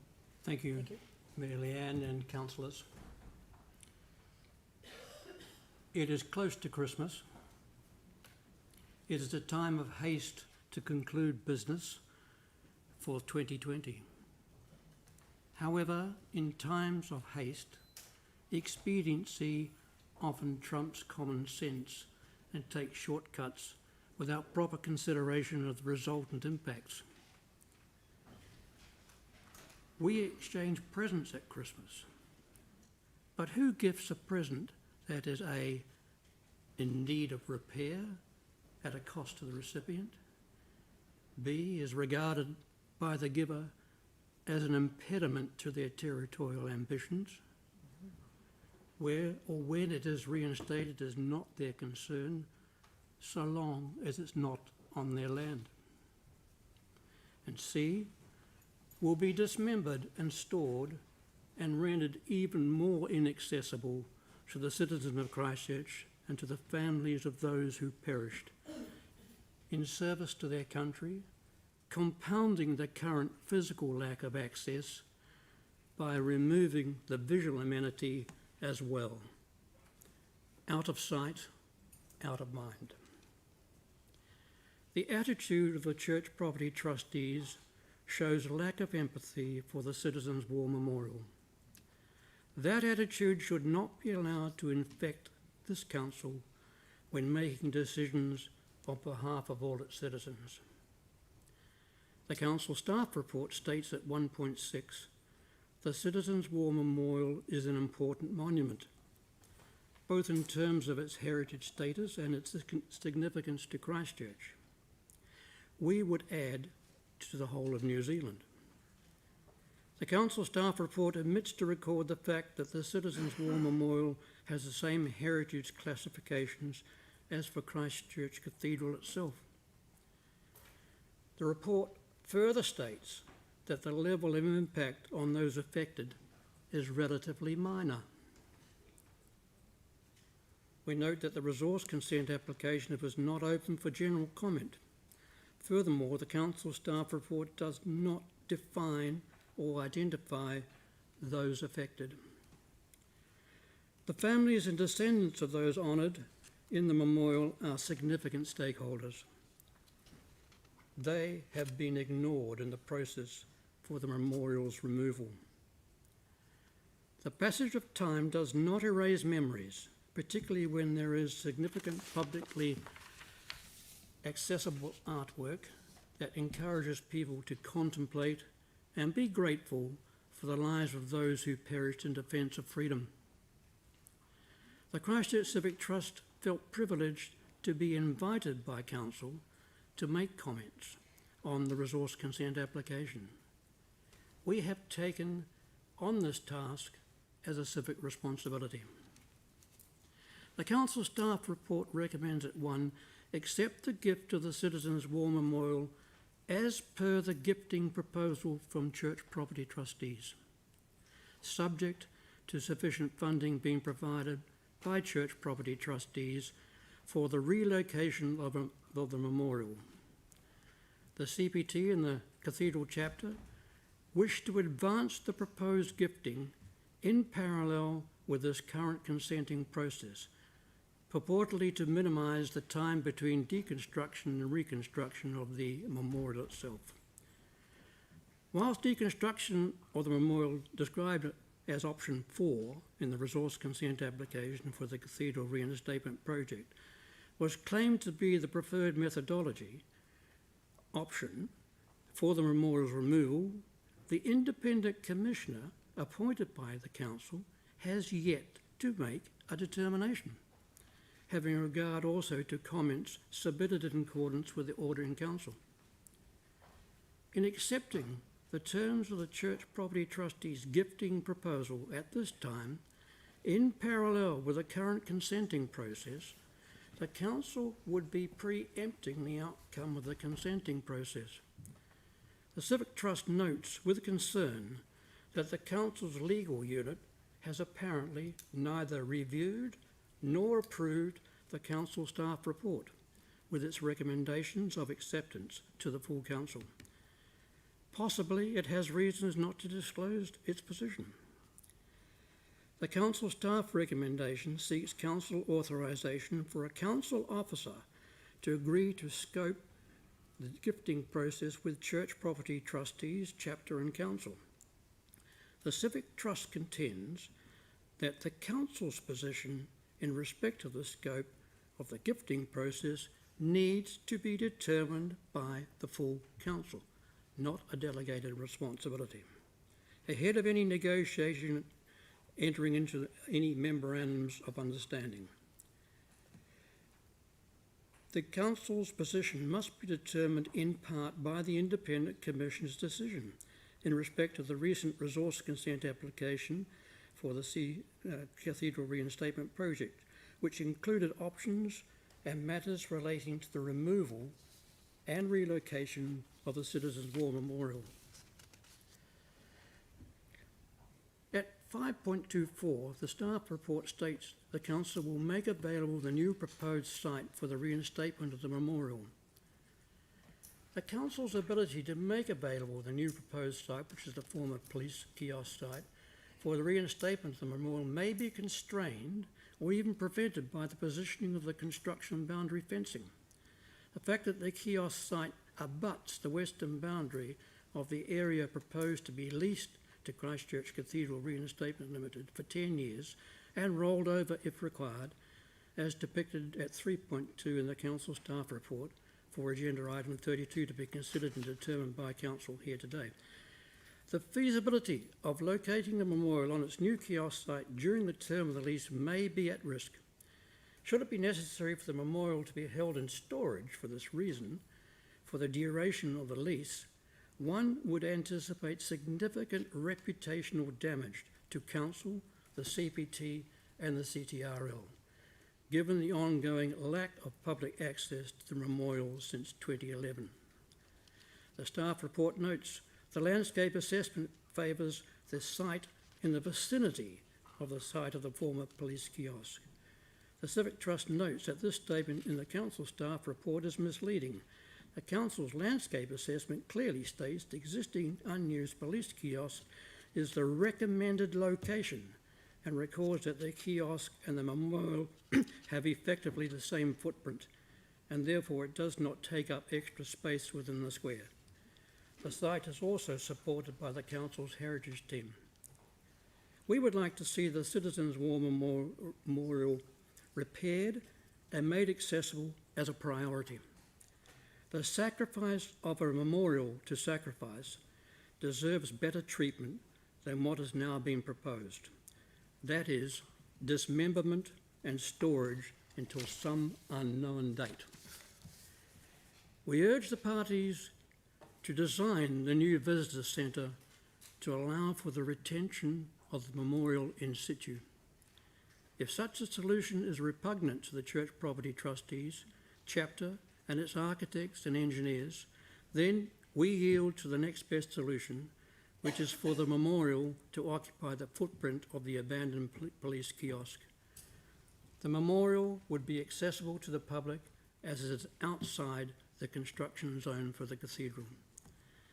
If the city accepts ownership of the memorial, it should do so only if the necessary funds are calculated and secured to do all the necessary work for the reinstatement on its new site. Any deconstruction, move and reconstruction should not involve an indeterminate period of storage. There is a price to be paid by the Church Property Trustees and Chapter to get what they want.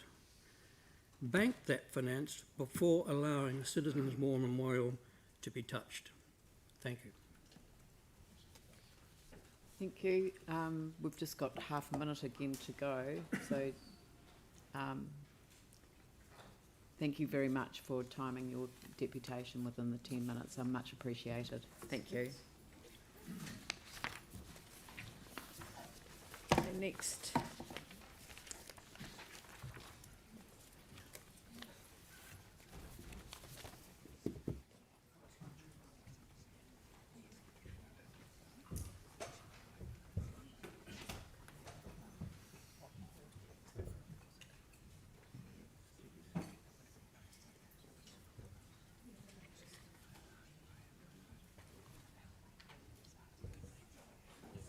Sorry, and now we move on to the deputations for item 31, but we will come back and we won't move on to the adjourned item that we were dealing with before lunch, we will go straight on to the Citizens War Memorial, and then we'll return to the item. So if I could invite the first of the deputations on item 31, the Otakaro Regeneration Company Due Diligence Report Findings, Cultivate and Willowbank. Fiona Smith from Cultivate and Mark Willis from Willowbank.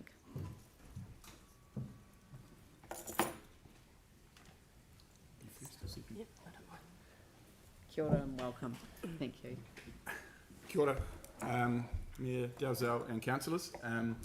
First time I've done a deputation, and I see I'm probably supposed to have written something formal for you. I haven't. I apologise. No, it's not required. It's not required. Anyway, we'll just have a bit of a talk. My name is Mark Willis. I represent Willowbank. My whānau started Willowbank in 1974. My parents. I grew up there. It's still a family-owned and operated business.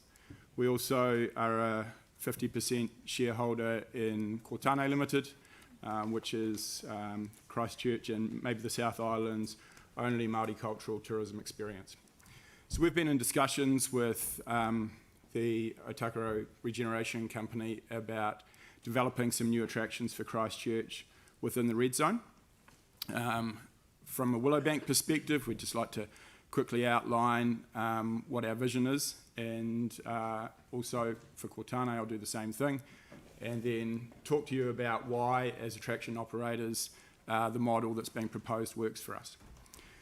So we believe that New Zealand agriculture has a wonderful story to tell, and it's not being told by New Zealand. The story of why we produce the best food in the world and where our food comes from, and how we can develop a sustainable agricultural model moving forward. There's a lot of conservation stories to be told in agriculture that isn't being told. There's huge educational messages, and people visit our country for the wonderful food and beverage opportunities that are afforded to them. So we would propose that we were able to develop within the central city an attraction that initially we're calling New Kailand, how and why New Zealand produces the best food in the world. This would be a working farm, and would also have shows and interactive displays which would allow people to participate and feel and understand what agriculture is all about in this country. We would dovetail into that in order to commercialise it, the opportunity for people to be able to purchase relevant products and experience those products in a retail and or restaurant situation. In terms of Kortane's vision has been for some time to bring Māori culture back into the centre of Christchurch. And you may know that we've just recently done this in terms of our opening of our business, Waikoura-Linwood. We have a plan for a site on the corner of Colombo and Oxford Terrace for a building known as Puari Village, and we would like to be able to extend that development to provide a deeper cultural experience further down the city that may include accommodation, kai, workshops, maybe some performance areas, and the opportunity to partner with Willowbank and potentially bring some of New Zealand's wonderful native wildlife back to Christchurch that may be experienced by those people who are enjoying an accommodation experience at that time. So the reason that that this proposal works for us is that attractions by their nature are quite capital intensive, and the ones that I'm describing to you require an extensive amount of land. Unfortunately, the commercial reality when we're competing against property developers and such is that it's not feasible for us to be able to buy that land, and for an attraction like Willowbank, where we get, say, 200,000 people a year, to be able to get a commercial return. Now, if my family was interested in money, Willowbank would now be Northwood West, and we would be doing a hell of a lot better. So the proposal allows for us to be able to take a long-term lease on an extensive amount of land, and it also provides a funding solution.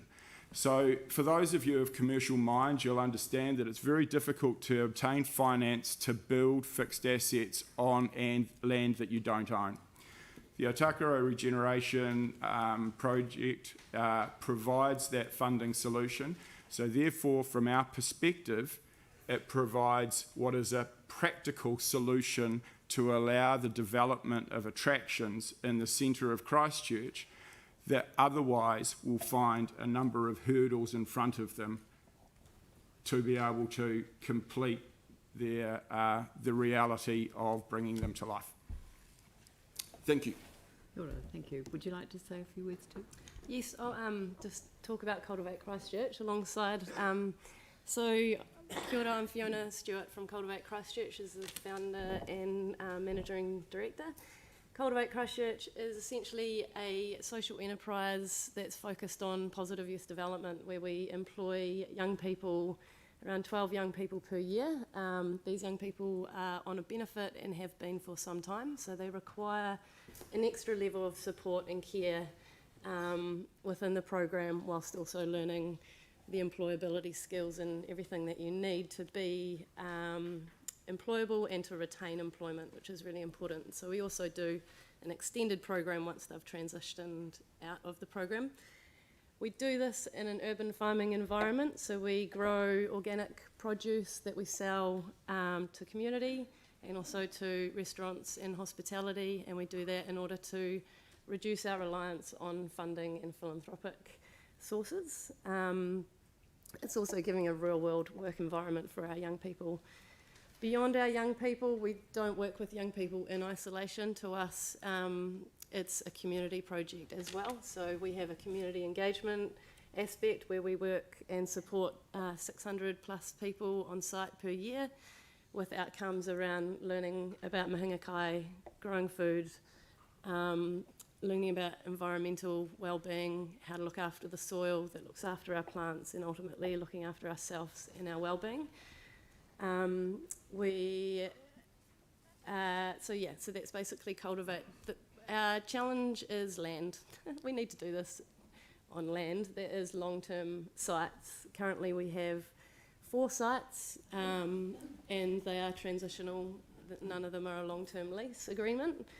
And so the importance for us to be in the red zone is to have a long-term home and to be able to continue our purpose in our mahi. And to us, collaboration is essential. We can't do food security, community work, youth development and employment on our own. So that's why it's really important to be alongside and with other organisations that have shared values. Oh, good. Thank you. Sarah? Thanks so much. And both your organisations are amazing, which is really cool. I'm just wondering why it is that you couldn't do what you're keen on doing through the City Council when the land rests with us eventually, and why it's necessary. So if we were willing, for example, to give a very long-term lease to the Otakaro Regeneration Company, then we'd clearly be willing to give it to other organisations. So why not council? For me? For either of you. I think from our perspective, the point that I made around how we finance development on leased land is probably one of the key factors within their proposal that appeals to us. They have a financing solution so that the capital development of the product is taken care of, and we fundamentally become the operator. So I'm not saying that it couldn't work in terms of the council solution, but when we were trying to develop the Puari village site, initially it was proposed to us as a lease site. We had a hell of a lot of trouble trying to get finance for that, and it was only after we were able to take freehold that we were able to obtain that finance. So that's the primary reason from my perspective. And we would second that too, and it's also around, again, that collaboration concept, support. We're a really small organisation. We are working to secure land sooner rather than later, and it's a proposal for us that was going to alleviate some of the restrictions that we have with time and staff time. Thank you. Well, look, thank you both very much, and you don't have to bring a written submission. I think you've actually proved that an effective voice can be made when people have to concentrate on what you say rather than read what you say. So thank you very much, both of you. Thank you very much. Thank you very much. Cheers. Could I invite Nicole Manawatu-Brennan, New Zealand Carbon Group, to come forward?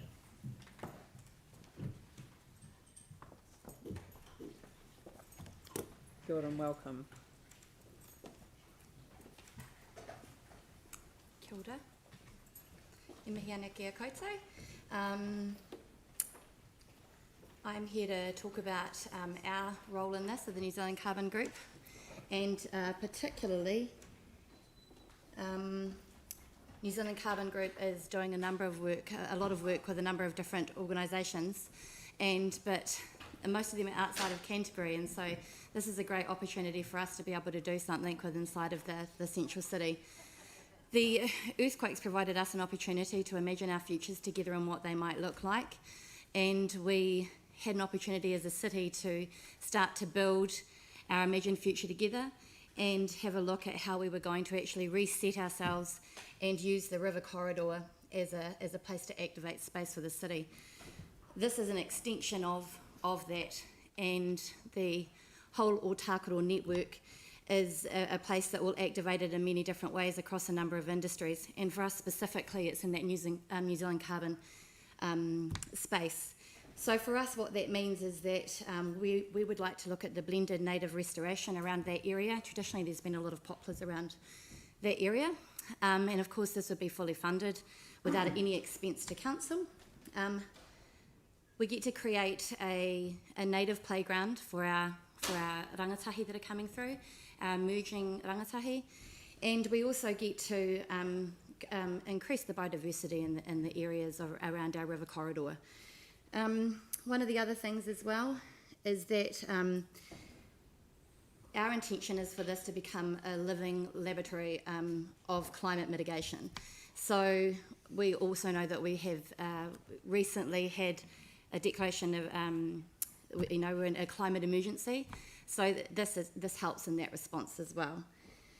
One of the things that really attracted us to be part of this vision is that it really is a place where, for myself being mana whenua, I'm from Waituahuriri, I get to really see ourselves in partnership with other companies across cultures. So we have a collision of cultures that happen working in this space together, really to build the economic and to actually contribute to the economy of our city. And has job creation. We get to bring people back to the city in those activated spaces, and across it we get to enjoy the tourism, the social side, but also those immeasurables that are really hard to measure around the feelings that we get when we are in those activated spaces and those shared spaces together. So for me, I'm not here speaking on behalf of Ngāi Tohuriri. I'm here speaking as myself, as an individual, as a whānau member. And for far too long, we have not seen ourselves reflected in the or visible in our city. And since 2011, we really got to reimagine what that might look like. And so for me, this is another part, an extension to the wonderful work that has been done to see my children and my grandchildren, my mokopuna, to be able to be reflected and see themselves when they walk through the city. And this again is just another demonstration of that strength of partnership that is needed in this city to ensure that we propel ourselves forward in a way in which we want to continue. So we, as a carbon group, we totally support this whakaaro and this kaupapa, and we'd really like to see it progress, and of course alongside council, who have already done a number of the anchor projects in the city, which of course will provide a good economic standing. And these things here are our social outcomes that are really important for our people, and for them to see that grassroots level people are doing really great things in the city to make them feel like they can also be part of it and own it as well. So kia ora. Any questions for me? Just a quick question on the, our proposal to develop a co-governance model. Where do you think that should come in terms of the order of play with regard to the master planning process and when that should occur? Because it seems to me that I mean the recommendation that we're considering today is that that we look at master planning after we've started that process of considering the co-governance model. If you're talking about co-governance, including mana whenua as yes, well? Yes, mana whenua. Okay. And then a development with the community as well. So it's mana whenua and council is obviously landowner when we get to that point, which is why we're pushing forward on that now. But then how the community is part of that how the council includes the community in the context of the co-governance arrangement with mana whenua. Okay. So from a co-governance perspective, I always think that if you're going to start something from the outset, that it should have never been a question, that it should have been included already in that co-governance space for mana whenua to be able to contribute. And that would be in a true form of what a partnership looks like. Yes, that's where we're starting from. We're starting the process of co-governance. Oh, okay. So yeah. Okay, so that's that was the resolution that we passed, was that we would now focus on developing the co-governance because we haven't taken ownership of the land yet. Yeah. Okay. Yeah. Well, yes, definitely at the master planning, because Mata Pōpuri have already done a lot of work around what that looks like and the development in that space. So I think that in that master planning space is probably where it would be good to see them in there and involved. Right. Okay. Thank you, James. Kia ora tōku whanaunga. With your whakapapa, and you've said that you're involved out at Tuahiwi, or you have whakapapa to Ahuriri? Yeah? Yes, no, I'm very active. Right. Yeah, that's what I was wanting to know. How are you involved out there? So I am the secretary of the Ngai Tohuriri Runanga Executive. I am also a committee member of the Tuahiwi Education, and he urio no ngā whānau pētama me te whānau tau, me te whānau Manawatu. All right. Then what's the position of the runanga per se and or the runanga executive on what's happening in the space? Well, I am not here as a representative. I know that. I recognise the thing is that we are talking to the runanga. We're commencing that process. Yeah, but I'm asking whether Nicole's But I don't know that Nicole can represent the I can't represent and I can't speak on behalf of them. No, I just want to know what you think about it. I know that for myself, I'm not aware of that level as of yet. We haven't had that conversation, hasn't come across me. Okay, cool. Yep. Thanks. Thank you. Sarah. Thanks for that. I noticed you're quite a new company. Is this the first foray into carbon farming? Yes, so we were established around about 18 months ago. Yeah. And a lot of our work has been done over in the Chatham Islands. We were establishing over there, and most recently up in the north in the Taupo region.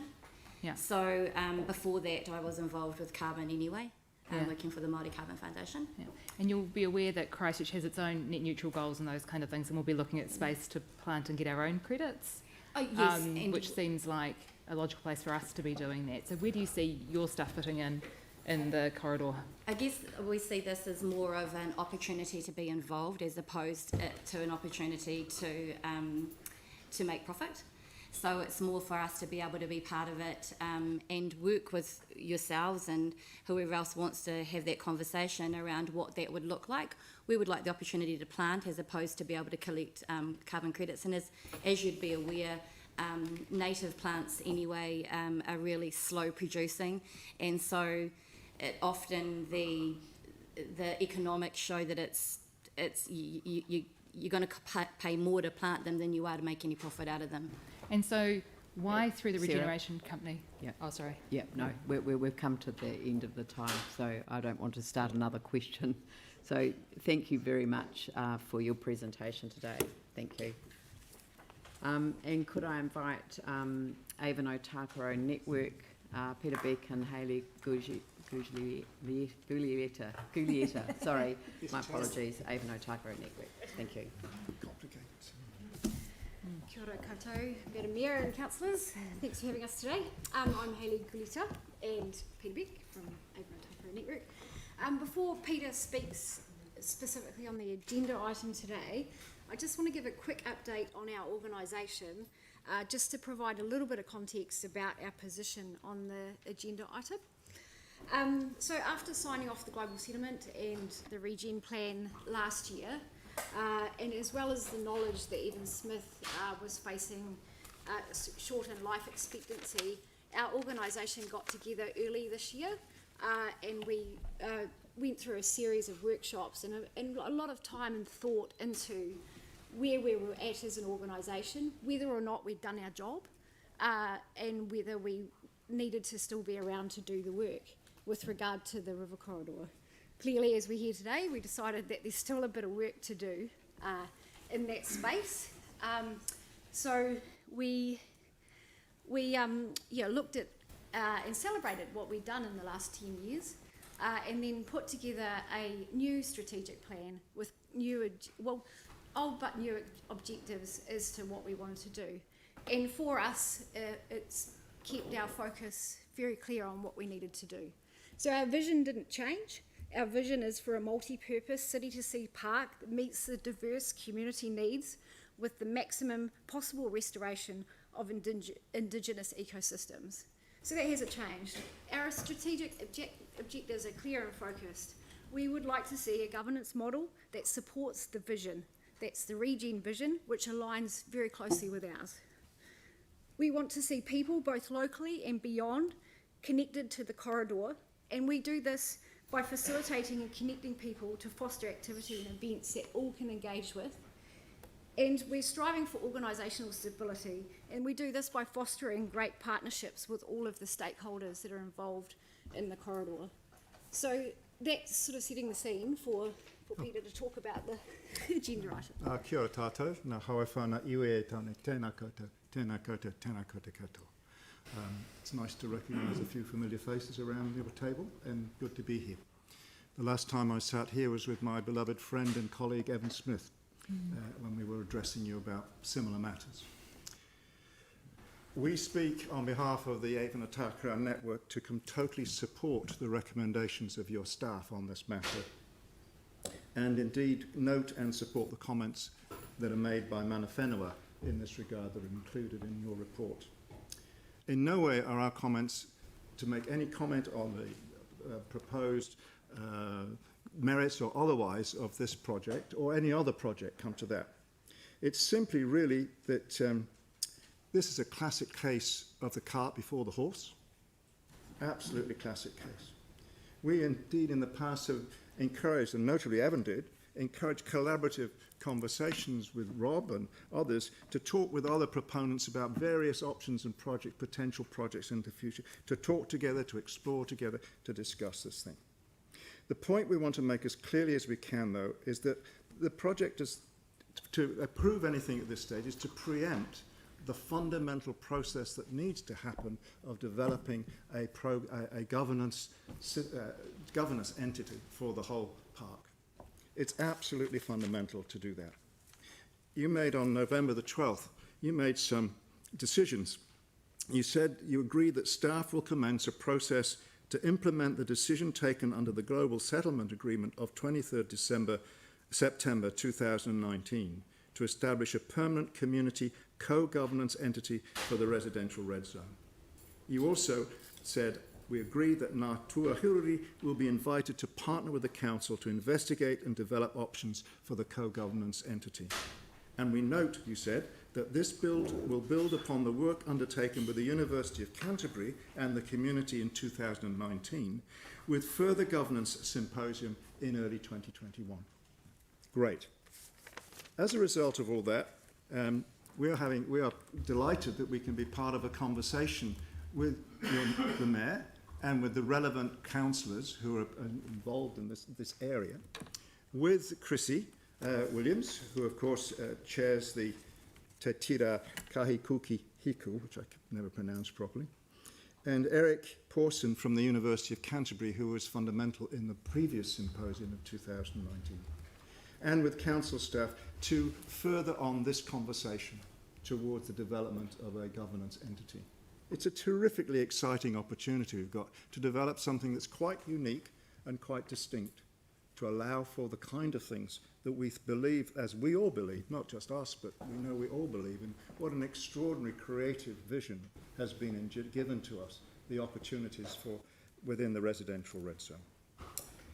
Projects such as the Otakara Regeneration Company and any of the other projects, some of which you've heard about today, and others, maybe great projects, and they need to be considered and discussed together at the right time.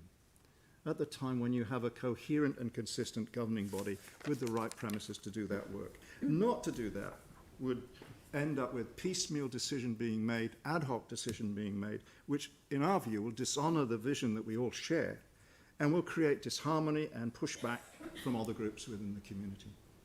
So we ask you to support the recommendations of your staff in this matter. Thank you. Thank you. Any questions? Pauline? Yeah, thank you for coming in. Just clarification, I'm just holding up a newspaper article and it was dated November the 4th, and it's about the project, Rob Kerr's project, and it states in here that Hayley, that you support it, and also Evan Smith wrote a letter of support for the project. So what's changed since then? Nothing's changed. It's just simply the chicken before the egg. Pardon? Chicken and egg situation. Nothing's changed. It's simply a case of we need to make sure there's a strong governance model in place before. Yeah, Yes. absolutely. There's no issues about whether we support or not support the project. As you saw, Evan made some comments and support at that time. Yes. But this is not the moment for those discussions. You have to get the proper governance entity established before you go down that track. That's really helpful. It's Thank you. seriously cart before the horse at the moment. Thank you. Cool. Anyone else? No? Right. Thank you very much. Thank you. Thank you for the opportunity to be here. Thank you. And finally, Rob Kerr, Director, Otakara Regeneration Company.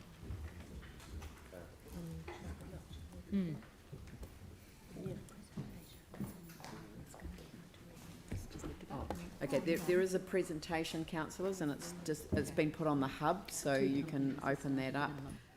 It may not be that easy to read on the screen, so it may be assistance to councillors that they open up the presentation.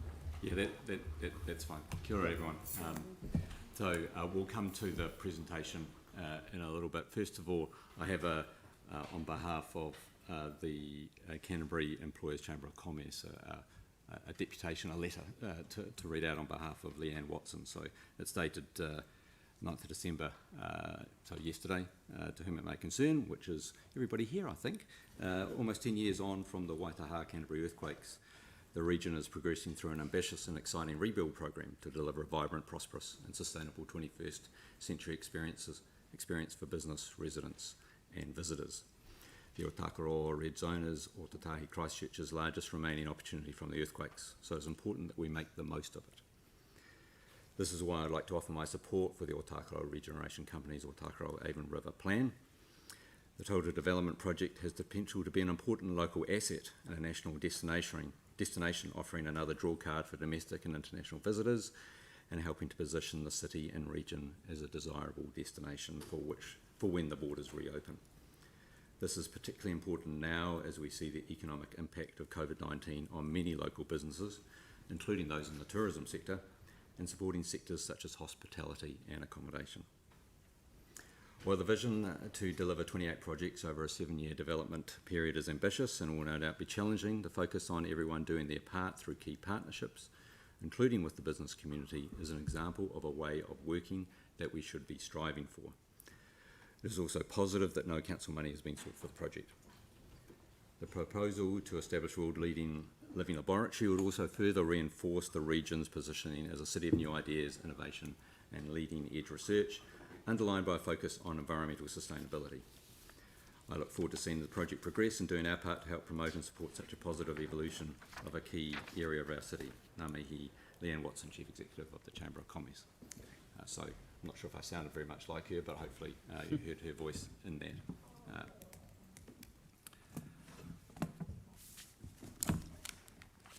So that was Chamber of Commerce. I'll change on to Ōtākaro Regeneration Co now.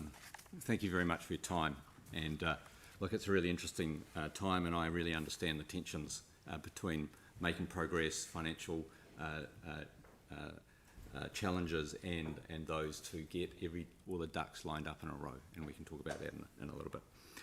So I'm not going to make the big pitch to you and talk extensively about everything. You know that what the proposal is. The proposal is to lease 19% of the land, about 114 hectares, deliver 28 projects and deliver many of the commercial side projects that is the preferred land uses in the regeneration plan. Pay enough money through rates and rent to cover the maintenance on the balance of the land. So provide an opportunity for this land to be financially self-sustaining from an operational point of view. So there are many good things around it. You know the exciting and ambitious range of projects and businesses, and you just heard from Mark and from Fee and from Nicole on some of those projects, but of course there's a number of others. I want to.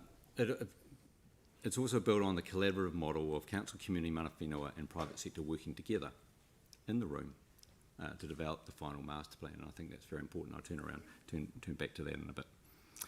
But I want to speak about two things in particular. One is to respond to the council report and some of the things that are stated in there, and I also want to talk about the options on how to move forward as well. So in terms of the staff report, it's probably no surprise to you that I'm a tad disappointed with it, not only in terms of its recommendations, but I don't think it was a particularly objective assessment, and there was no analysis of options or comparisons with alternative scenarios that I would expect in any report and advice to you. It's certainly the ones that I do for many people, including this council in the past. Might want to ensure that provide options for you to consider and to compare and contrast and to weigh. That isn't there. I sent to you last Monday night a detailed analysis of both the council report but also of your options. It's my attempt at providing you with that, and you're happy to answer any questions about it. I did that because there was so much missing or incorrect from the staff report. The representation of the DCL advice omitted certain words and key phrases which perhaps changed the meaning of what was intended by the DCL report. I felt it overstated many of the risks. It showed some misunderstanding of what the proposal actually is and the sophisticated parts of the commercial realities of it. And ultimately it didn't acknowledge any of the benefits, potential benefits of the offer as well. It's all right to identify those which perhaps create risk or create challenges, but I would suggest that it's also right to have a balanced view on what the positive benefits could be. So after all the time, effort, intellect and energy that have been put in by a whole lot of people into that proposal and that offer that has been put before you and has been before you for over a year, I felt somewhat disrespected in the way that council staff reported to you in their analysis, and it was somewhat disappointing. We're all trying to do our best to contribute to make Christchurch a better place, and I would hope that we're able to acknowledge that we're working towards that. So it's clear that staff want you to reject the proposal, and that's fine. The negative narrative doesn't give you any options to consider or matters to weigh up and compare. But what disappoints me the most is the absence of any alternative. What is the counterfactual, the alternative scenario? What are staff proposing to do? Where's the strategy for realising the vision of the regeneration plan? Where's the leadership? Where's that vision? There's nothing there to grasp onto. I don't know what it is. A lot of work. I was part of doing a lot of that work at Regenerate Christchurch to develop a really strong, coherent vision and build a really broad range of support. But I don't see how council and what the plans are for realising that. I appreciate it's a sophisticated commercial proposal. There's a lot of complexity to it, and it's perhaps outside the comfort zone of what our staff are normally dealing with. But I think that it deserves a better analysis than what was presented to you. But I want to talk about the future. So I'm going to try and use this and see if this moves through. So you won't be able to see this very well on that screen, but hopefully you'll be able to see it on the hub. So this is work done just very recently by Earthwork Landscape Architects and Matt Lester in particular. I thank him very much for all the work that he and Rafi have been doing on this. It starts to tease out that master plan that you've already seen. It shows how the multi-dimensions, the natural, the cultural, the social and the physical can be integrated together. How the stop banks support the land uses, how they can integrate with the landform, how the public and private and not-for-profit sit side by side and complement each other, getting the right balance between energy and introspection. All of this is nested within a massive regenerating ecological habitat connecting people with nature. And if you heard that phrase before, that is the vision of the regeneration plan. Everyone needs something different from this land. We all need different things from it at different times of the day and of the year and of our lives. They all come together with a plan that everything binds it together with where everything has a place and no one misses out. And the plan starts to look like that. The top one there is the green print in the regeneration plan. The bottom one is the next layer of detail. So look, all that's there. That's fine. Now, in the perfect world, as Peter was saying, and look, and I really have a lot of sympathy for what he's saying, because I think I might have written one of the first papers on governance structures for this area way back in 2017 or 16 or something like that. In the perfect world, all the ducks should be lined up and we're ready to go, and that would be great. But I'm not sure if that's the perfect world we want, because the main call that I hear is for collaboration, and this is exactly what you're talking about, Leanne, in terms of working together to realise this. But it's not only council and it's not only mana whenua, it is a multiple range of partnerships to work together. The tool to do that, we can talk about theory and we can talk about structures and we can talk about these, how we make decisions and all that sort of stuff. But when we get down to talking about the master plan and exactly what happens and how it happens and all that sort of stuff, that's when it becomes more real. So the collaboration should be at that level, not at a step back from that. So the master plan is the thing that binds us together, because everybody's success is dependent on everybody else's success. So I appreciate the tension that you face between making progress and taking the time to set up a long-term governance structure. I also appreciate the financial challenges that you have and the need to bring all the partners on a journey. I would obviously prefer you to accept the overall offer, but I'm not naive to these tensions, of course. You may wish to consider a middle ground. Rob, we're coming to the... Yeah, I know. Can I give you the middle ground and then I'm finished? Okay. Yep. Middle ground. Thank you. A proven principle of the leasing of the first 6 projects. We work together, establish a multi-partner working group, that broader collaboration group, to work together, develop that master plan, and for final approval by the co-governance group once you have established it. Let's make progress on multiple fronts at the same time. Ultimately, I think we all want the same thing, and I'd be interested to hear what your discussion is. Thank you. Thank you very much. We appreciate you taking the time to present today. Thank you. Right, now we move on to the Citizens War Memorial Gifting Proposal from Church Property Trustees, item number 30.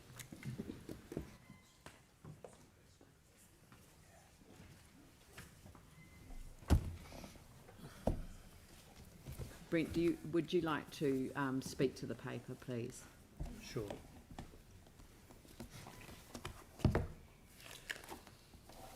So this paper is in response to a formal request from CPT to gift the War Memorial to Council.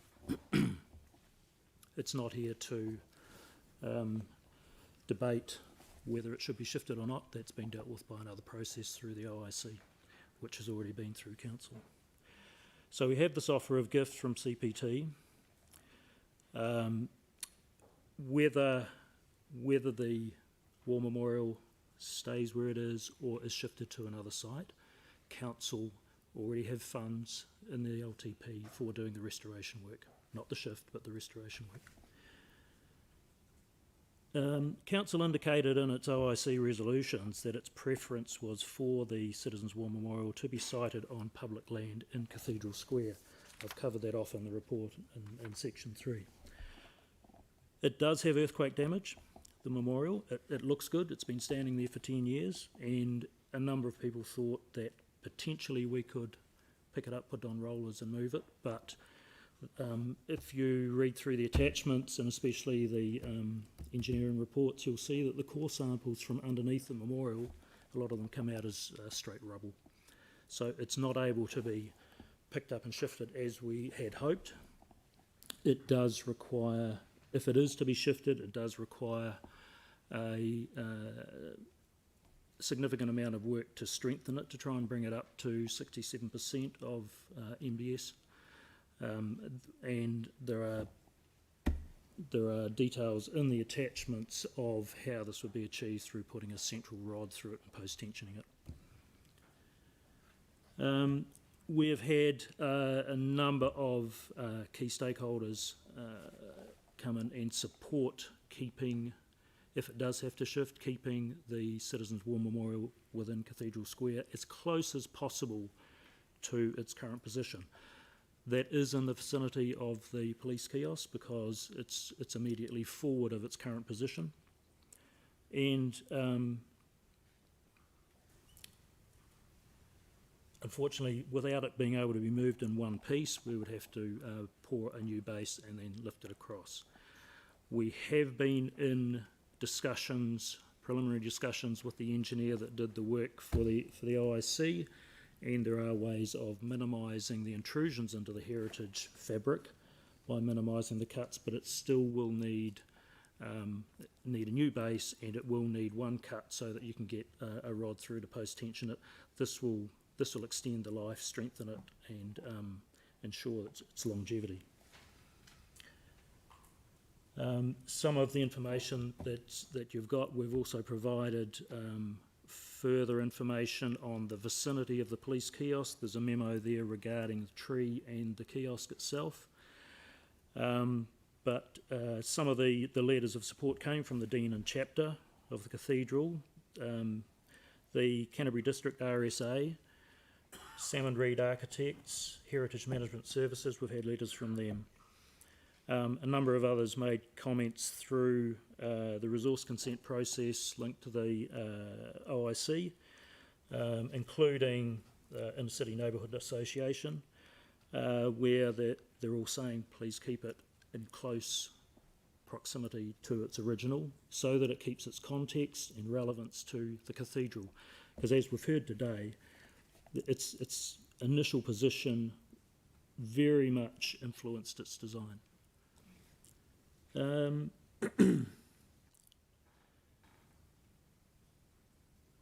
If council do decide today on the positioning of it there, and there's another report about the lease coming up later on, we may have to just negotiate with CCRL just to adjust the hoardings to allow work to be done. By trying to minimise any damage to the heritage fabric of it, we would also try to minimise any transportation and storage of key components. A lot of the stone around the base we would try and keep on site within the hoardings. The bronzes would be taken off anyway to protect them because they are absolutely precious, so they would be boxed up and taken away and stored for the period that we re-establish it. And this would not only save time, but it would also save potentially a considerable amount of money. Pretty well, that's in a nutshell, other than one small point about the original deed. And of course the original report to this I think came to council about 3 years ago. the original deed, when it was placed on the church land, had a lot of clauses in it, but there was one there that said, and paraphrasing here, that if they ever wanted the land back, they reserved the right for it to be moved. So here we are today. Thank you. Just you have added, though, the additional recommendations around the demolition and removal of the former Cathedral Square kiosk from Cathedral Square. Would you like to talk through that paper as well, please? I'll get John Fulsell to come up and talk to that, because it's building under his control, just as to the reasons for that. Yep, but don't go away, because we still need to. Yep. And just to give advance notice, I would like someone from the heritage team to come down and talk briefly to the heritage issues around the matter that we're considering today as well. Yeah, and I've got Pauline and Aaron for questions, but I just want to get everything on the table so that we can proceed. John. Yeah, thank you, Leanne. The kiosk was originally built to house the Canterbury Trust Transport Board, the Ticket Inspector's Office. Subsequently leased to the New Zealand Police for a number of years, 26. It's had no use since 2017. It's largely stood empty. We're advised that it doesn't fit with the vernacular of the wider planning of the cathedral and the square it surrounds. I'll let Brendan talk to any heritage implications on there. The use and access are restricted due to its design. It's designed as a ticket office. It's contaminated with asbestos-containing dust and asbestos-containing material. We have looked at other uses, such as an information centre or possibly toilets.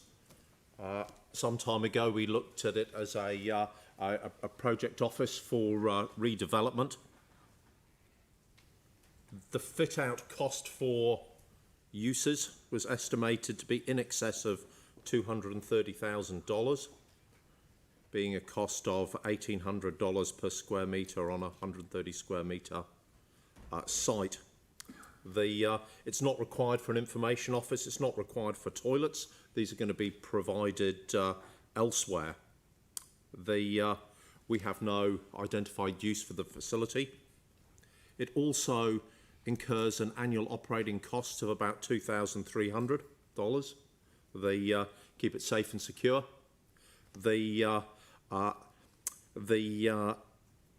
And there is sufficient existing operational budget to demolish the kiosk if we proceed. On the other side of the equation, because there's always two sides to a story, the kiosk isn't an earthquake-prone building. It's pretty robust. It's assessed in excess of 100% new building standard, and it does have a book value to us of $100,000. And we have to concede that, we appreciate that everyone's tastes are different, and there may be those that feel the building should be preserved. We've looked at a range of material, and we don't feel that to be the case. Probably more than anything, we feel that this is the right time for the council to consider that, because we're considering the wider square war memorial, so it's an ideal opportunity. Brendan, would you like to? Can I just ask, have the police indicated that they have any intention to utilise a facility in the future? They've certainly do not wish to utilise this facility. Any other facility in the immediate vicinity, I can't answer that. Right, thank you. Thanks. Over to the heritage team. I wasn't expecting to have to talk about this building in particular.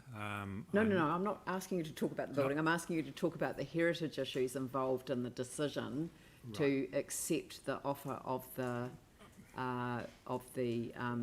church property trustees to gift it to the city and the elements of the proposal that we would consider today, which is the relocation within Cathedral Square.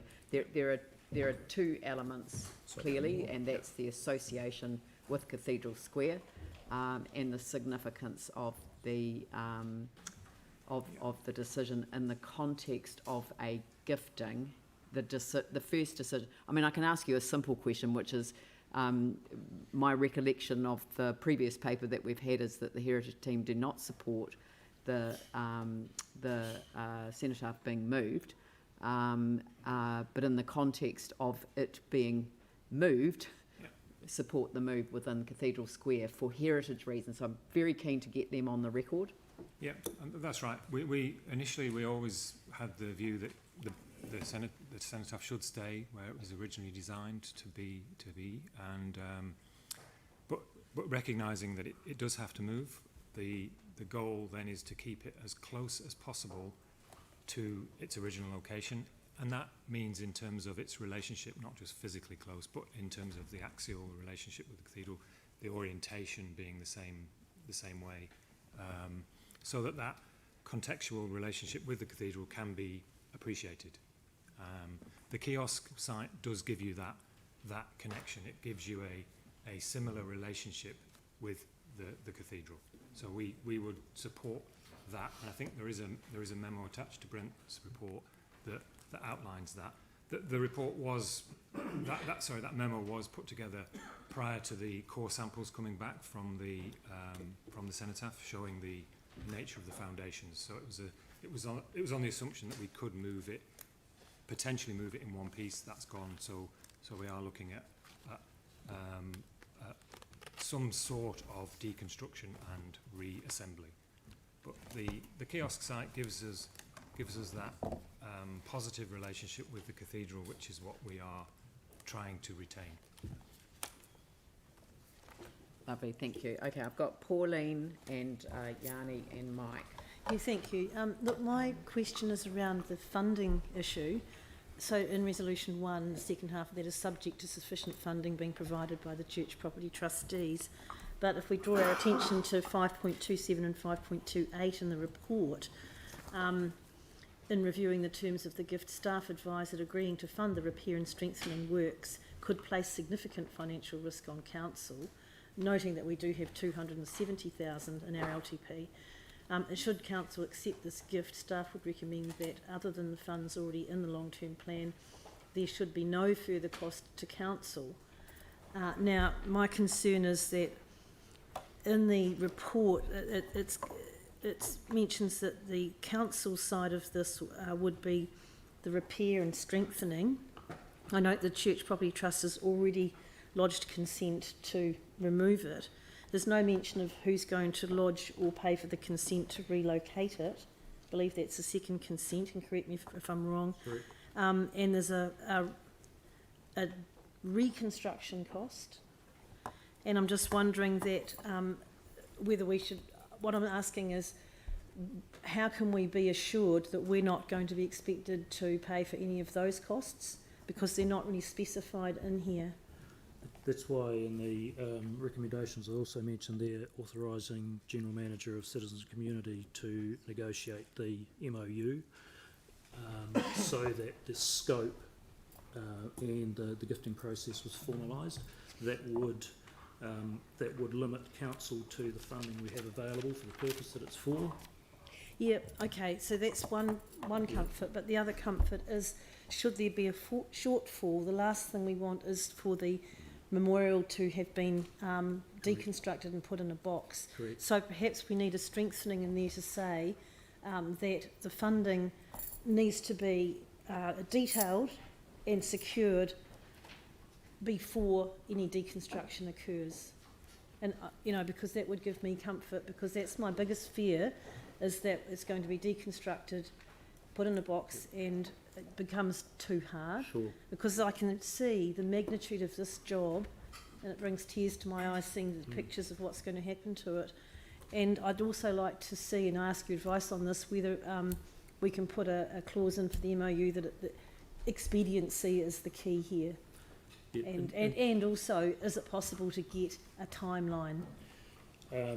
So all of that depends on where it's going, because if it was going to a site further away, there would be a lot more work having to be done. If it goes into, if there was no decision and it went into a box, then you're going to have no memorial at all, if you choose not to accept the gift.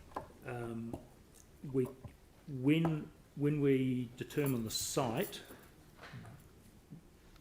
to get final costings, we'll need to know we'll have to do some geotech work and find out what the foundations are, that type of thing. So we can't get anything definite, and the preliminary costings done by CPT don't take into account foundation costs at this stage. So we would have to wait on that, and once that information arrives, put that into the MOU.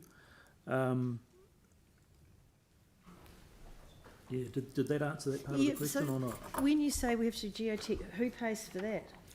Not council. It's part of the relocation cost. And that's why I'm saying limit council to the funding we have on budget for the purpose that it's there for. All other costs. And that's why clause 5.27, if we just accepted it as per the letter, there would be significant risk to council.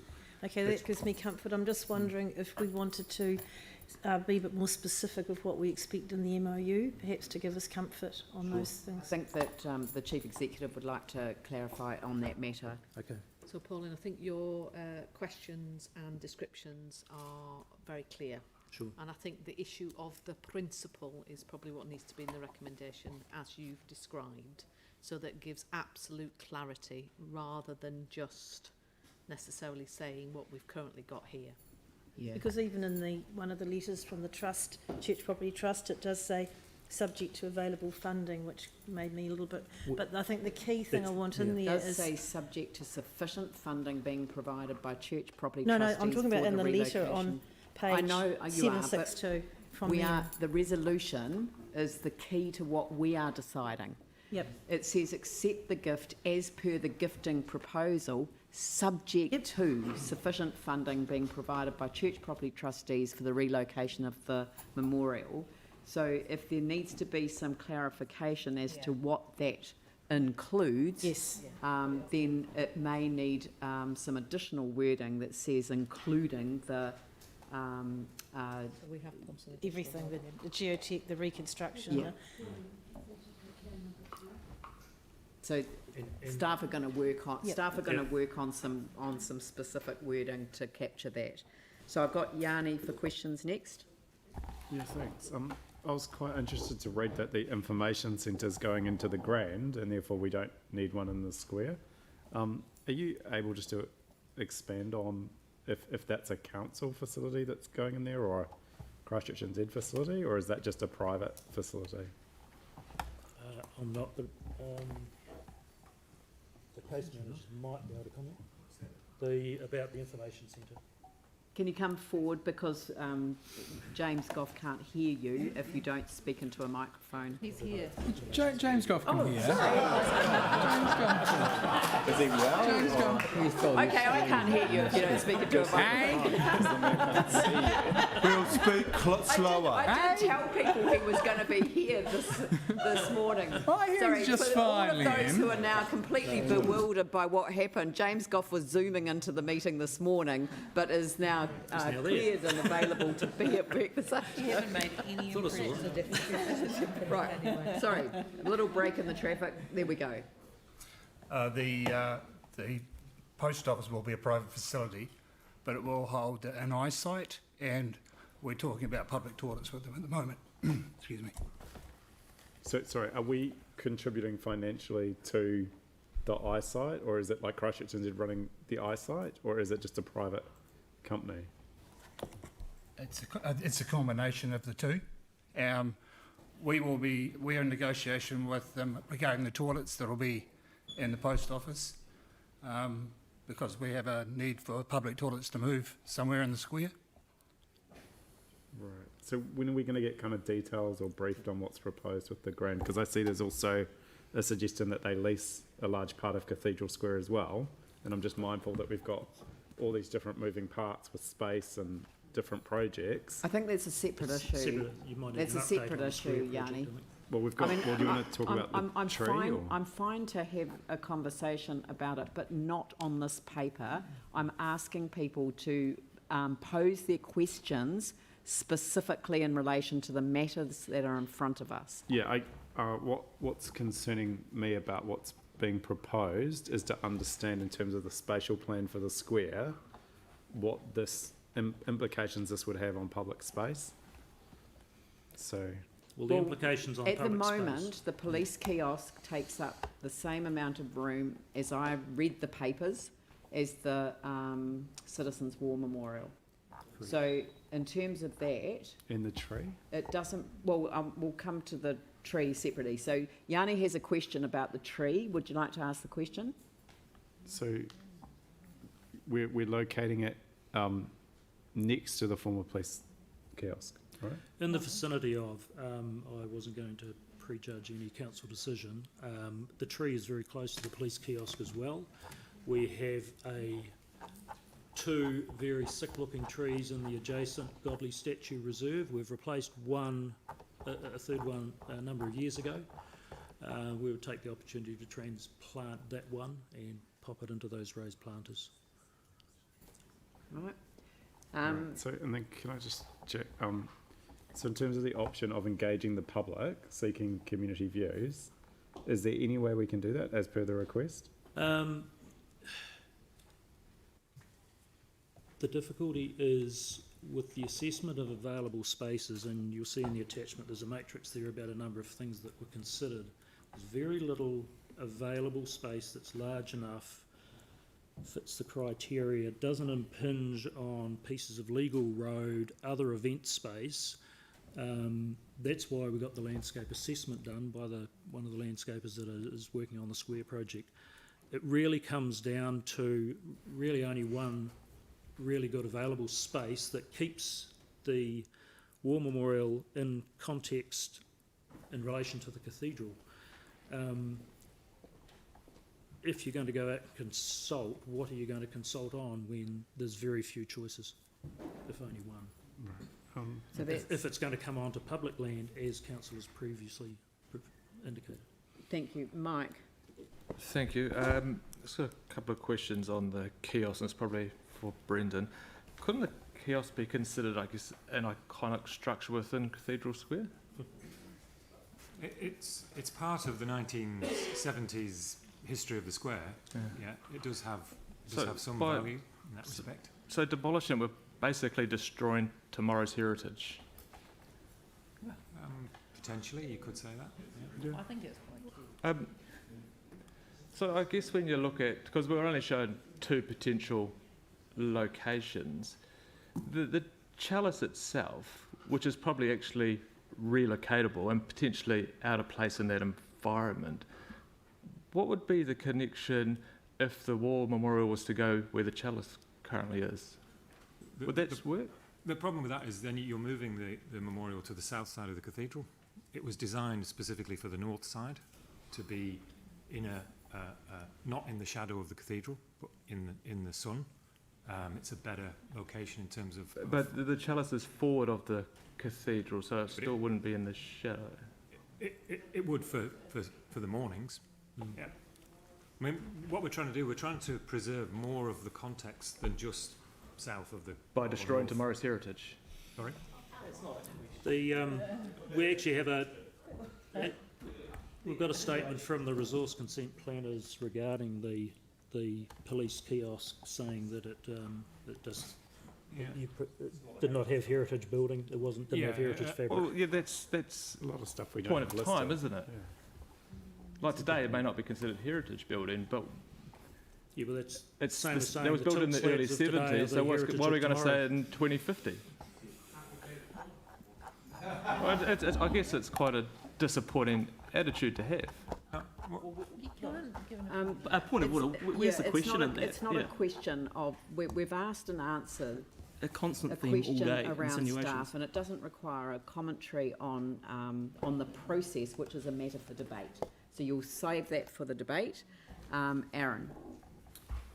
Yeah, so just two really succinct answers, plain English, would be all that's needed. If it stays in its place where it is now, knowing that you've done all that testing, what's its actual life if it stays versus it's going to need a full restoration at some point anyway.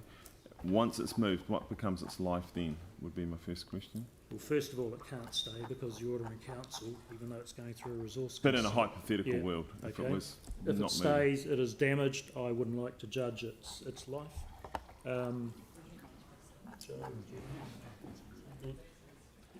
Yeah, because it's well below. Yep. It's below 30-odd%, I think. And its new life. New life, you would expect at least 100 years if you're going to bring it up to in excess of 67%. Right, and the other question was that one. Actually, yeah, no, that's fine. That's fine. Got Melanie, Tim, and Sarah. I was just interested for resolution 2 about in the vicinity of the site of the old police kiosk. So it's just because it's sort of said everywhere, and I get it might be a centimetre or two one way or the other, but why? More concerned about, without a decision as to where it's going, no work's been done on where the services and things are under there. So it may have to move metres or right up to the boundary or away from the boundary. So in the vicinity of the police kiosk did predetermine your decision that we're asking for as well. So it could be quite far away from it then? Well, it wouldn't be in the vicinity of it then. No, but I get that. Thank you. If you look at the diagram or the picture on page 813, which was up before, sorry to. Thank you. To move the cenotaph diagonally north across the road in front of the library, would that not be a better position for? Simply, it's a lesser distance to move it, and when we have a service of substance, we close the road anyway. So, because in every spatial plan design that we have had in the Cathedral Square, and there have been multiple numbers of them over the 10 years since the earthquake, and there's been a huge amount of money spent by local, central government, different agencies with wonderful pictures, but none of them actually had that, and it's very hard to get open space in the central city to actually hold an event. So why would we try and fill it? And that's the reason one of the reasons we moved away from option 2, because that was the only large event space left in the square for markets and things. Are you talking about putting it across the road with its back to the front doors of the Novotel Hotel? Yeah, so just diagonally across the road, so it's looking the same way as it is. So you're starting to lose context then, and you're also putting it right up against the front of that hotel. Need room for the surfaces around it, No. the vents. Well, yeah, There's really not that much room over there when you look at it standing there, isn't it? Sarah. Thank you. Just wondering actually with the police kiosk, because when it's not surrounded by hoardings and things, it's you know, it's got those memories, right? The 70s kind of stuff. Is there, we've asking for demolition approval. What if someone who liked that kind of architecture was, I know there's asbestos and stuff, was keen to have it? Will we be open to someone picking it up and taking it away at their own cost? It's unlikely. Just, if someone wants to reuse a building, it's because of the type of construction that it isn't really a very good candidate to lift and ship. It's all concrete, and it's got concrete spandrel panels around the outside of it that would all have to come off, and there wouldn't be much left of it. I don't think you could deconstruct it and then reconstruct it on another site. It's got reasonably hefty foundations, and those would have to be demolished and completely rebuilt. So it would almost be easier just to build a new building. It's not quite the same though, right? Save the roof. I'm not saying that we should deliberately go, but I'm like, would you be open to it if someone said, listen, I really like it, Yeah, and because it's got asbestos throughout, it would need to be completely stripped out and have that cleaned out. So, yeah. Just in case you're not sure where the public land boundary stops, there is a very fine blue line runs up from the chalice to the eastern side there. That's the edge of the church land. Yeah. So I wasn't asking whether it was blue line is the possible, edge but of just the whether you'd been open CPT to property. someone doing it. That was all. It's probably John's decision. Did people see that? The thin blue line is the end of the CPT property. Yep. The yellow Road line. reserve. It's the road. The potentially, if it didn't incur any other costs, such as holding up the project, if it actually reduced our demolition cost, we certainly wouldn't outright refuse that. So we're always open to innovative ways of working. But we have looked at all aspects of that, and for the reasons that Aaron suggested, it's a very, very long shot. But you'd never completely rule it out. It wouldn't be our preferred course of action. No, people have done all sorts of things with buildings over the last 10 years. Is it moved? Has someone moved it or not? Sorry? We've got sensible recommendations. Let's just do it. I You'd like to don't move understand it? kind of Aaron's what's happening moved here. it. Do I have a do I have a seconder for the Yes, resolution? the recommendations that are there are fine. James. Fine. So are there any more questions? Yanni, you have a question? I just feel a bit upset that my question before was ruled out of order, because option 2 is clearly within the vicinity of the post office, and I've had no response about what section of land that they want, and I've also been told that there's no opportunity to consult for community view because there's only one option when we've got a report that clearly has 2. So I was just trying to kind of understand, that information. I think it is directly relevant to the report in front of us, given that we've actually been presented with 2 options by staff. I'm not clear as to what part of your question was in order, because the questions you were asking was what facilities would be going into, like the public toilet and the eyesight. Those were the specific questions you were asking about relocating to the... Asking what the land area was that they were wanting to lease from council. No, you didn't ask that question. Right, You asked the question in relation to the other 2 matters that I just mentioned. Is the proposal around the additional land that will presumably it hasn't come to council yet, when it comes to council, does that encroach in any way on options 1 or 2?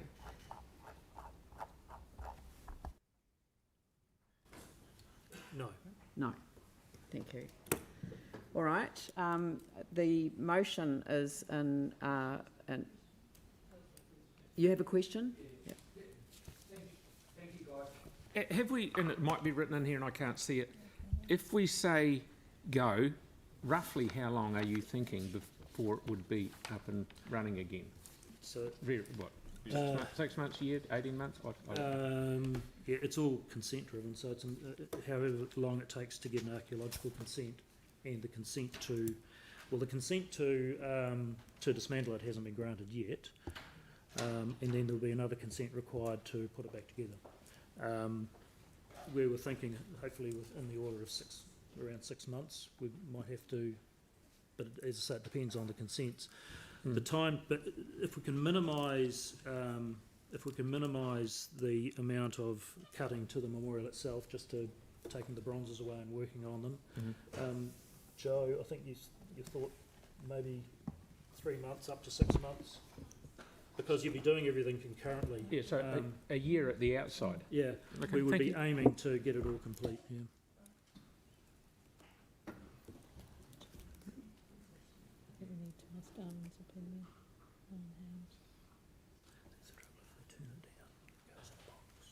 Yeah, yeah. So, right, I'm just going to have to require a couple of changes to the resolution. So before opening it up for debate, I'm just going to get some couple of changes. So I'm just going to adjourn the meeting for 5 minutes, and we'll come back as soon as... This is like the Twilight Zone. Excuse me, I've had legal advice about the wording of one of the resolutions thing, and it's an amendment that just came in at the very last minute. I'm not going to accept an amendment to a provision until I am satisfied that the legal advice is taken care of, and I will not have that question. Thank you. Adjourn for 5 minutes.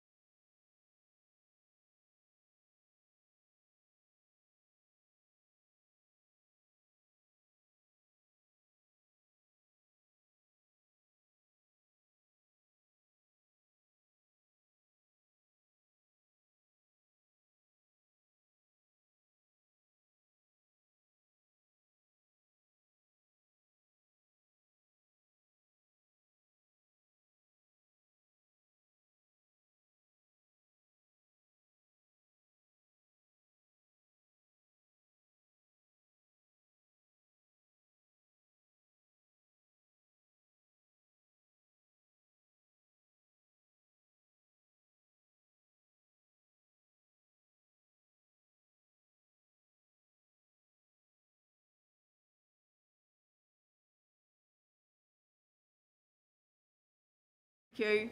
We've just made some changes to the resolutions just to meet the legal requirements. We can't impose a requirement on the church property trustees and chapter in terms of the demolition. So we can't, the removal of it. We can't legally stop that, negotiating an MOU prior to that occurring.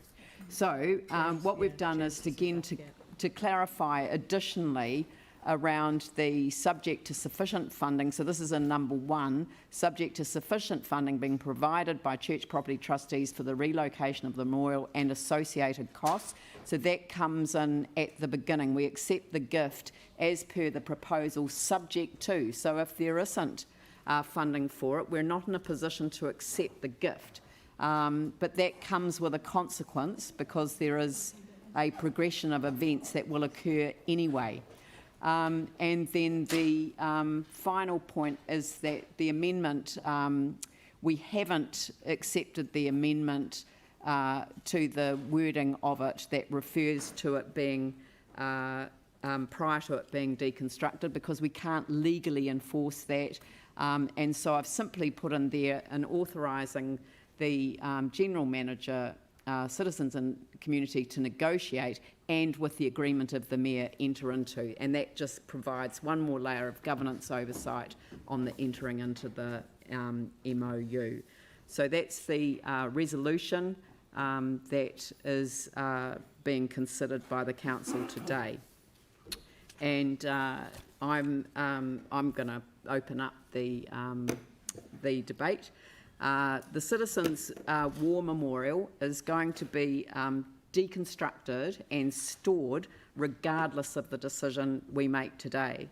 The request that is made is that the city accept this as a gift and restore it on public land. The last time this matter came before council, we had been assured we were the owner of the Citizens' Memorial. It turned out that we were not. Although that assumption was recorded in the documentation, the church property trustees retained the legal right under the deed to require its removal at any time. There was an assumption in that we were liable for the cost of removal and placing it somewhere else. The decision of the CPT to remove the cenotaph is required to have a resource consent to do so. The order in council allows this to occur without the standard RMA process. This is why we're in the position that we are today. This is the first time for the council to consider taking ownership of the cenotaph envisaged in the context of a decision that has been made to deconstruct the memorial. Since the last time we considered this matter, it has been found to need extensive maintenance to arrest the aggressive rusting that has been found in the internal frame. We did not know that last time. We did not understand that there was a significant repair and maintenance required to resolve that, and also the work that's required in terms of refurbishing, restoring the stone and waxing the bronzes. So it's not an ideal set of circumstances. It's not the issue that came before the council last time. The last time was looking at an extensive removal potentially to another site other than Cathedral Square. This decision today enables us to make a decision to accept the gift on the basis that the funding for the relocation and the associated costs will be met, and also to look at demolish and remove the former Cathedral Square kiosk, so that the option of placing it in that site, it enables the decision to be got on with, and it enables it to be concluded once and for all. And I would welcome it to come into public ownership for that reason. I don't ever want to have that situation of uncertainty ever entered into again, where there isn't a clarity around the ownership issue right at the start. If George Goff had got what he'd asked for at the time, the council would have provided him with this site to put the Citizens Memorial in the first place. Pauline? Yeah, thank you. A very difficult decision today, but it's a very sad and emotional occasion, and I do hope that whatever occurs, if this passes, that this whole process will be treated with the utmost respect at every stage and care. It gives me great comfort to see your name in there, Leanne, to oversee the Memorandum of Understanding, because I do have concerns about the fine print, really, perhaps, in the MOU. And the other concern is, of course, that if for some reason there is not sufficient funding, that they deconstruct it and store it anyway, and then we're in a bit of a bind. But I'm really hoping that that won't happen, that this will be a smooth process, and we do get it through in a reasonable timeline, say between 6 and 12 months, and that the end result will be a wonderful thing for the city. And I do appreciate the location. I think it's really well chosen to be sensitive to where it was originally designed to be, and sympathetic with that intention. So I thank you for doing the work and finding that. And the kiosk will be a loss to some, but it doesn't seem to be, unless it can miraculously be relocated, as Sarah suggested. That would be good too. So yeah, I'll support this today, sadly, but I don't think we have any option. Andrew? Thank you. This is difficult, and the history and the ownership of the memorial is complicated. It's been the subject of a number of previous reports and briefings and papers that we've had in the past, some of which have been referred to today. So if the memorial needs to be removed from where it is, and unfortunately it seems that we've got very little say or influence over that, then in my view, I agree with others that it must remain in Cathedral Square. And there are some good reasons why it should remain as physically and as visually close to its current site and original location as possible. And I'm particularly pleased to hear that view supported by advice from our heritage team. That then supports the demolition of the police kiosk and placement of the memorial at the site shown as option 1 on the map, and that's a position that I support. Putting the memorial into long-term storage, in my view, is something that's absolutely to be avoided. Paragraph 4.3 in the report, in my view, is absolutely correct. Putting the memorial into storage would result in significant reputational damage to a number of organisations, including the council. So I do support minimising damage to the memorial, maximising its protection, and its early restoration to the site shown at option 1 on the map, the site of the police kiosk. As has been pointed out, this is the Citizens' War Memorial, and as custodians of it, we need to treat it with the utmost respect and the utmost care. So in this situation where it seems the memorial is certain to be removed from its current location, I'm in agreement with the recommendations shown as option 1 in this report. Tim? Thank you. I'm not going to support this, and there are 2 points. The first point is by far the lesser. It's more bureaucratic. I think that we had these amazing plans following the earthquake, and they're really a bit of a waste of time, because when we're looking at those plans, part of that was to open up the square. I have no affection for the police kiosk, and I think if it was gone, it would be great. I did like Mike's suggestion with regards to putting the cenotaph where the chalice is. Good north-south view of it if you're travelling through Christchurch, and the thought of it was designed to be on the north side of the cathedral. Well, we're shifting it around, so is that still relevant? As for regards to we're forced, in the previous paper about moving it, 11 of my colleagues around the table voted to move it, so I don't know about forced. The second point for me is by far the greater. If you look at 5.44, and it reads, the vast majority of feedback received during the resource consent process and other direct feedback from key stakeholders supports the relocation. The key word there is key stakeholders. And who are the key stakeholders? I believe that almost every New Zealand family, whether in New Zealand, Canterbury or Christchurch, have relatives or loved ones that either volunteered or were sent overseas to a conflict, either global or lesser. And some of us have relatives that will forever be in foreign fields. And for that reason, I will not be supporting this. Thank you. Mike? Thank you.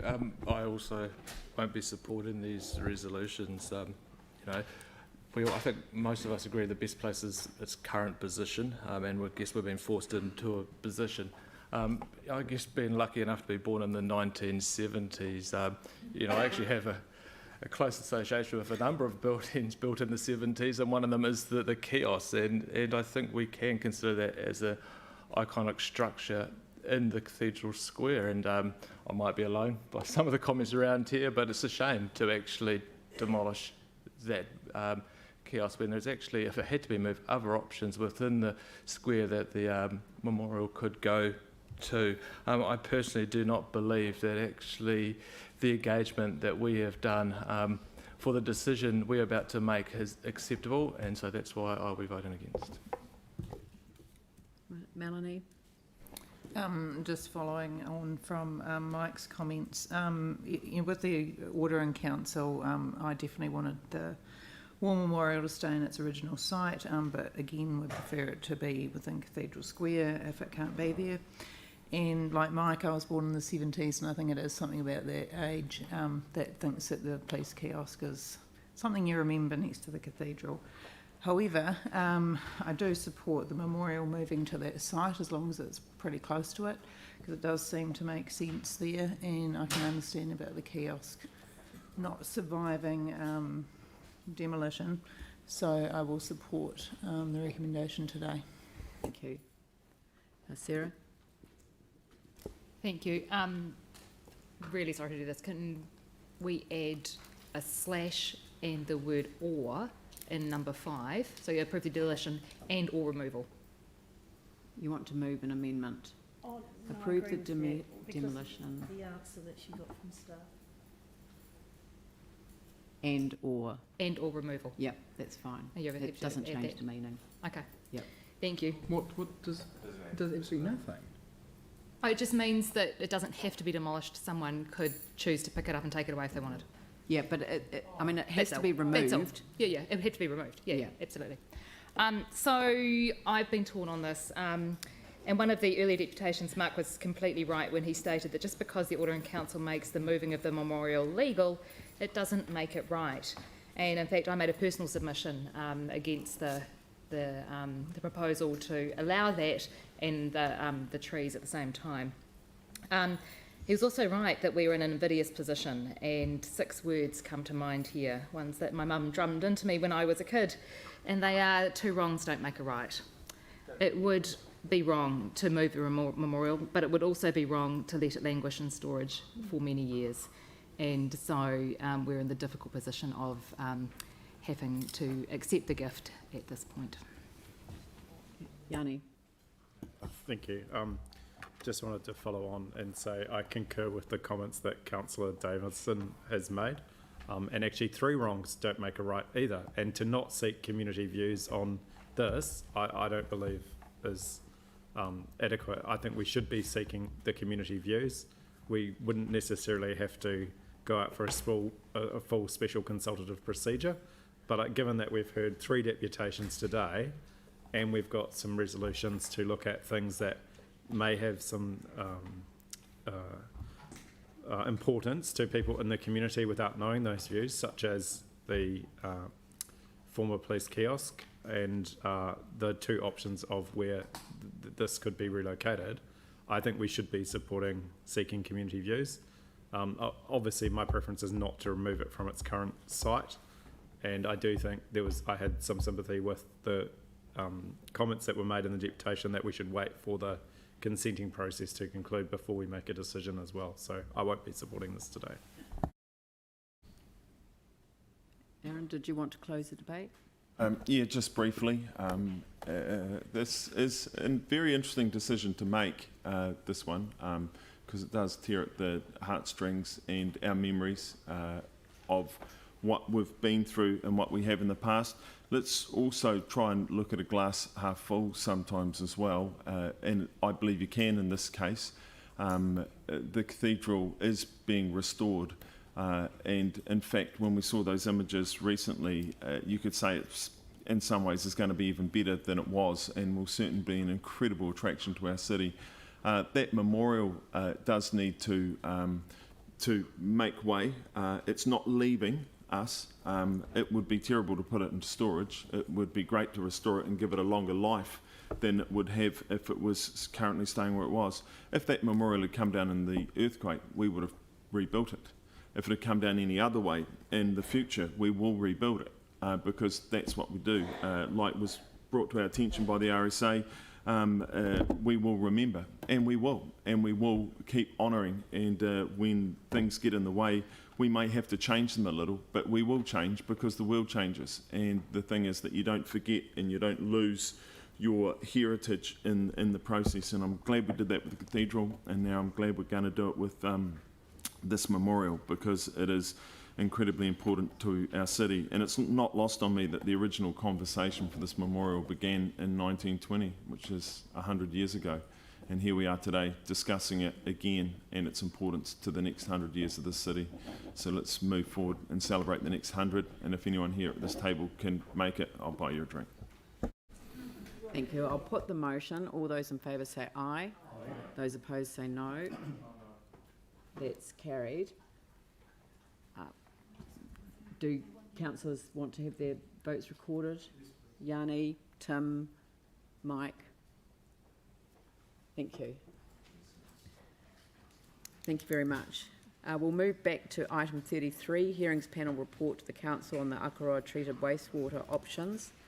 At the time of the adjournment prior to lunch, we were hearing from the chairperson of the hearings panel, and if staff could join us at the table for this particular item, and if I could hand back to Sarah to complete her introduction. You've completed your introduction, and we can open it up, and of course we've got staff at the end of the table as well. I just wanted to make a short statement at the beginning of this section, both with questions and with the debate that will follow. And I just want to make a statement. The Council established a hearings panel to investigate and make recommendations to the Council on the disposal of Akaroa wastewater. In the course of doing so, the panel received written and oral submissions from people and organisations affected by or with an interest in the matter. The panel also sought additional information and advice to assist with the panel's deliberations. Those deliberations, including evaluation of the submissions, have been completed, and the Council is about to consider a report from the panel containing its recommendations. The opportunity to make written submissions closed prior to public hearings held some weeks ago. Councillors have recently received correspondence from people with an interest in the Council's decision. The risk with this is that the information contained in the correspondence could affect other people who may have views but no opportunity to respond. In the interest of fairness to all parties, this correspondence must be disregarded and not taken into account when councillors are considering the hearings panel report. So I will now hand over to councillors, and you may ask questions. And if there are no questions... And it might be a question of you, Leanne. Does that mean that a question on the request for deferral of today's decision would be out of order? Sorry, I don't know. You can ask that independently of any advice that you've received. Yep. Yeah. So, given the angst and the concern within the community, there has been a suggestion that today's decision could be deferred, awaiting... Is this a suggestion that came through after?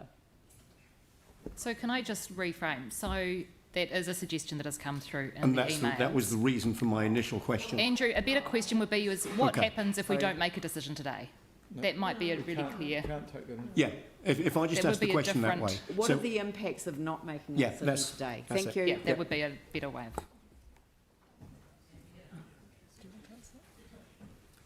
Okay, so from a legal point of view, the council started this process in roughly 2007 or 2008.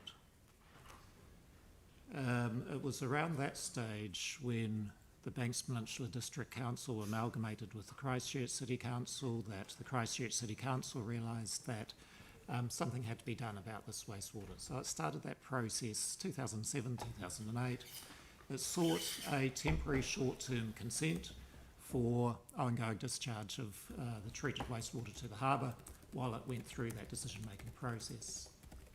It made a decision in 2011 to continue discharge to harbour, and then sought another short-term consent that expired in 2020. So that short-term consent has now expired.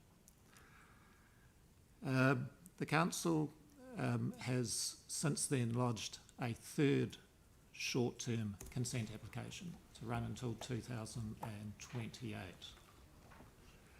If the decision today is deferred in order to, for example, complete the I&I investigations or the I&I works, that's a program that will take about 1.5 to 2 years to do the works, monitor the results, and then decide what, from modelling, what the outcome is for the disposal quantity. So that's a further 2-year delay. That would mean that the council would need to try and amend its current application for another short-term consent to extend it from 2028 to maybe 2030. Also, if the decision is deferred today, as a result of the delays that there have been to date, it will be a harder ask to get consent for the further short-term consent from Environment Canterbury. Because the Commissioners of Environment Canterbury, the hearings panels, have been providing quite a degree of latitude over the last 13 years, which is a reasonable amount of time for a council to make a decision, quite possibly in their view. So it might make it harder to get that consent. It's likely to result in increased opposition to the short-term consent application from the Ngāi Tahu parties. At this stage, if the council's decision has been made for land application, then one would reasonably expect that the Ngāi Tahu parties may be more favourable for that short-term consent and not oppose it so strenuously. It would be quite an adversarial consent application if there was to be a further deferral. On top of that, I'd suggest that if the reason for the deferral is so as to conduct the I&I works, the improvements to the council's wastewater network, if that's the purpose of the deferral, then that purpose has no relevance to the actual decision that the council's being asked to make today, because that actual decision is which one of 4 disposal options is preferred. And the decision has to be made regardless of how much water is going into the wastewater pipes. And that's what the I&I work will determine. It doesn't change the weighing up of those 4 options. Thank you. Sarah Templeton. Just make a short comment on the I&I work, because the panel discussed this at length and had various questions on it. And the I&I work, especially now that we've had the shovel-ready funding, will actually be done in time to be able to inform the size of the scheme, even with the current timeframes. Yeah. Melanie? Oh, I think Sarah would like to move it. Melanie would like to second it. Right. This is a further question. Just, I don't know if you've got the presentation, but just was really trying to understand Ngāi Tahu's view on the reuse of non-potable water to irrigate parks. Was there any cultural advice that we've taken in that regard? They were fine with that. They're supportive of it. Yeah, they're supported. Yeah, it's going on to land first before it does anything else, and it filters. Yeah. Right. So there's no issue there. Yep. And I have noted that the Water Services Bill has been introduced into Parliament and had its first reading, and there will be submissions called for on that. It does prioritise the potable water issue. The second cab off the rank, as it were, in terms of the Three Waters reform is wastewater, and it does require the regulator to gather a lot of information. I will use the opportunity of the submission process to continue to advocate for the blue line. Is it purple line? Purple line. I knew it was a line. The blue line was the last paper. Purple line option for wastewater that has been treated. Thank you. So that's the end of questions. I'll open it up for debate. Would you like to open the debate, or? I'll just close the end. Okay. Okay. Andrew. Thank you. I'd like to start by acknowledging the work of the hearings panel. A huge amount of work done in a difficult and trying situation with a huge amount of technical information and a large number of highly motivated submitters as well. So I'd like to acknowledge the work done by the chair and members of the hearings panel. I'd also like to acknowledge the cultural offensiveness of the current wastewater treatment arrangements at Takapuniki. And also acknowledge the work of the Akaroa Wastewater Reuse Options Community Working Party, chaired by Penny Carnaby. A far larger number of meetings than was originally expected, and again dealing with a large amount of technical information. A number of concerns have been raised and have been expressed to the extent that they can be in the resolutions in front of us today.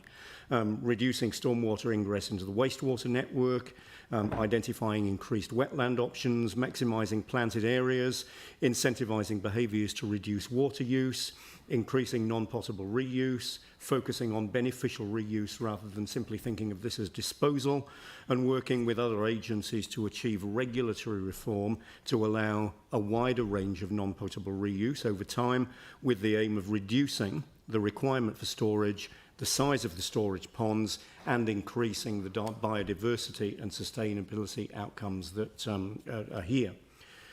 I note that the hearings panel dealt with one of the key matters first, that the treated wastewater not be discharged to the harbour. The reality is that harbour discharge is consentable only if the alternatives have been considered and are able to be reasonably discounted. I agree with the panel's view that the alternatives are viable and therefore cannot be reasonably discounted, and it therefore follows that any alternative option requiring harbour discharge would also not be consentable. So there are some good reasons why we need to make this decision today, which were articulated in answer to the question. That was the reason I asked it. Not least the continued discharge to the harbour from the Takapuniki site, and the likelihood that if Council was to delay the decision on the recommendations in front of us today, there would be some risk to the continuation of that consent or the reissue of it. Significant work to be done before we get to building this scheme.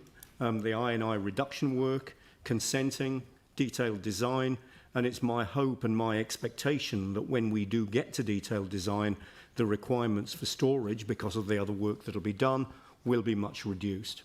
Regulatory issues regarding non-potable reuse, and I mean this seems like a no-brainer in a community with annual water shortages and a situation that we're trying to resolve here, finding reuse for highly treated wastewater. We've got an opportunity to lead by example with non-potable reuse on public land, and I think there's an opportunity here to be working with agencies to get some changes in the regulatory framework so that a greater range of non-potable reuse can be achieved. So this isn't an ideal situation. I'm very aware of the community views which have been very strongly and very clearly expressed, and I've got a lot of respect for those views. I'd love to have an alternative that was capable of being supported, that better respects the views of the most affected communities. But the reality is that we're constrained by the regulatory framework, by geography, and as we've heard today, by time. So it's therefore with some discomfort and some reluctance, but also with a pragmatic and realistic approach to the situation that we're in here, that I'll be supporting the recommendations in front of us today and taking those as a balanced approach to what has been and what remains a very difficult situation. Thank you. All right. Did you want to close it? There you go. Oh, sorry, Phil. One thing that worries me about this, and it's not, I've got to make sure it's not a question and debate, that if we head down this track of not putting, and I fully understand not putting the wastewater into the harbour, when we run out of our consent for putting our waste out to Christchurch waste out to sea, are we going to? Is this a thin end of a wedge? Can we stick to the matter at hand? Okay, no, I'm just. That was the question, wasn't it? No, it was. It certainly ended on a high note, which indicated a question. Sarah. Oh, James. Yeah, it will be a very quick debate. I'm not actually comfortable with it. My preference is to reject and send back. I think what is completely clear is the deluge of discontent that exists around it. We're not at a point that works. Simple as that. James. They say timing is everything, and I'm thrilled to have been elected to this body to be in a position to make a decision today. Thank you for the summary of why time is up on this. This has been going on for decades, and it's about time we did something. So very simply, I'm in support of this. I will acknowledge that there are people that are opposed to this, but that's one of the things that we have to do. We have to make decisions, the best decisions for all of the people, not just some. So I'm in support of this. Kia ora, thank you. Sarah. Thank you. Just in response to a couple of things, the situation that we find ourselves in Christchurch and in Ngākoroa is actually not unique. There are towns and cities around the country currently going through similar processes as us, and all of them are finding that there is no perfect situation. What we do is not precedent setting in any sense of the word. There is plenty going on in this space, and lots of other places are struggling with it. There is not a deluge of discontent either, apart from a few emails that we've had in the last week. The actual submissions themselves were very evenly split on the harbour outfall. 53% were in favour of the harbour outfall, not overwhelming in any sense of the word. And we also, as panel members, had emails that you wouldn't have received in support of the work that we had done and the recommendations that we were making. The inner bays option isn't perfect, but it's the option that the hearings panel have recommended following a thorough and robust process that has spread out over many years. It meets our obligations to Ngāi Tahu, our legal obligations, is the lower cost of the feasible land-based options, keeps the treated wastewater closest to the communities where it may be reused in the future when regulations allow, and in the meantime we get an additional nearly 40 hectares of native bush restored in what was once an abundant and thriving forested harbour and food basket for local runanga. Alongside that, it's clear we would face extensive legal challenges and costs should we go with the harbour outfall option, with a low chance of success due to the feasibility of the land-based options. The time delay would lead to consequential escalation costs in the delivery of whatever option we ended up with after the legal action had finished. And in the meantime, things would go on, and we would be stuck with wastewater at Takapuniki. The community still has a clear role to play, and they had in the past, and they will in the future with this scheme. There's a community reference group to be set up to help monitor progress and inform the design, a local employment scheme for the planting and maintenance of the native bush, and new heritage signage and access. It is time we did this. It's the right thing to do, and I'm really happy to recommend this to the council today. Thank you. I'll put the motion. All those in favour say aye. Aye. Those opposed say no. No. Just indicate Sam, Catherine, James. Thank you. That's carried.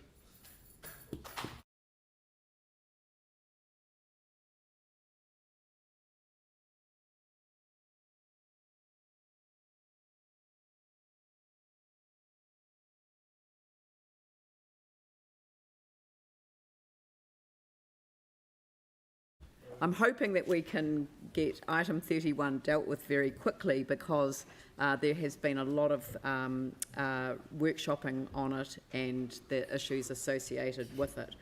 And so I am looking for someone to move the recommendations. Mike Davidson seconded Melanie. Are there any questions? Yes? clarification on Rob's final kind of medium offer was this doesn't close the door on working with him or anything, because I see that it does say in the recommendation at the current time in 2, and notes that work is being done on establishing co-governance entity. Additional advice on a collaborative master planning process will be required. So that means the door is still open for, is that correct? Yeah, I think a lot of work has gone on into 2 elements of it. Was to add at the current time, which was the issue that Rob raised, and the second is that noting that work is being done on establishing a co-governance entity, which is the point that Avon raised. Additional advice on a collaborative master planning process will be required, because it's a very sensible issue for us to consider as a council. Yep. So it's been moved and seconded. Any debate? I'll put the motion. All those in favour say aye. Those opposed say no. That's carried. Thank you very much. Thank you. I'll now move that that we go into the public excluded part of the agenda, and that Lindsay McKenzie remain after the public has been excluded for item 42, Chief Executive Performance Agreement and amended committee terms of reference, as he has knowledge that is relevant to that item, and all other matters that the resolution to exclude the public is set out on pages 1032 to 1037 of the agenda be adopted. Moved by Catherine Chu, seconded by Sam McDonald. I'll put that motion. All those in favour say aye. Those opposed say no. That's carried.